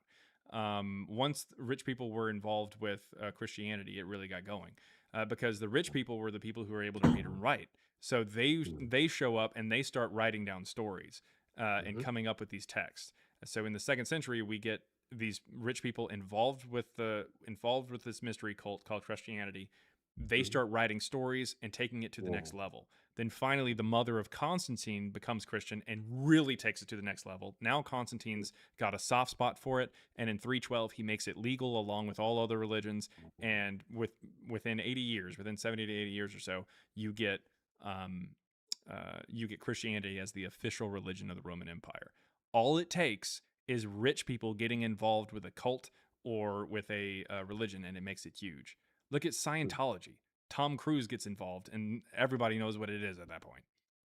Wow. Yeah. Yeah. No worries. Thank you. Yep. Yeah. Thanks for coming up. That was Vantage Incorporated. I like that guest. That was a good guest. He was a good guest. All right. We got some super chats to get to here before I get over to RJ there. Let's see. Okay, $1.99 from Ace. I think it's Ace Darabell. I think that's how you pronounce his name. Ace Darabell Music. It says, why accept Plato but reject Paul? Well, because Plato's works generally come back as him, and when they don't, they come up as someone later on, like his person Philip. On top of that, Philip is his person technically, if you know what I mean.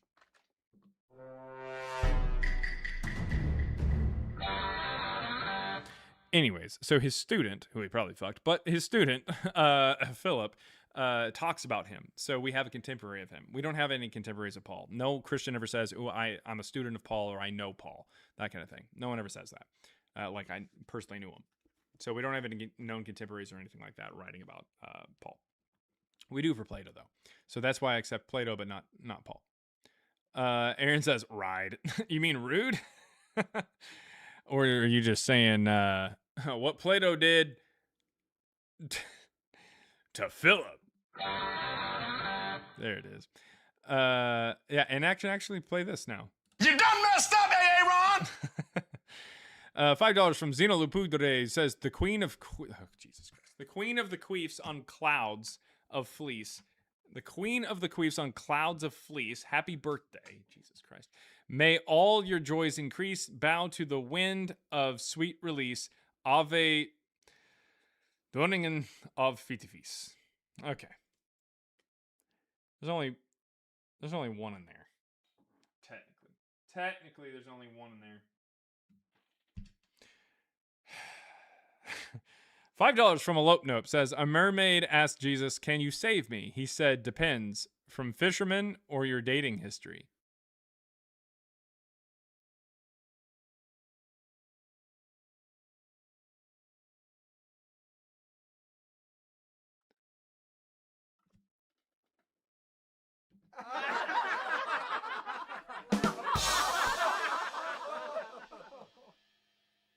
What? All right. I don't.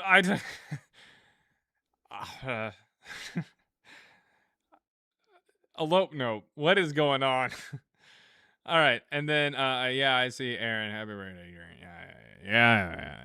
All right, $5. They're from 415 in King. Says KGV written by Shakespeare. Yeah, I've seen some of the interesting stuff there for Shakespeare, but no, he did not write that. I mean, possibly he was involved with some of the stuff, but I don't think so. It's not written by him per se. Was he involved in like the translation or the writing down of it? I mean, I don't really see why he couldn't be per se, but probably not. Anyways, but yeah, that's an interesting take. I have heard that take though. I like turtles. Yeah. $1.99 from Ace Darabell Music says, also, how close is contemporary? People who are alive at the same time. That's what contemporary means, like existing at the same time. Then $5 from 415 in King says, Jesus and Beelzebub, Mark chapter 3, verse 20 through 30. I will take a look at it. I don't know what you're really referring to, but I'm already in Mark here, so might as well just go here. So this is Mark chapter 3. We're looking at verse 20 through 30. Is this just him like in the thing? Yeah. Then he went home. Crowd came together. Oh, okay. So that he could not even eat. When his family heard it, they said, yeah, he's gone out of his mind. Scribes came down to him. He has Beelzebub, and by the ruler of demons, he cast out demons. How can Satan cast out Satan? If a kingdom is divided against itself, that kingdom cannot stand. A house divided amongst itself cannot stand.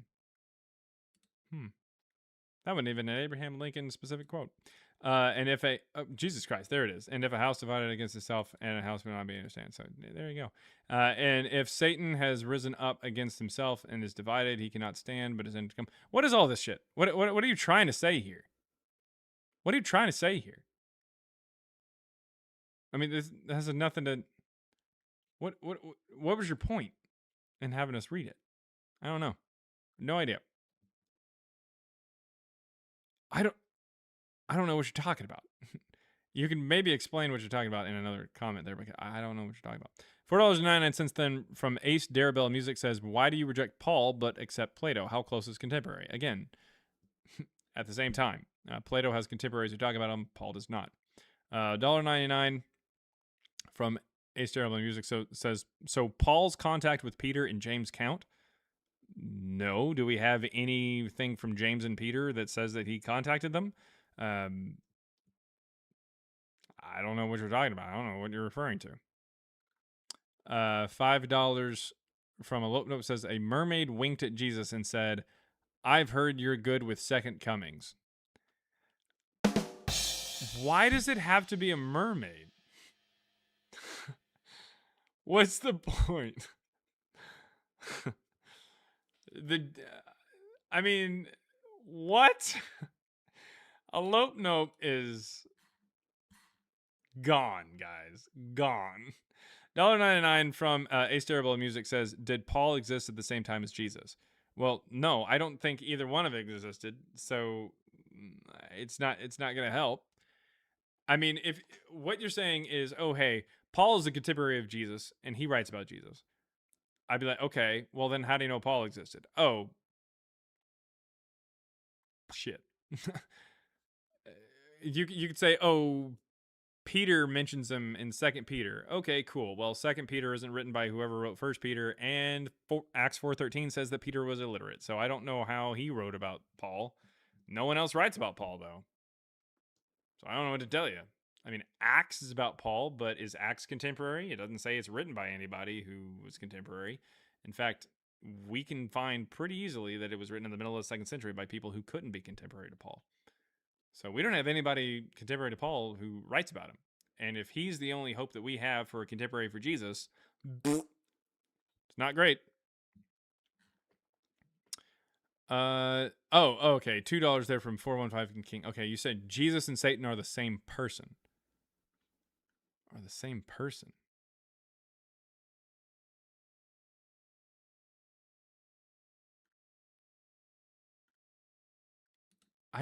I mean, he's pretty clearly trying to say that he's not Satan. He says, how can Satan cast out Satan?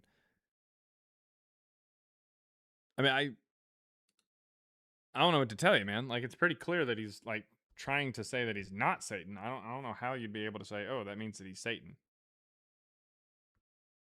I don't know. I don't know. 415 King, you can come up if you want.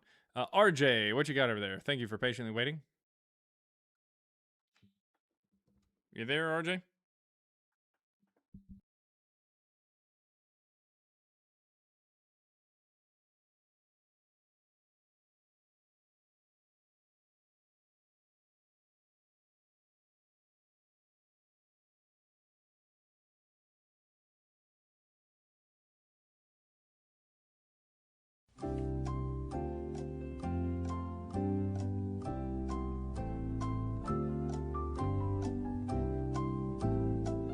I don't think RJ's here, guys.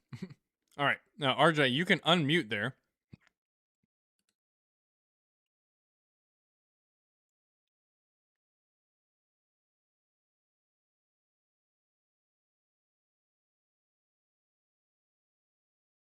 RJ, you there? All right, well, I'll leave him up here for the time being. If you've got any evidence for Jesus or Paul, come on up. You can request up right above RJ's head or down there if you're on TikTok. If you're on YouTube, click the link that's in the chat. I'm going to go ahead and put it back in the chat there. There we go. You can either send a super chat and I will read it out loud and respond to it, or you can click the link that's in the chat and come over here on TikTok and request up. All right. As funny as that is, I have to remind everybody, if you send a sound thing on TikTok, unfortunately, we do have to give you a warning and then possibly block, because there's a lot of like copyright strike kind of stuff. So if you send that kind of stuff, then you end up being blocked. No, I'm not mad. Just don't send it anymore, because YouTube freaks out about it. It's a YouTube thing. It's not a me thing. I think it's funny, but to some extent. But nah, YouTube freaks out about it. Okay. Aaron says I'm mad. Yeah. I mean, yeah. Hunter didn't do it. It was my knee or something. Speaking of my knee, got a peanut right here. All right, RJ, can I pet that dog? Yeah. Can I pet that dog? No. Can I pet that dog? No, he's Can I sleeping. pet that dog? Just type, put your mouth around it in the chat from now. Let's play Andre anyways. No, Andre didn't do it. It's just YouTube. All right. I'm mad that song lyrics like that exist. Put your mouth around it. I don't think that's a real song. I don't think it's a song. I don't know what it is. Anyways. If you got evidence for Jesus or Paul, come on up. Come on up. Surely we got something. Don't make me rip out the Bible. I will whip out the Bible verse, I guess, explicitly for you Bible-believing Christians. 1 Peter 3:15 says, "Always be prepared to give an answer to everyone who asks you to give the reason for the hope that you have. But do this with gentleness and respect."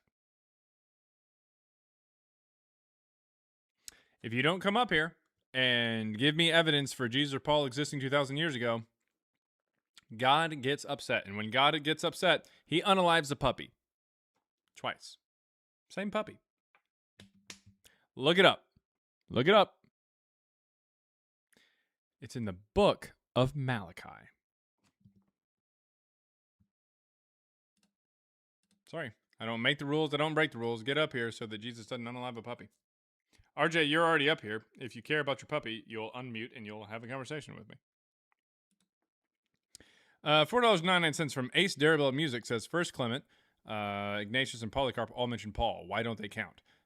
Because none of them say that they're contemporaries of Paul. And also, First Clement, Ignatius, and Polycarp are all in the mid-2nd century. Ignatius is dated to about 165 to 175.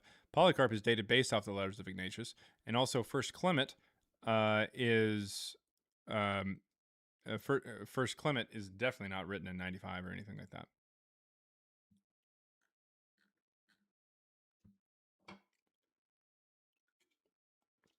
I'd also like to point out that Polycarp is said to have died sometime in about 155 to 167, so mid to late 2nd century. And Papias is connected to Polycarp via like Eusebius and Irenaeus and stuff like that as people who heard from John, like who knew each other, I guess.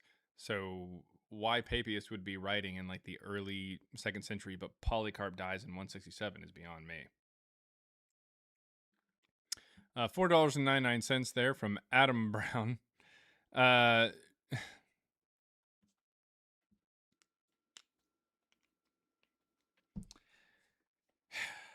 She's a super queef. She's super queefy. Or whatever Rick James said. Love you, Dad. Oh my God.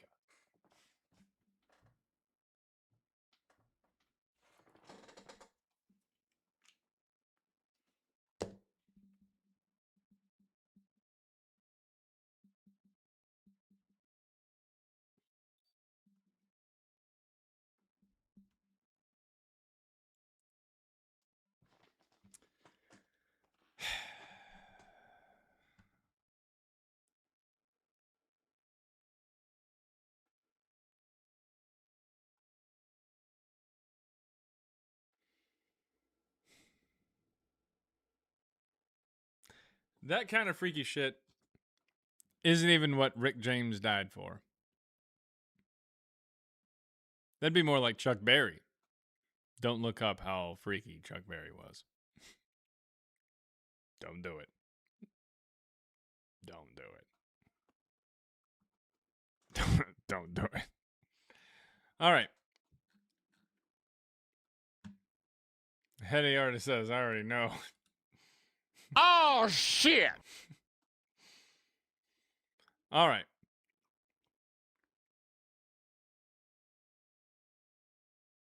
No, that's the stuff that only Prince would sing about. No, do not Google Freaky Chuck. Freak is R. Kelly? Yeah.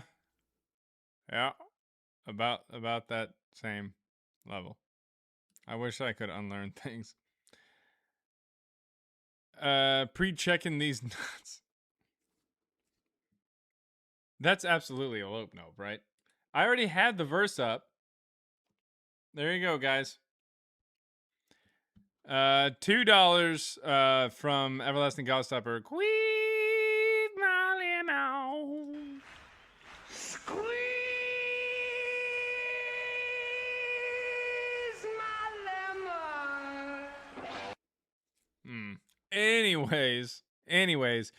Come on, guys. 1 Peter 3:15 says you should always be prepared to give a defense of why you believe what you believe when questioned or demanded of you, and do so respectfully. So come on up. Come on up. I want to hear from you. I really do. $5 there from Zeno Lepudre says, with swinging scythe and a bony stride, a gusty queef he cannot hide.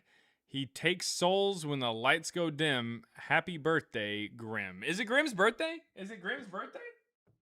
Is it Grim's birthday?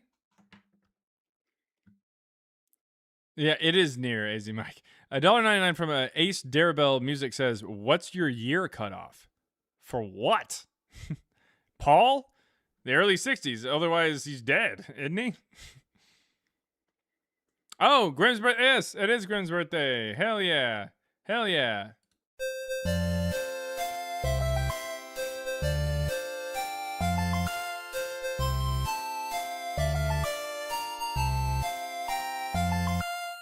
There we go. Happy birthday to Grim. What's the exact thing? Grim the Anomaly. The Anomaly. Grim the Anomaly. That is Grim with 2 M's. It's your birthday as well, the Naz? Oh my god. Also, I'm pretty sure it's Vice's birthday as well. It's Vice's birthday. So we're gonna play it again. This is for Naz and Vice.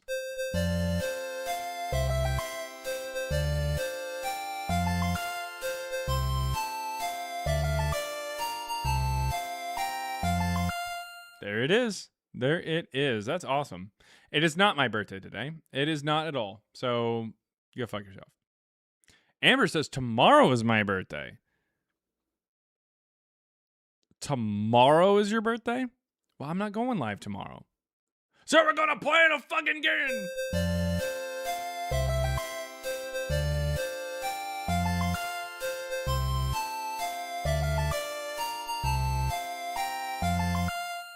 There it is. No, especially Jared. Nope, not at all. Not at all there. I fart in your general direction. All right. CBJ has to be a fun dad. I guess. Sprechen. It's everybody's unbirthday. Nice. Without evidence. What? What?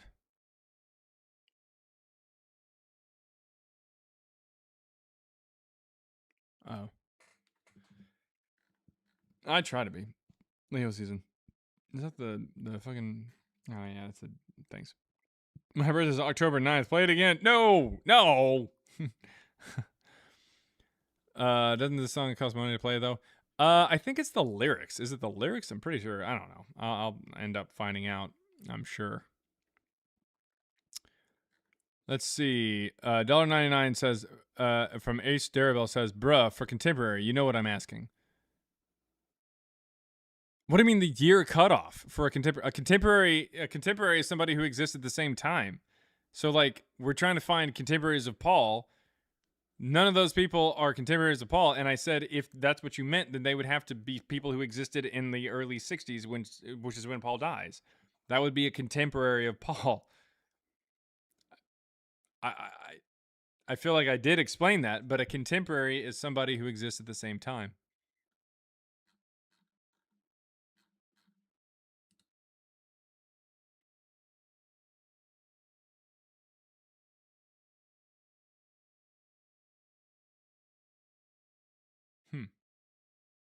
Interesting. I didn't know that it was something that restaurants had some kind of issue there with it. November 4th, will you be live that day? Probably.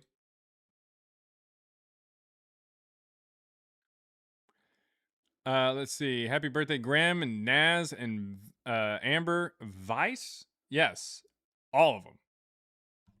All of them. Corn dogs, Jackie. Corn dogs for all these people. Play it just in case. I will play it in November. What are we talking about? In November? It's not even August yet, technically. Well, I guess it's August over in Australia. All of them. Hey, mine was in January.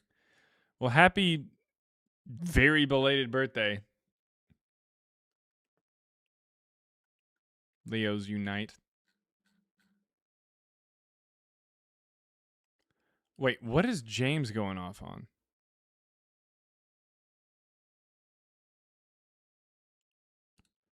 Who is he talking to?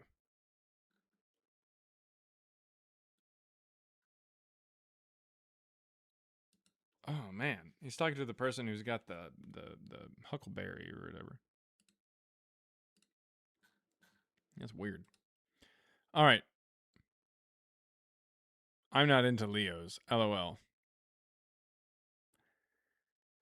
AC Mike, are you one of those people who, how do I say this?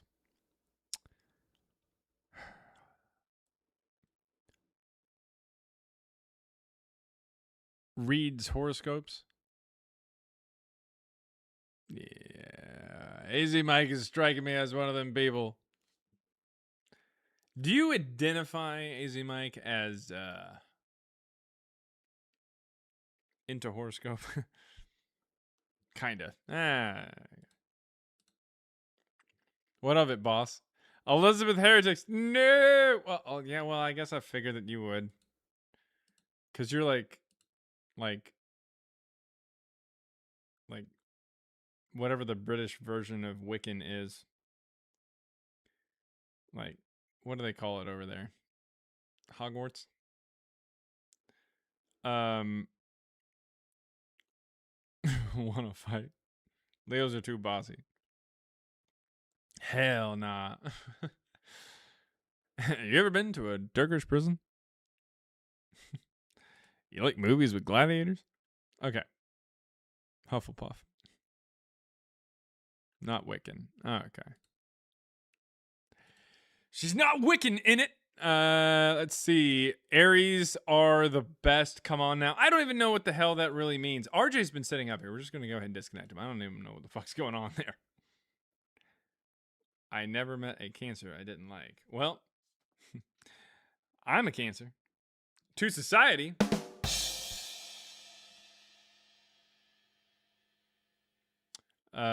My daughter is a Leo, so they can't all be bad.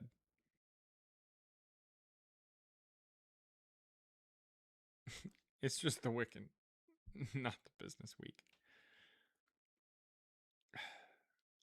Any love for us Scorpios? I don't even know. That's why I love you, Jaren. Is that why? Is that why? Sure about that? You sure about that? That's the reason why?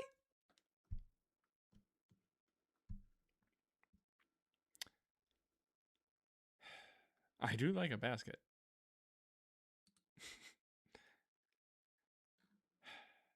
But yeah, $2.79 there from Serenity Serpent says, happy birthday, Graham and Naz and Amber Vice. Kayla says, I bought you a hat, so I definitely love it. Yes, and the hat is actually right here. This hat's pretty solid, too.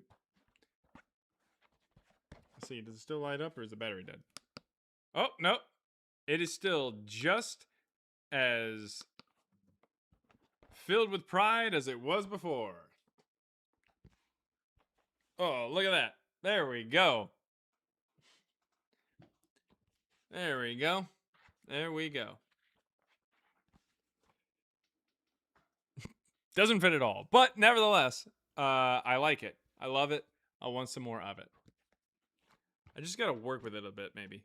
I think what's really the issue is the button in it. The button that you got to turn on the things with. Wait, hold up. Can I turn it on with my head? No, I can't. I have to actually. Okay. There we go. There it is. There we go. Woohoo! Pride forever. Garth. Okay. Somebody got it. Alrighty. Should put it on when I get 100,000 likes? Yeah, maybe. Kahoot Show Master Hat. How do I call? Well, here, let me bring you up here. You might take hat off. How do I call? How do I? Well, I sent you an invite. You might not be able to accept it because you might not have access quite yet. But I sent you an invite. You might have to get some followers or something to be able to come up. Yeah, 0 followers. Yeah, you got it. It looks like you maybe just started your TikTok. That's perfectly fine. Just send a follow and try to get some followers here, and then you can come up. I go live every weekday, so it's not that big of a deal.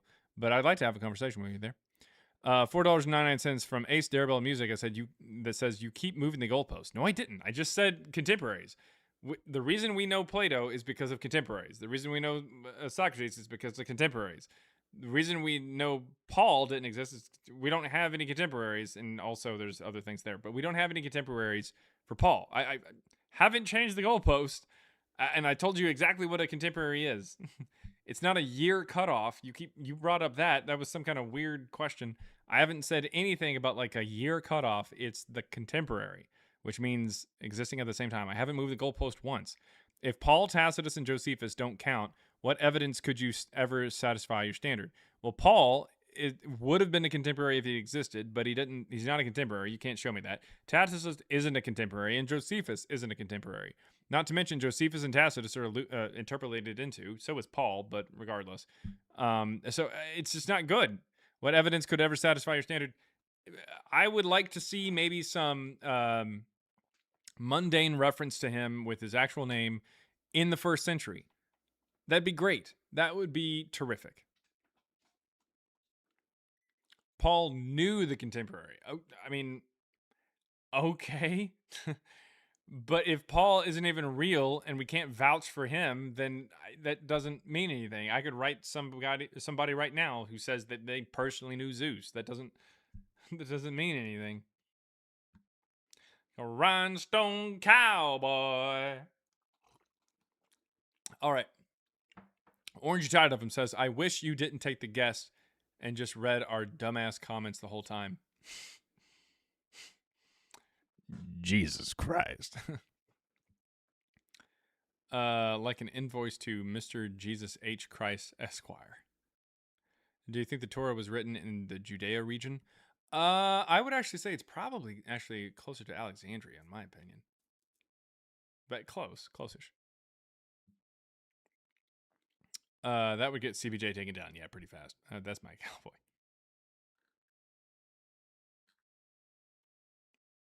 I'm not even going to touch that one, Telemachus. Also, Ace Darabella Music. If you've got a TikTok, just request out. Click the link and come up here and we can have a conversation about this stuff.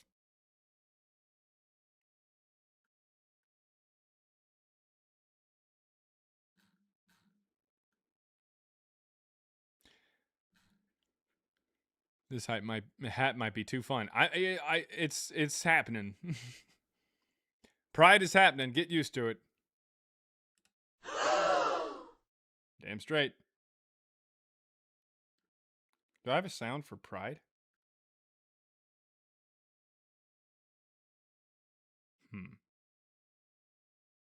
What do I have for pride? Oh my. I like it. Wait, no. Here we go. No, that'll get me. It'll immediately. I can play like a split second of it, and then I gotta cut it off.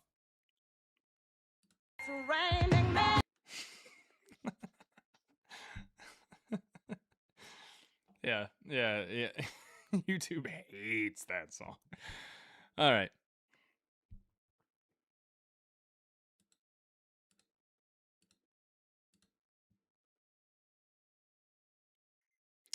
All right.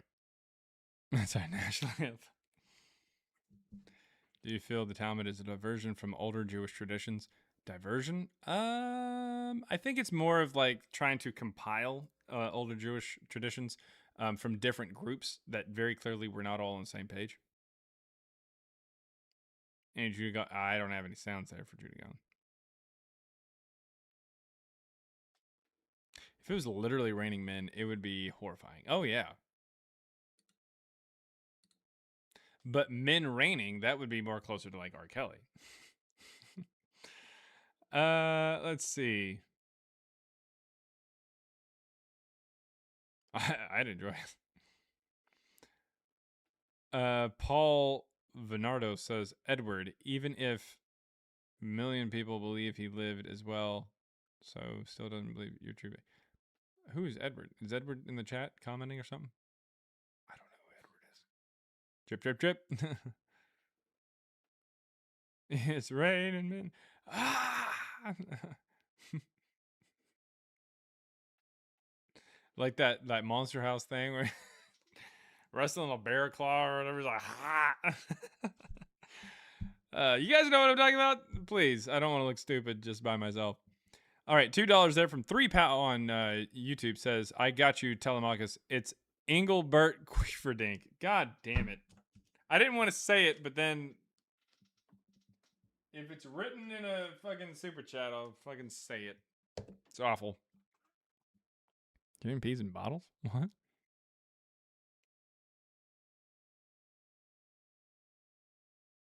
Jaron, Humble said you're scared of him because he's Mormon? Who's Humble? He's Mormon?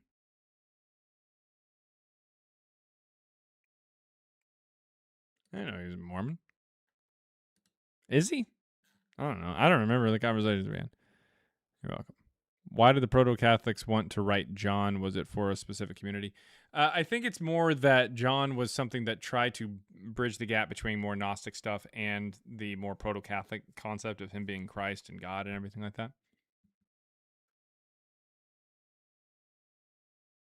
Yeah, nobody's scared of a Mormon. All right, $4.99 there from Ace Derville Music says, when did mundane become your standard? Which historians use that criterion for ancient figures? Oh, you just asked me like what I'm asking for, or like what I'm looking for. I'm saying anything for fine. I mean, what would be the best evidence for Jesus would be something mundane from the first century. That would be good. But like if you don't want to put it there, I mean, if you had something from a contemporary that said that this guy is straight up God or something like that, or a god just showed up, I mean, I wouldn't be very inclined to believe it.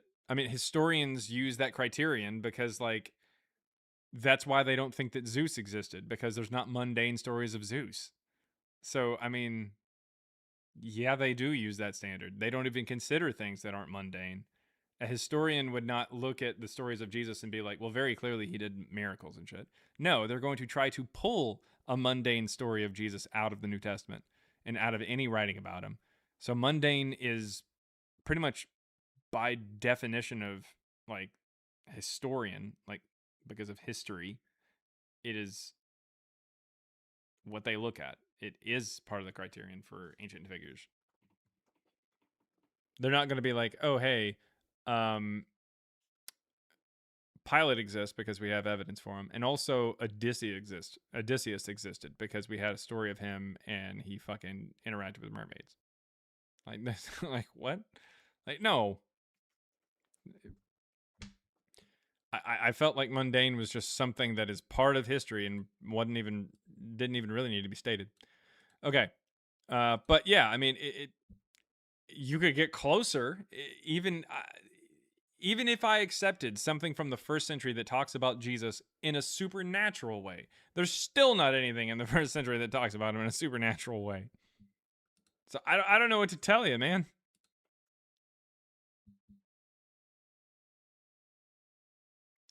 Do you have a doctrine in ontology? I have a doctorate in a doctrine. You mean a doctorate? I have a doctorate in adonatology. Okay.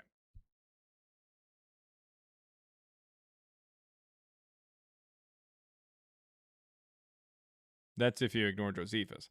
That's if you understand that Josephus was interpolated into. So it doesn't really matter.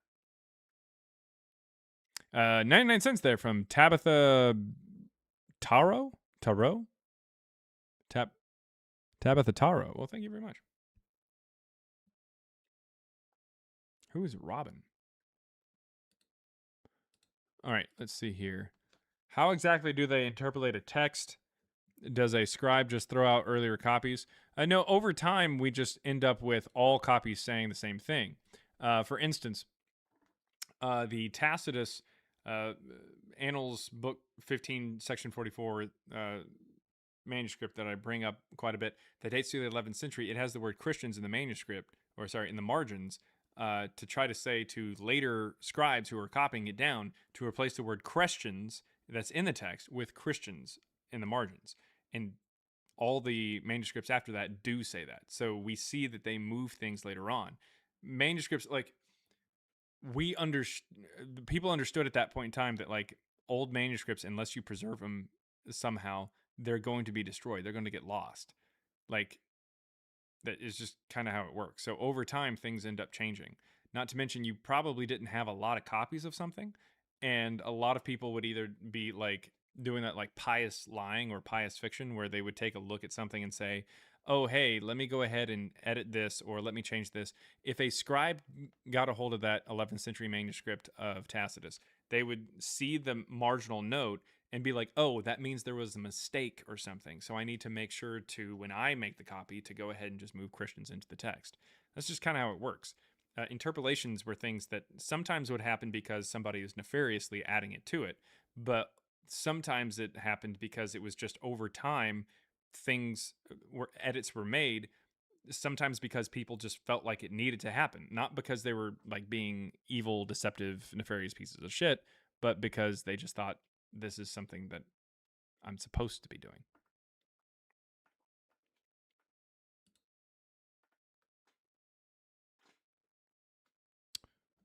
Let's see here. Oh, he is LDS. LDS is the best explanation of how the universe and God works. Not at all. That doesn't even make any sense. The hat is backwards? No, the hat's not backwards. Because it's got the fucking thing over here. Like, it wouldn't make any sense going this way. No, that's the back of it. Like, it's just the fact that it's a perfect, like, it's not,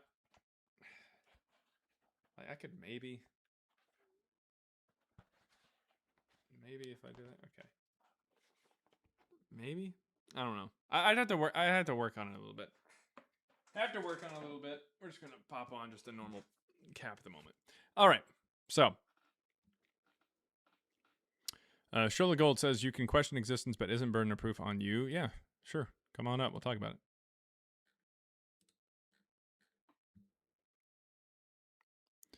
Michaela says there were only two options. That was adult. Damn. Hey, what's up, son? man? Where'd you find this? Hey, what's going on? Shola Gold, what you got? Essentially, my question: isn't the burden of proof on you to prove that they did not exist? Sure. Okay, I just want to hear what your talking points are. Yeah. So, can you be born 10 years before you're born? No. Okay. So what I would say, what me and my data science co-partner and co-author say in our book and our official statement here, is that even the natural Jesus in Paul, as presented by the New Testament, did not exist. And so since a natural claim is the birth of somebody, that's not supernatural, this is natural. Whenever we take a look at the Jesus that's presented in the New Testament, we see that Matthew says he was naturally born. a minimum of 10 years before Luke says he was born. Because Matthew says he was born during the reign of Herod the Great, who died in about 4 BCE, while Luke says that he was born during the reign of Quirinius, the governor of Syria, who started his reign in 6 CE. So a minimum of 10 years apart. So the point is, this right here, through technicality, shows that we are correct and the Jesus that is presented in the New Testament, even the natural version, did not exist. In order for him to exist, you would have to say... That actually doesn't suggest that he doesn't exist. It just means that there are inaccuracies. Yeah, that means that the way that the book presents it. So let me give an example. If, or a hypothetical here, or a situation. If I wrote that George Washington, if I wrote a book that said that George Washington drove a Ford F-150, then you would be justified in saying that the George Washington that my book presents did not exist. That doesn't mean that George Washington didn't exist. It just means that the way that my book presents him did not exist. Does that make sense? Yeah. Okay. Correct. Yeah. But in order to say that George Washington existed, you would then have to look outside of my book, and you would have to find some kind of corroborating evidence. All right. And we do. No, for George because Washington. I'd push back on that, because the assumption is that George Washington does exist. That's just not if the only book that we have is my book. If the only book that we have that's telling the stories about George Washington is my book, then it's just not the assumption that he would exist. It seems like socially has been accepted that George Washington existed. It's not socially, it's the fact that he did, and we can find corroborating evidence for him. Like, if no one wrote about George Washington, we wouldn't have stories of him. Can you hear me? No, for some reason, something happened. Can you hear me now? It's like really quiet. Sounds like you're shouting across a room or something. Hold on one second. Can you hear me now? I mean, it still kind of sounds like you're... And I've got a little bit of an echo. I don't know what happened. It sounds like maybe your Bluetooth turned on or something. My headphones died. Oh. But it sounds like it's not clear. You can't really hear me. Well, there's like a weird echo or something. Oh, okay. How about now? That might be better. Yeah, it sounds better now. Yeah. Let's try. Yeah. Yeah, that's better. Cool. Yeah. All right. So what were you saying about George Washington? If the only stories that we had of George Washington were talking about him driving a Ford F-150, then we could say, okay, well, this is just a made up story. We're not going to accept that story. But the reason that we believe that George Washington existed is because that's not the only thing we have. We don't just have it's not just common knowledge. You're not just born inherently with the idea that George Washington existed. We are told he did because we have evidence of him. We have evidence of the things that he did. We have the stories that are passed down because of writings and whatnot. We don't just say, oh, hey, he's not just to cut you off, mythological figure or something. But go ahead. So your analogy of George Washington, we're assuming that's just one text. There are various texts in the New Testament that refer to Jesus. Okay. Correct. So which ones? So which ones would be historically accurate? So if you want to talk about various authors that talk about George Washington, so it would be the assumption that George Washington exists, but just that there's a disagreement of how he existed or when he existed. In your analogy, if we want to make it apples to apples, if we're talking about the subject of Jesus Christ. Yeah, that's fine. That's fine. So to make it apples to apples, what we have is we have stories of George Washington that involve anachronisms. Anachronisms are things that are out of place in time, like the Ford F-150. I don't know of any story of Jesus that doesn't have anachronisms in it. Do you? I won't make that claim. I won't go out. Okay. I won't go. I won't. So anachronisms are things in the story, like I said, that are out of place in time. All the Gospels that you know of, I'm sure, say that Jesus is from Nazareth, but we don't have any evidence that Nazareth even existed at the beginning of the first century. Just about all of them refer to rabbis, and even have, in like Matthew 23, it has Jesus talking about rabbis, and even like pointing out where they sit in the synagogues and how they dress. But unfortunately, the first rabbi was Yochanan ben Zakkai in 70. He starts the first rabbinic school outside of Jerusalem after the fall of the temple. Prior to that, you would go to the Kohen. The first rabbi is in 70, so 40 years later. So that doesn't make any sense. There's anachronisms throughout the entire text. That's the problem. Sure, I agree with you on that, but that doesn't mean so at the end of the day, the burden of proof Yes. So that means that the Jesus that's presented in the New Testament did not exist, just like the George Washington presented in my story did not exist. You would have to look at some corroborating evidence or some other evidence for George Washington outside of my book to say that George Washington actually did exist, but in a different way. So if you want to say that Jesus did exist, so back to your then point to this analogy, Jesus there are in a various different way. books. So back to your analogy, there are various books. So the New Testament Various isn't books of just what? one. So the New Testament isn't just one text by one author. Yes, It's but all various four of the authors. Gospels have anachronisms, so I don't know what to tell you.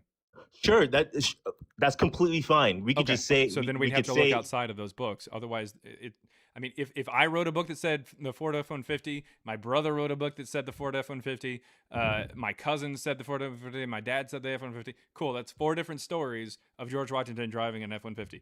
They're all bullshit. You're going to have to look outside of them. wait, sorry, are you saying that all all the the instances Gospels in have which anachronisms. Yes, that's what I'm that saying. that suggests that he could not have possibly lived? Is Yeah, that what you're because you saying, or are can't. you saying? Yeah, anachronisms are Or elements are in the you? story. Or, Anachronisms are elements in a story that show that it's not in the correct time, like the George Washington and F-150 thing. That's why I brought it up. That shows that these Gospels are not portraying a Jesus that lines up with history. So in order to establish that that Jesus did exist, you'd have to look elsewhere and say, okay, here's the actual evidence for him. Like we'd So have to you're look so- outside of my yeah. books and say, oh, here's the actual evidence for George Washington.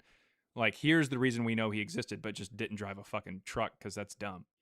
So this what we're saying right now hinges on whether throughout the New Testament that there is actually anachronisms throughout, and not there's not, and that Well, there's there not is. just and yeah, I know. I'm Yeah, so saying we'd what have we're, to look outside of it, is what I'm saying, in order to say, okay, at least like some variation of Jesus existed.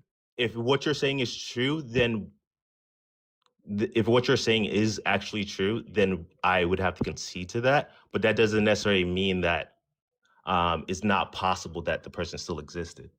Well, and that's not what I'm saying. I'm saying that I'm not saying it's impossible that a Jesus existed. What I'm saying is that you're going to have to carve them out of the New Testament. I agree. And if you carve them out, it's very clearly there are parts in the New Testament that say that he existed in a different way. So what I'm yeah, saying is that Jesus that is presented in the New Testament did not exist, just like the George Washington that is presented in my book did not exist. Correct. So so that's what I'm saying. Do you have a Jesus that you think did exist? No, Like, no. and what evidence do you have of that? No. So Okay. at the end of the Well, day, then I at the end guess of the day, that's so it. at the end of the day, what I started this conversation was that the burden of the proof is on you. Yes. So and I asked a question in the chat. I was like, how do you respond to the absence of evidence, not the evidence of abstinence? That I didn't. Are you just asking that question in general? I'm asking. I'm asking the question. Oh, well, I mean, first of all, the argument from silence is not like inherently fallacious per se. Like there's no, back to George Washington. Is there any evidence of George Washington in the 2nd century? No. Does that mean that he didn't exist in the 2nd century? No. All right. Well, do you think he existed in the 2nd century? I don't. But Yeah, like it's but because wait, time out. But popular belief is that he existed at some point. So what I'm saying Okay. today is, Well, I popular asked you belief- exactly, do you think he existed in the 2nd century?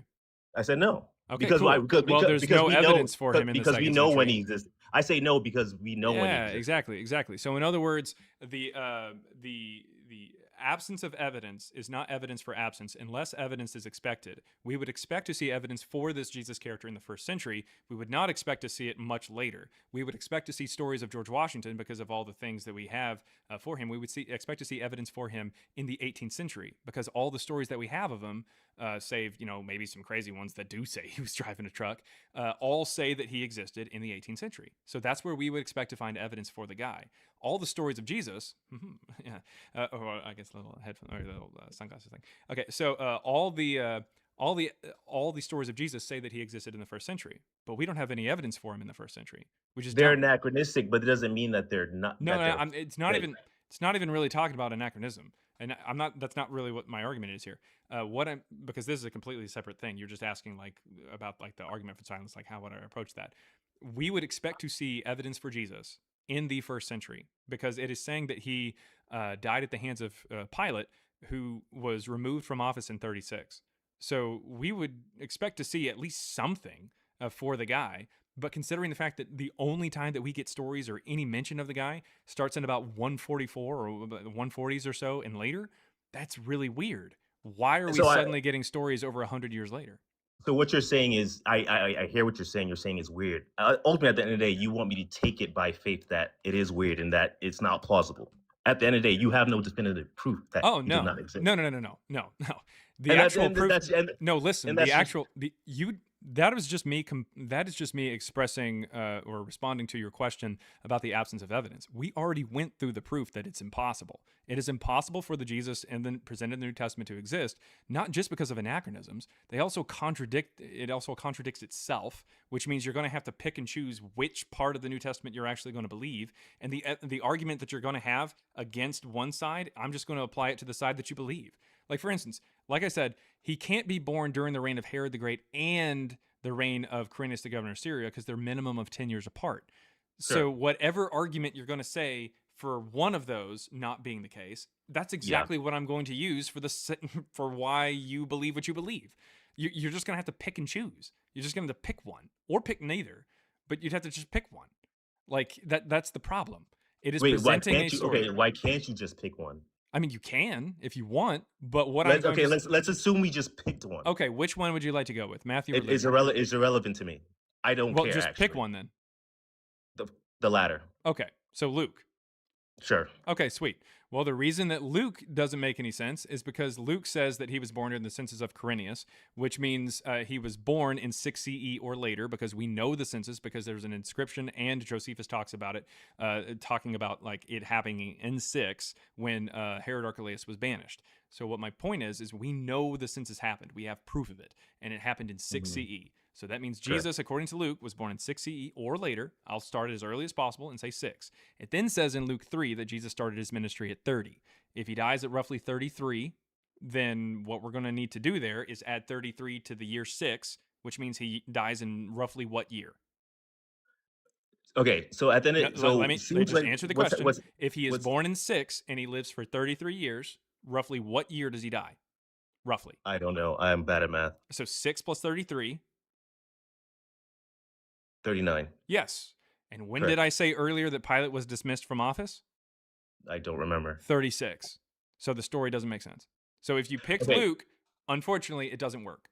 Do you want to pick Matthew now? No. Okay. So let's continue with this. At the end of the day, I don't necessarily care whether. So I feel like you're harping on the idea that like it doesn't line up with history. That's what I'm saying. No. That some people believe that the Bible's infallible. I think you're harping on that. Okay. Then it gets it wrong. Cool. Okay. Sure, Then the Jesus presented by the Bible didn't exist. I mean, I don't know what to tell you. I'm not saying that I'm infallible when I say, but when I say that George Washington drove a F-150, that's fucking wrong. Like, I don't know what to tell you. I'm not trying to claim that I'm perfect. I'm just simply saying that George Washington did not exist. I know, because we have to look outside of the story to find it. Do you have anything outside of the story of Jesus to find for this Jesus outside of the anachronistic story? What do you have? They're non-canonicals. There are like what? A lot of very. Okay. And what do they say? They just speak of Jesus Christ, and so and so what do they say? So it doesn't matter for yes, my it argument. does. Because it really doesn't matter for my if you're just argument. pointing to more George Washington driving truck stories, it's not going to do anything. You're like, oh, hey, no, there's other things other than your book that says that George Washington. You're using an analogy of George Washington writing a book, driving a Ford F-150, but really, there's not really apples to apples at the end of the day. Yeah, it is, because there's anachronisms. That's what I'm telling you, man. I don't know how to tell you any other way that each thing that you can point to as a gospel, whether it be canonical or not, is going to have things that don't line up with history. That's the point. We talked about how George Washington did not drive an F-150. But we do know that he existed, correct? Not because of the story of him driving the F-150, but because of other material outside of it, correct? Okay. Correct. Correct. Yes. Okay. Correct. What's the other information outside of the anachronistic filled story or anachronism filled stories that shows that Jesus existed? What's the other information? I cannot give you that. But we See, that's how it works. Oh wait, time out. So we chose Luke. Yeah, it shows Luke, and we see We that if chose he's Luke. born The during the other- census of Quirinius, when it says that he's born, then he would have died after wait, Pilate no. was dismissed. It doesn't really matter the actual anachronistic. Yeah, it does. Well, it's not even an anachronism at this point. Not really. It's just math. It just doesn't line up with history. It's Jesus. wrong. It's just wrong. So then it gets it wrong. So then, therefore, the Jesus that's presented in this wrong story didn't exist. We have That's how it works. Wait. So we have a book that George Washington drove a Ford F-150. We have another book that says George drove a different one. Yeah. Another book that he's drove a still different one. wrong. I don't know what to tell you. Okay, you know what? It's still not saying that he does not exist. I'm not even going to use this an anachronism in this one. I'm Your going to say that analogy still George doesn't Washington prove that he doesn't exist, though. No. And at the end of the day, listen. You don't understand what is happening in front of your face. You keep claiming that George Washington still existed. I get that, but the only reason you said it, and you admitted earlier, is because of something else outside of this anachronistic story. Which can also be anachronistic. Cool. But what anachronistic story do you believe of George Washington? Is irrelevant to me for this conversation. What is also anachronistic?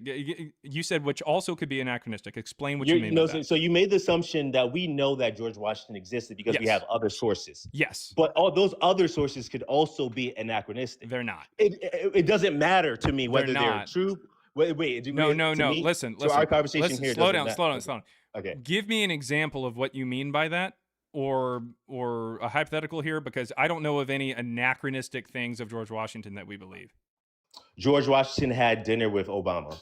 Okay, no one says that. So that's not how we figured out. No one says George Washington. That's not how we know. Says George Washington You're saying that the way that we know George Washington existed is because of a story where he had dinner with Obama? No. Okay. So again, I don't know how to tell you this. We know George Washington existed. Shola. Yeah, Listen. You are absolutely not seeing the forest through the trees here. I don't know what's going on, and I'm going to try really hard to break this down. If you don't get it this next time, I'm going to go ahead and disconnect you because it's very clear you don't know what's going on here. I am saying that outside of a story, if there's a story that has anachronisms for what's your name? I understand exactly your point. Shola. Listen, I can explain your point to you. I swear to Christ, if you even possibly start talking while I'm explaining this one more time, you're going to be disconnected because I really want to have this conversation, but you're going to have to shut up for just like 30 seconds. Go for it. So, listen, if the story is anachronistic, all right, what that means, it doesn't exactly mean that person can't exist. I get that. But the reason that we're able to say that they did, regardless of that anachronistic story, is because of some kind of information outside of it, outside of the anachronisms, all right? Some reliable information outside of it. George Washington existed, and we know he did because of things that have his paintings that he posed for, there's actually, I believe, a statue as well for him, or a bust. We have his teeth, we have his descendants, we have writings from him, writings to him, writings about him that stylometrically come back as those authors and are from contemporaries who existed at the same time. That's how we know that he existed. So it doesn't matter how many anachronistic stories we have of him, we still can lean upon those to say he existed. So as far as Jesus goes, cast out all the anachronistic stuff. What evidence are you leaning upon that is reliable that we can say is outside of this, that it doesn't matter how many fake stories you can come up with Jesus, he still at least existed? What are you leaning upon outside of it? All right? So please, present your evidence. I'm going to send you the link to unmute. Present your evidence for the stuff outside of these. What is that? Okay, so I do not have evidence. So remember I mentioned So it's not like George Washington then? Because we would have evidence for that guy outside of the anachronistic stories, but you don't have evidence outside of these. That's how we know that George Washington existed, but not Jesus. Where's your corroborating evidence for him? So remember I said I'll take it in good faith that there isn't not one, but I'm assuming that there is one out there. What? Like reliable story of Jesus? Story, yes. Come on, really? I don't know of any. Do you know of any? I mean, I don't know of any. I literally do this for about 4 to 5 times a day for every weekday for the last 2.5 years. I've got a book on the topic and everything. Me and my co-author, we take a look at the New Testament in Greek, try to find out when it was written or who it was written by. We see that it's written in the 2nd century, and we see the evolution of this story and the evolution of these characters. There is no evidence whatsoever that we have found that suggests that Jesus and Paul existed, especially not the Jesus and Paul that is presented in the New Testament. So I don't know of anything. I mean, unless you can present something, I don't know what to tell you. So the conversation hinges on you ruling out every single document that's The conversation out there. hinges on you providing some kind of reliable evidence outside of the anachronism-filled stories. Like, But that- we can do that for George Washington. I just listed off a number of things that we can do. But the onus is on you since you're making the claim. No, the onus is not on me, because I say that Jesus, well, it is on me, and I've already answered that Jesus and Paul, as presented by the New Testament, did not exist. So what I'm saying, just like George Washington, as presented by my stupid-ass anachronism-filled book, did not exist, I am saying that. Do we have anything else that goes further than that? Do we have anything else to say that he actually did exist in some way, shape, or form, and you're not providing any evidence for it? So at the very least, I can say that the guy that's presented in the New Testament didn't exist. But I mean, okay. I mean, I can also say that the Bob the Builder, as presented by the Bob the Builder shows, he didn't exist. I can say that Clifford the Big Red Dog, as presented by the Norman Bridwell books, didn't exist. I can say that Harry Potter, as presented by J.K. Rowling, didn't exist. If you want to say that they did exist, then you're going to have to show something else. If until then, we're going to have to say the only information we have for Harry Potter comes from this book. So until then, we got to say, nope, sorry. I agree. There's within statistics, there is a concept of the null hypothesis. And the null hypothesis is your starting point. Then you start testing to see if there's enough reason to change the null hypothesis to something else. The null hypothesis, for some dumbass reason, for Jesus, as opposed to any other being in antiquity and stuff like that, is that he existed unless proven otherwise. But that's not the case. The way that we approach history, simply, especially since all the problems in these stories of Jesus, it's simply that the null hypothesis for Jesus is that he didn't exist unless he's proven to have existed. Because just like Harry Potter, the only stories we have of him are very clearly fiction and do not line up with history. So unless you can show me something else that the author was pulling off of, I'm just going to go ahead and assume that the only thing we have, since it's bullshit, it means that it's bullshit. I can't say anything else. But I can say, at the very least, that Jesus that is presented in the New Testament specifically didn't exist, because there are impossibilities for his birth. There's impossibilities with history, all kinds of things. If you want to say that Jesus outside of the New Testament existed, be my guest. I mean, I would push that way. I would push that the New Testament or But what do you have for him? I don't have that information. And so I guess we could see my point. We could table this for me to do more research. Yeah, I mean, you can. But I do believe that you can actually definitively make that claim. Because I just did. You'd actually, unless yes, you it is impossible for the Jesus of the New Testament to have existed. That's impossible, because the Jesus of the New Testament is presented as somebody who was born 10 years before he's born. If you take everything that is written at face value.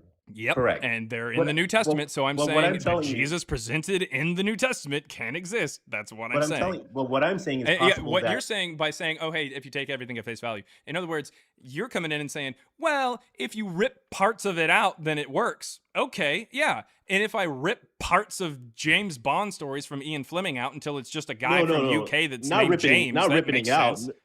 Not ripping it out. Okay, Just so meaning what? that, So if we don't just rip it admitting out, that it's- if we no, don't just rip it admitting that out, it's then that Matthew's it's birth flawed. story contradicts Luke's birth story. Yeah, So- just admitting. So it's Just like- impossible. Just like what It's Jesus said on the impossible. cross. Just like what Jesus So said it's on the cross. impossible, Shola. Contradicts It's each impossible. You're gonna have to rip something out, or it's impossible. Or you could just say it's wrong.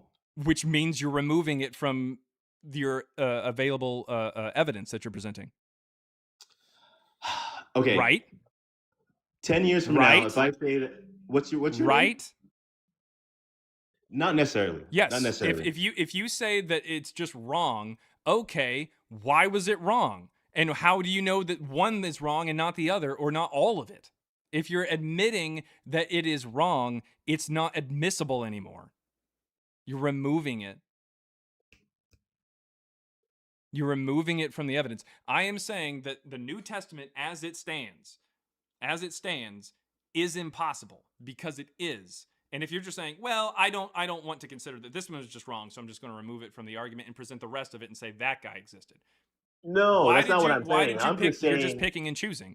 You're just No, deciding, oh, that's wrong, so I'm just going to toss it out. No, I'm not actually saying that you just toss it. I'm just saying, hey, someone made it. So how did you determine that one of those is wrong? How did you determine one of those is wrong? And which one was it? I honestly remember at the beginning, I honestly don't necessarily care what you want to point to. I'm just saying. Yeah. That's because you've never looked into this and understood that this is a contradiction, and you don't want to pick one because you know that picking one is going to lead you down a slope that just immediately, or a cliff, not even a slope. Not necessarily because decline. I did choose one. Because it's irrelevant to me. And then if you choose Luke as the correct one, then it immediately falls apart. Would you like to choose Matthew and see how that one falls apart? I mean, it's not going to work. No, because the argument is not that my argument is that, yes, it could be flawed. Yes, it could be wrong. That doesn't mean that, okay. Just because it doesn't work historically. Like, we can't use it as evidence. If it's wrong, we can't use it as evidence, correct? 100 years from now. If it's wrong, we can't use it as evidence, correct? 100 years from now. If it is wrong, we can't use it as evidence, correct? Correct? No, because the fact that you use wrong things, wrong information. No, because the fact that the document exists is evidence enough. Oh, okay. So is the document that exists that says that Harry Potter existed, is that evidence enough for him? No. Oh, okay. So it's just picking and choosing. So again, it comes back to your feelings. You're just special pleading. No. See how this works, man? It's not going to go the way that you think it's going to go. It's just not. Because it's a fictional story and you're trying to defend a contradictory, anachronistic, fictional story. It's never going to work. And the only reason you thought it worked is because you didn't know that it had contradictions and you didn't know that it had anachronisms. And now that you know it sounds pathetic. No, I knew that. Okay, well then you knew going into this how problematic the book was. And when I said that Jesus and Paul as presented by this book didn't exist, you didn't understand what the fuck that meant. And so now it just looks pathetic that you're defending a book that is riddled with errors that you're admitting is wrong. I just wanted to understand what your stance was, and I still stand on that. Like, you can't definitively say. Yes, I can definitively say that book is wrong about this guy. Yes, it's wrong. Yes, so that means that means that guy didn't exist if it's wrong. No, you can't. You're making a logical leap there. No, I'm not. I'm saying that the way that he is presented in that book is wrong. Is the concept of is it wrong to say that George Washington drove a truck? Sure. Okay, so that means that if I write a book about it, then that version of George Washington did not exist. Why are we talking about? Wait, time out. So think about this. Why are we actually? You're about to be disconnected because I don't know if you're just not getting it or if you're intellectually dishonest. No, I understand. Or if you're trolling. I understand. I have no idea. I understand what you're saying. A wrong story that is presented as historical, if it's wrong, that means that I get to say that that version of that person did not exist, right?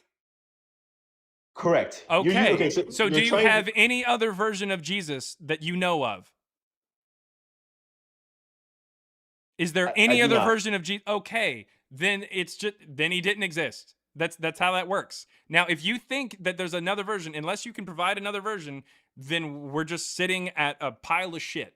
The New Testament is dog shit. We just admitted it's wrong. It is horseshit. It's bullshit. It did not work. It is just a giant pile of shit. And unless you can point to anything else that's not shit, then the whole story's bullshit.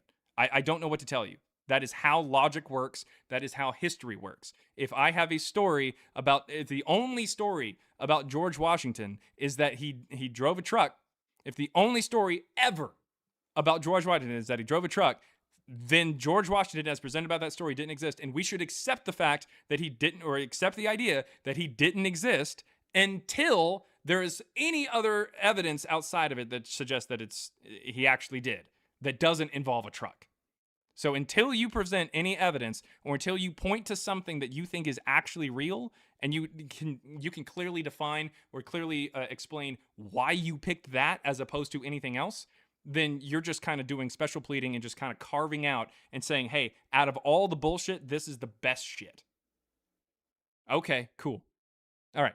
So what we're going to do is we're going to go ahead and move on to somebody else. You need to do some research on this kind of thing. What you have presented is not actually shaking it. My logic is consistent. My logic is sound.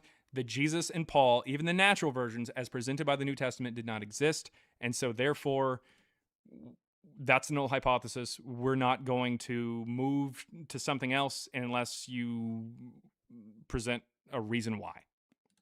Void of a reason to believe that they did exist, we're going to stay at the null hypothesis. That's how statistics works. All right, $2 there from Elope Nope says magic. I think I have a sound kind of sort of for magic. Let's see. Well, maybe even this. Nah, it's not. Okay, let me see here. Pretty much. That's how that works. Okay, $4.99 from a Jim says the more you try not to queef, the more queefs you get. Hashtag queefs are forever. Hashtag queef for CBJ. All right, 1, 2, 3, 4. Okay. Hopefully, that's a nice round number to go ahead and just end it on. All right. What's going on, Dizzleism? Dizzleism, you there? Whoop. Dizzleism? Hi, howdy. Can you hear me? Hey, yeah, I can hear you. What you got, man?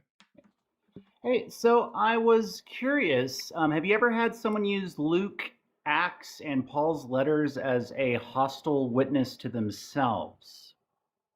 Like how Acts and Luke kind of disagree with their interactions with Peter and James, like where Paul says, "Oh yeah, I talked to him," and like then didn't talk to him ever. But like in Acts, Luke says that he goes to Jerusalem, he gets the blessing to go to the Gentiles, and then goes and preaches to the Gentiles, right? And then in the why it contradicts? Well, no. What I'm saying though is because there's that whole like in the pseudo Clementines, right? It's that critique of like, well, how do you know a vision's from Jesus and not from the devil, right? And then Luke has to whole like explain the whole thing of like, oh, but there was a second man that had a vision and then he came to him, and like it's that whole critique thing, right? The hostile witness kind of thing. I think that them having to go the whole extra 9 of like, oh no, Paul was totally like he saw Jesus. We're going to the Gentiles, the whole 9. But then the whole Simon Bar Kokhba like Jewish revolt, where the entire Jewish Christian line ends up dying off in 135. We lose the entire secondary hostile who dies witness off? tradition. The Simon Bar Kokhba, the Jewish Christian like secondary line in that whole Where's your revolt. evidence that they died off? Where's your evidence that what? Well, like during the 135 revolt, where Simon Bar Kokhba and the second Jewish Messiah revolt, where the Jewish Christians ended up getting caught up in that on accident, and a lot of the Jewish Christians ended up accidentally getting caught up in that. And then like in 150 in Antioch, a bunch of them got caught up. And so a lot of these, I think they were like the Midianites, and a lot of them were declared like heretics, and they kind of got the losers treatment. And so a lot of these texts ended up in the losers heap, and we only have like secondary citations. But basically it's like the Bible as a hostile witness to itself, where they wouldn't have needed to basically cite themselves and try and prove themselves. Like, no, Paul is like, totally fine. There's a reason for that. Yeah. Pretty explainable reason, and even backed by, again, data science. And that is the idea that the Pauline epistles contain a core, a pretty large core, that is from Marcion.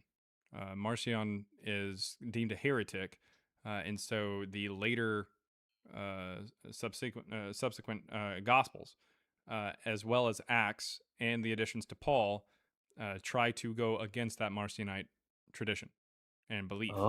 Acts is Oh. explicitly saying that Paul is subservient to Peter because it's from a group Mhm. that my co-author and I, we call the Proto-Catholics. It's a group that would eventually become like the mainstream, like Rome-based Christian church or Christian sect.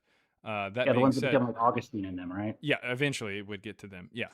But what my point is that well, my point is that the proto-Catholics, they appealed to authority through like the apostles.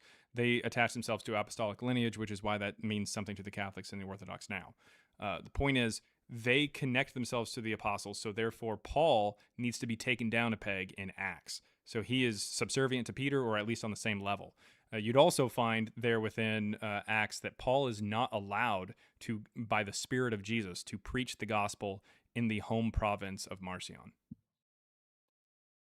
Which is why it's that whole third critique of, well, if it's the same exact job, then that's why he had the whole you go into the Gentiles thing. Yeah, Okay, that Paul makes is sense. for the Gentiles because they're not. The proto Catholics were more leaning towards like the Jewish side, and they tried to make Jesus the Messiah. They connected him directly with Yahweh. Marcion Yeah. did not do that. He did not have Jesus as the Messiah or the Christ. He was more the Christus, which is the good one. He did not. Yeah. He had him come from God the Father, a previously unknown God, separate from Yahweh. He was not about Yahweh. He was not about like more the Jewish kind of side and everything like that. But Yeah, the more the, like, proto-Catholics decided, no, Enochian. we're going to take out this other God. We're going to have him directly linked with Yahweh, and we're going to have him be even a human being. Marcion didn't even think he was a human being. So it's just different. But Marcion, we can find, is the earliest iteration of Paul's letters because he publishes them in 144 alongside his gospel, which is also the first gospel published. The remaining, like the Matthew, Mark, Luke, John, these are things that are refuting or trying to go back against what Marcion has. The Gospel of Luke straight up uses Marcion's gospel between chapters 4 and 22, and then just adds to it at the beginning and the end. Acts is definitely a polemic against more like that Marcionite kind of thing and tries to, again, bring down Paul. They say that Paul persecuted the church and he had to be connected with the apostles in order to actually have a good idea. But within the Marcionite versions of Pauline's letters, the Pauline letters, he doesn't say anything about how he persecuted the church or anything like that. It's not in there. And it doesn't say anything about how he got the information from, Peter and James and John and that kind of thing. It straight up says that he got it through revelation. So I have it's watched just your more of an streams. attack against it. Go ahead.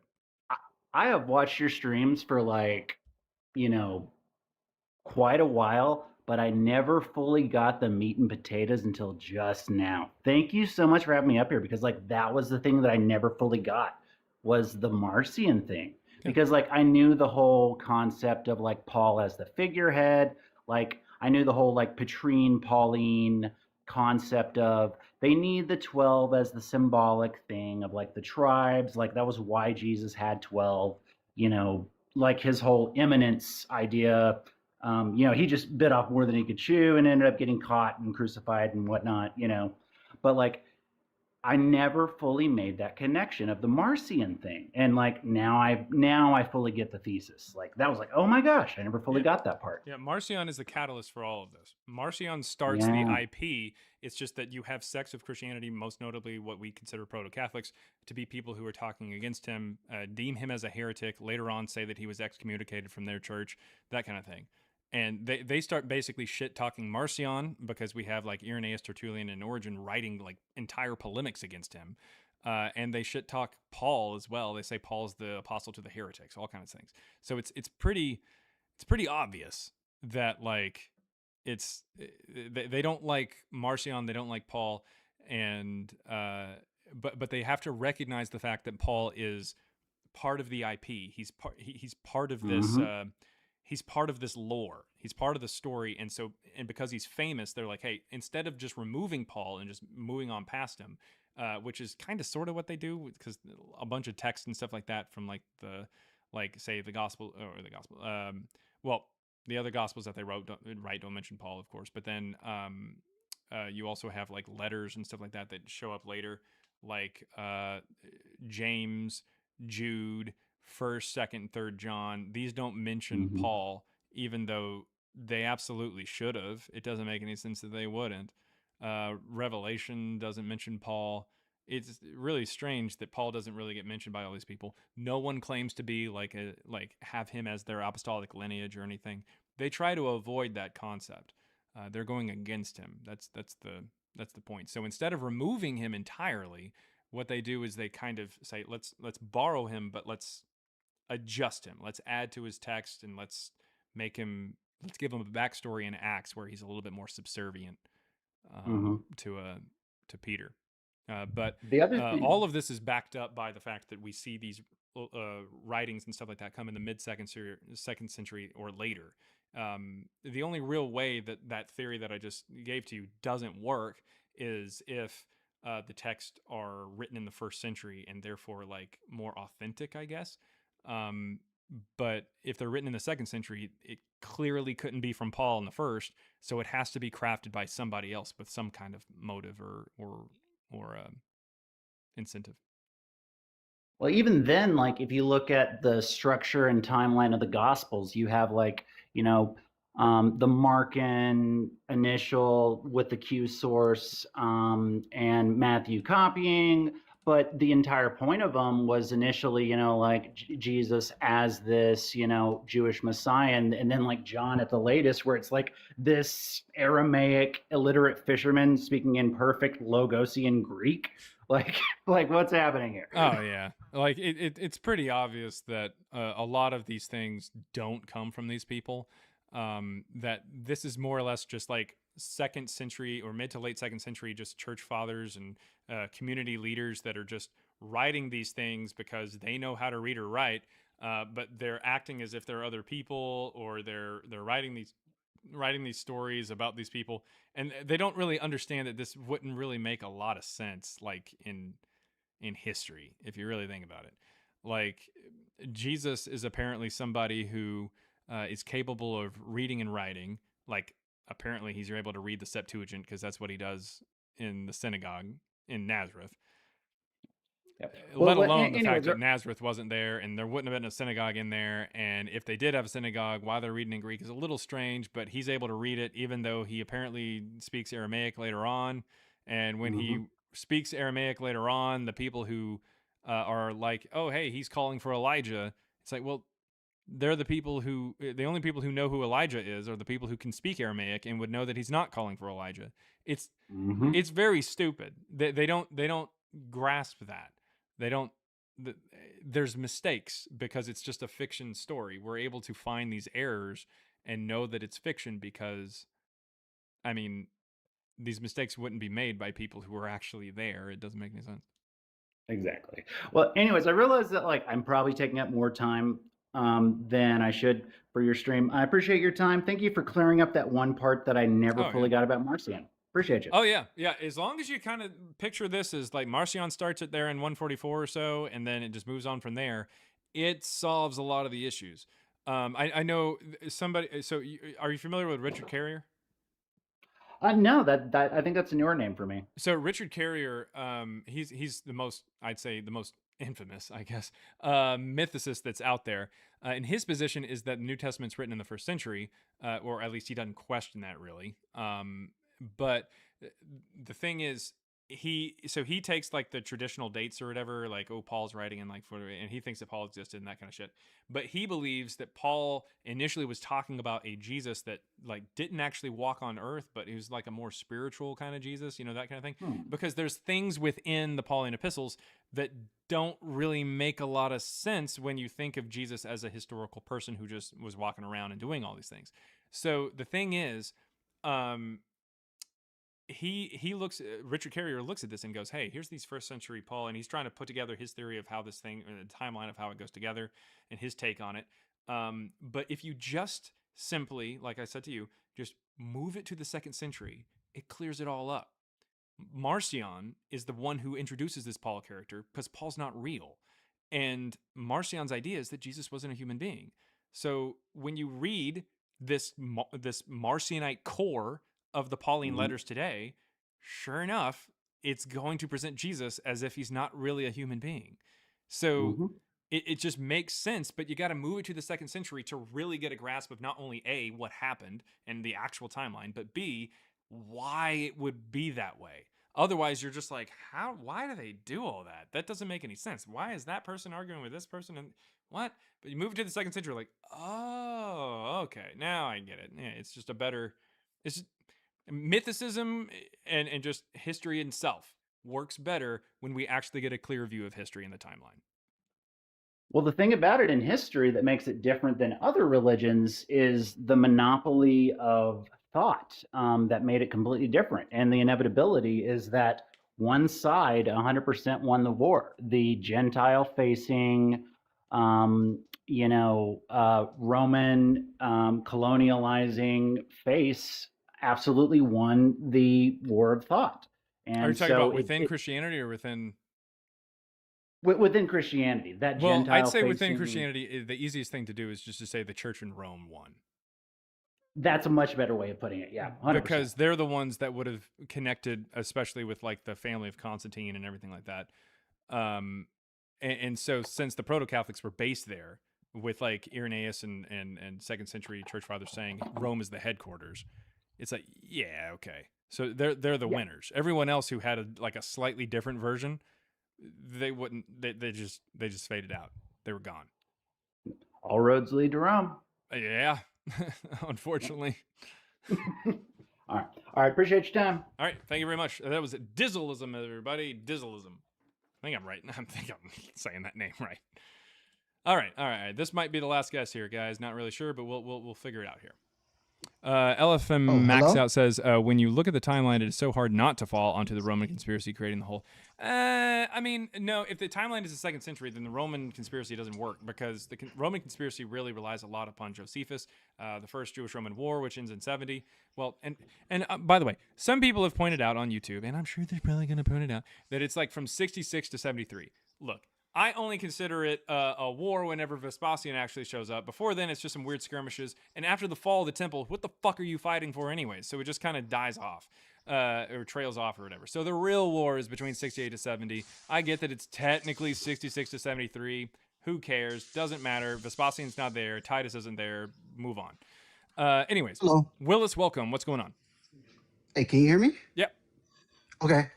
I guess I just stumbled upon your YouTube channel, hopped on TikTok because I just wanted to ask and understand a little bit more about, I guess, what you mean and kind of what you believe. Is this like atheism or mysticism or Gnosticism? It's mythicism. Close. Mythicism, yeah. Okay. And what is, I actually don't know. I know you guys are throwing out some big words and stuff. Mythicist is just the position that Jesus didn't exist, that he's a myth. Yeah. Okay. Yeah, me and my co-author and data science co-partner, we would go one step further, and we would say that Jesus and Paul both did not exist as presented by the New Testament, even the natural version. The New Testament presents that Paul and Jesus never existed? No, I'm saying that even the natural version that's presented by the New Testament didn't exist. Yeah. Okay. Yeah. Yeah, no, I guess I was just trying to understand because I know that basically culturally, right? Why would like Buddhists and like Muslims and all these different types of religions and stuff like that adopt Jesus into the religion, whether they came before or after? Well, Buddhism starts early, so Jesus So Jesus is not actually in any Buddhist text, but he's accepted by Buddhists who like come in contact with Christians because Buddhists are generally not assholes. Same thing goes for Hindus. Well, I mean, they can be, but nevertheless, like their religion is just a little bit more like enlightened, if you will, in the sense that like, oh, hey, that sounds like a pretty chill guy. We try to be pretty chill guys, so it sounds like everybody's on the same page. That kind of concept. But as far as Islam goes, Islam is an offshoot of Christianity, so it's going to obviously have Jesus in there. I mean, some of the earliest iconography for Islam was the cross. There are some early Muslim graves that have a cross above them. Okay, yeah, that makes sense. I guess my question would be like how do you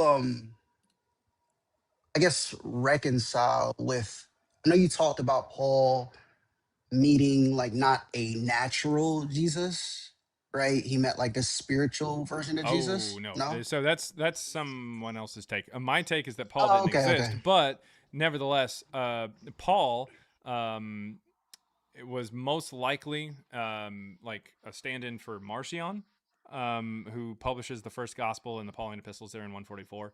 And if that's the case, then considering Marcion didn't think Jesus was human, then I guess you could kind of say that Paul didn't think Jesus was human either. But like, it's just a character. It's just a character, if you will. So he's Okay. not saying Yeah, that no, he that met makes a sense. spiritual Jesus. It says within the Pauline epistles that he received all this through revelation. So I guess kinda. Yeah, I think that's what it says also. And I know you mentioned that Paul wasn't mentioned like in Revelations and in Right. First John and stuff like that. Yep. Do First you John, Second think John, that they Jude, didn't know James. him? Say what? Do you think that they didn't know him or know No, of the him? authors of the text definitely knew of him. It's just that they didn't mention him because they didn't. The proto Catholics, the sect of Christianity who is responsible for those particular texts, they were not big fans of Paul because Paul was seen as like this Marcion-esque character, and so they didn't really give too much of a shit about Paul. They had to deal with the fact that Paul was a popular character, so they kind of changed the story up a little bit. With Acts, they gave him a backstory and made him like unalive Christians and stuff like that, and then he becomes like a Christian and gets taught by the disciples and stuff because the Catholics try to connect their like popes and shit like that, their lineage back to the disciples as opposed to Paul. So they're trying to Okay. make Paul seem like a little bitch, whereas Peter's like large and in charge. So then I think in first or second or I don't even know. Second Peter or something like that. Why does he mention like Paul in his writings? What? Because Paul, I mean Peter mentions Paul. He says that Oh yeah, people Second Peter or whatever. yeah, Yeah, well, Second yeah, he Peter is not written distorts. by the same person who wrote First Peter. Even Christian scholars acknowledge that, and also Acts 4:13 says that Peter is illiterate, so he definitely didn't write it. Yeah, because Mark wrote Peter's account. Well, it doesn't come up with Mark style or at all. Yeah, no, Mark wrote Peter's account, but because Mark wrote it, it's called the Book of Mark.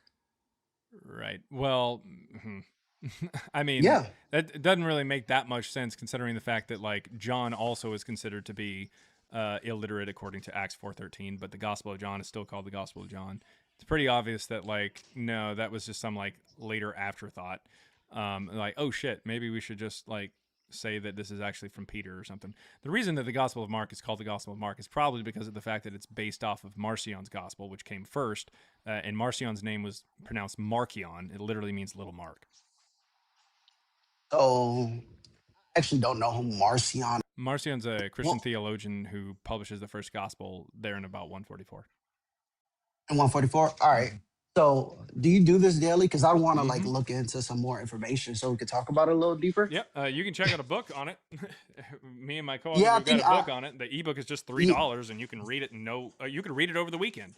It's a pretty quick read, and you'd be able to come back on Monday and have a conversation.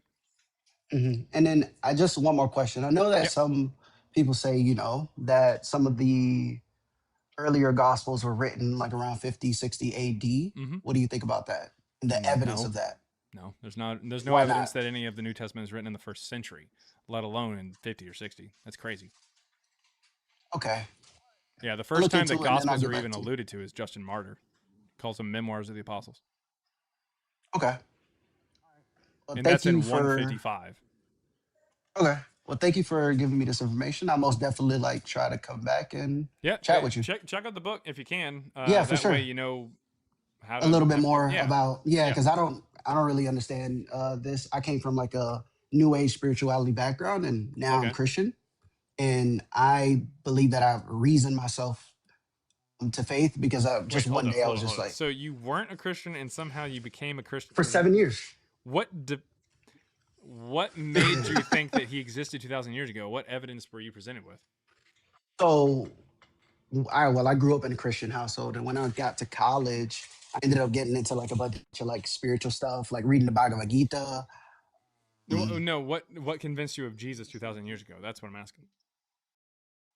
Well, when I looked into the evidence, I did find like like I said, that Like what? What certain evidence? of the gospels were written in 50, 65 AD Like or what 60 evidence was something presented AD. for that? That's what I'm asking. The actual historical documents that they found. right? Because I think you We don't mentioned have something about anything from 50. The earliest manuscripts of the New Testament are like from the 3rd or 4th centuries. The earliest that were fragment you're dates saying to they were 200. written.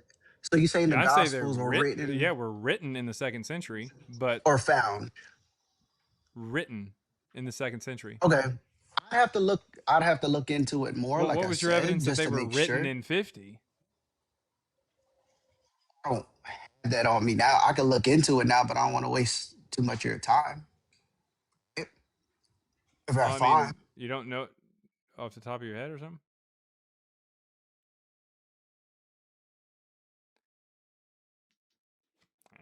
I guess he's taking a quick look there. I'm not a debater or anything like that. But What? like I said, I'll get back to you. Oh, okay. Yeah. That's fine. All right. Thank you very much for coming up. Let's see here. Hear that Christian stutter? Is that what they call that? Is that what they call that?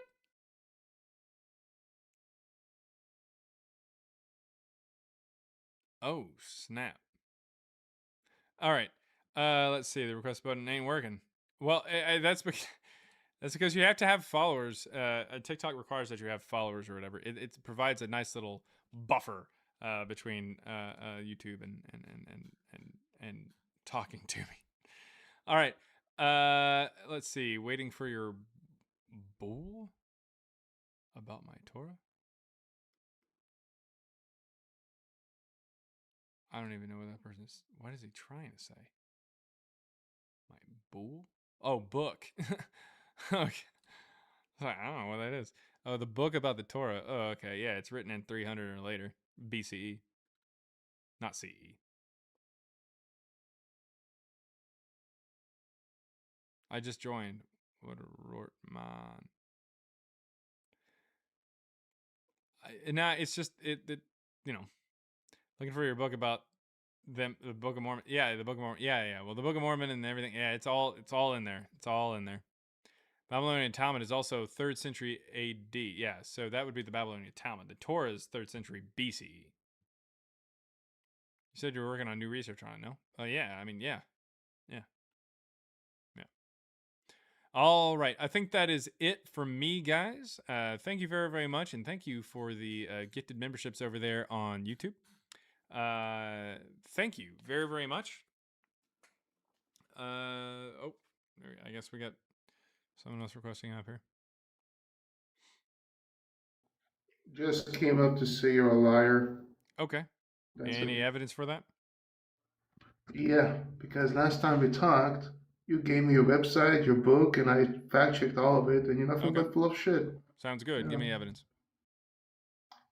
Yeah, everything on your website is contradictory with the It's scholars not my that have actually website, studied but this. contradicting scholars doesn't mean Yeah. anything. Give me evidence Scholars that I'm that wrong. have actually studied it and actually tell you that you're full of shit. Not a problem.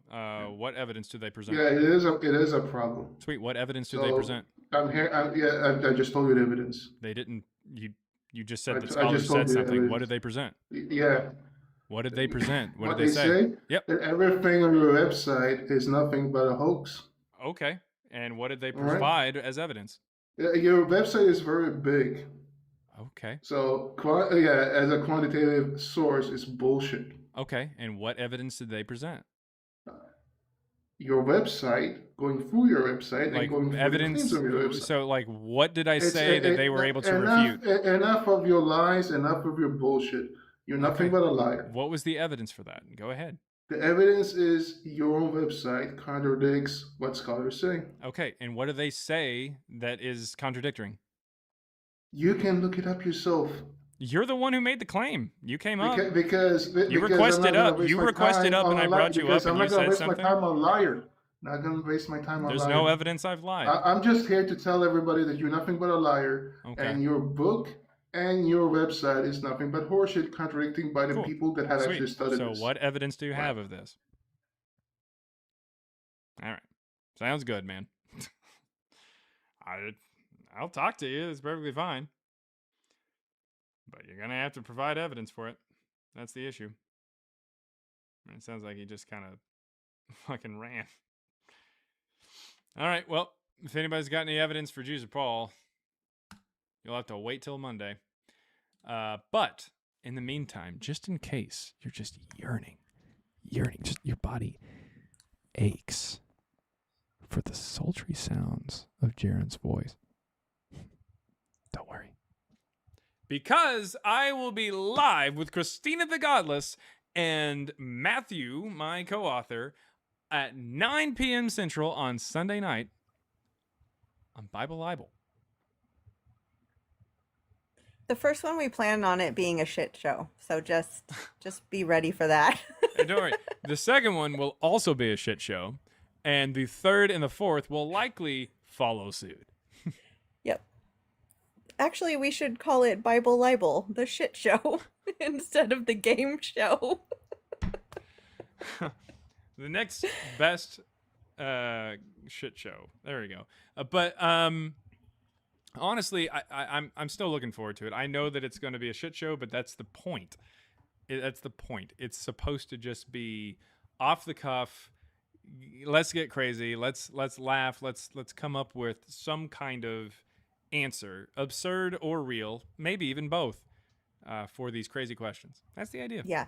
And I'm just going to let you know, Jaren is the one who wants this to be a shit show. I have said, should we have another meeting? Should we try to have some sort of intro, outro, nope, any type of script? He said, fuck no, we're doing this shit off the cuff. Yeah. We're just there to fuck around and out here for you guys to find out. It is sync or sink faster. That is how this works.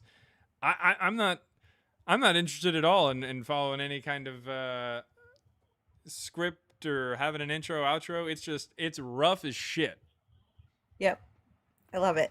Fuck it. All right. We're doing it live. We're doing it live. Gasp. A nun? Yes. She is a nun. I am a nun. She's actually the mother of Joshua. Because Joshua is the son of Nun. Oh my god. I will not be dressed like a nun on the show, though. Sorry.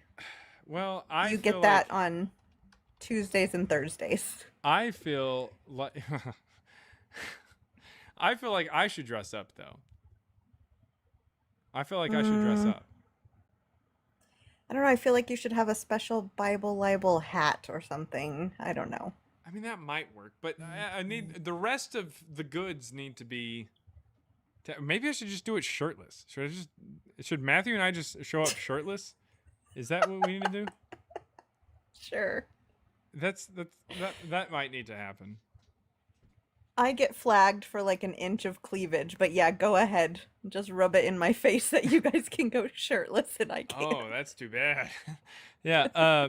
So Pharaoh Hanji says, if you don't dress as a priest, I will be upset. Yeah, I should probably do the priest. Not only because it's cool, but also because Hanji told me to do it. But priest, nun, and then Matt could dress like the Pope or something. An altar boy. Shirtless. Shirtless altar. Well, maybe we'll add costumes at some point, but... Yeah, maybe. Yeah. Maybe on the days we have certain special guests or something. I don't know. A pregnant nun? No.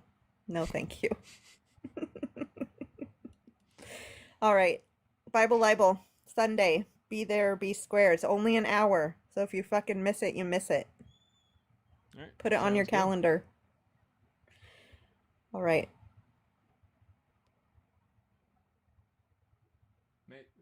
The kids would. And?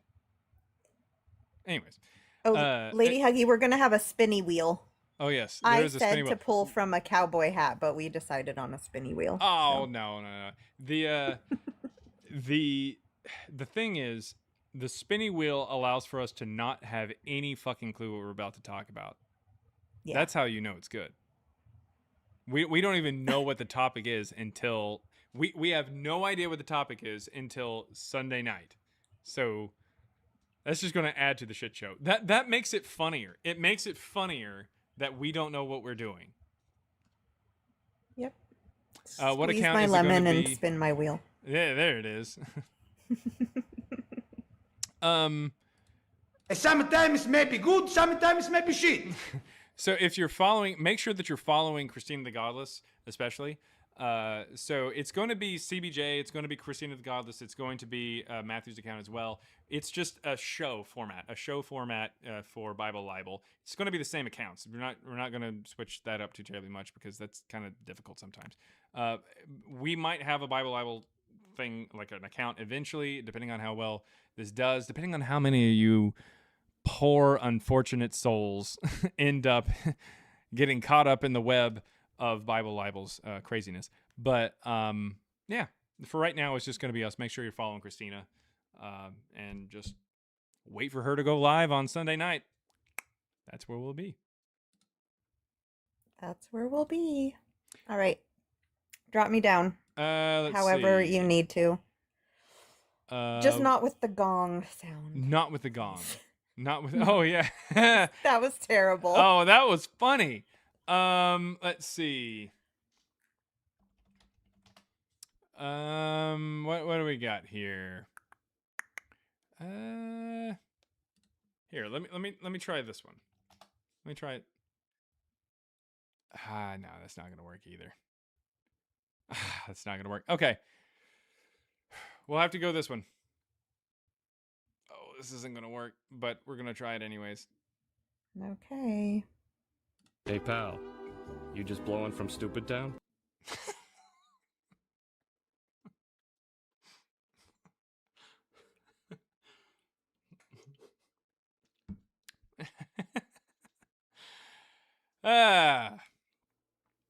Anyways, thank you very much, guys. Thank you very much for hanging out. I gotta go. My wife just showed me something. I gotta go check out what that is. It's not her, by the way. It was something on her phone, and that was not a picture of her.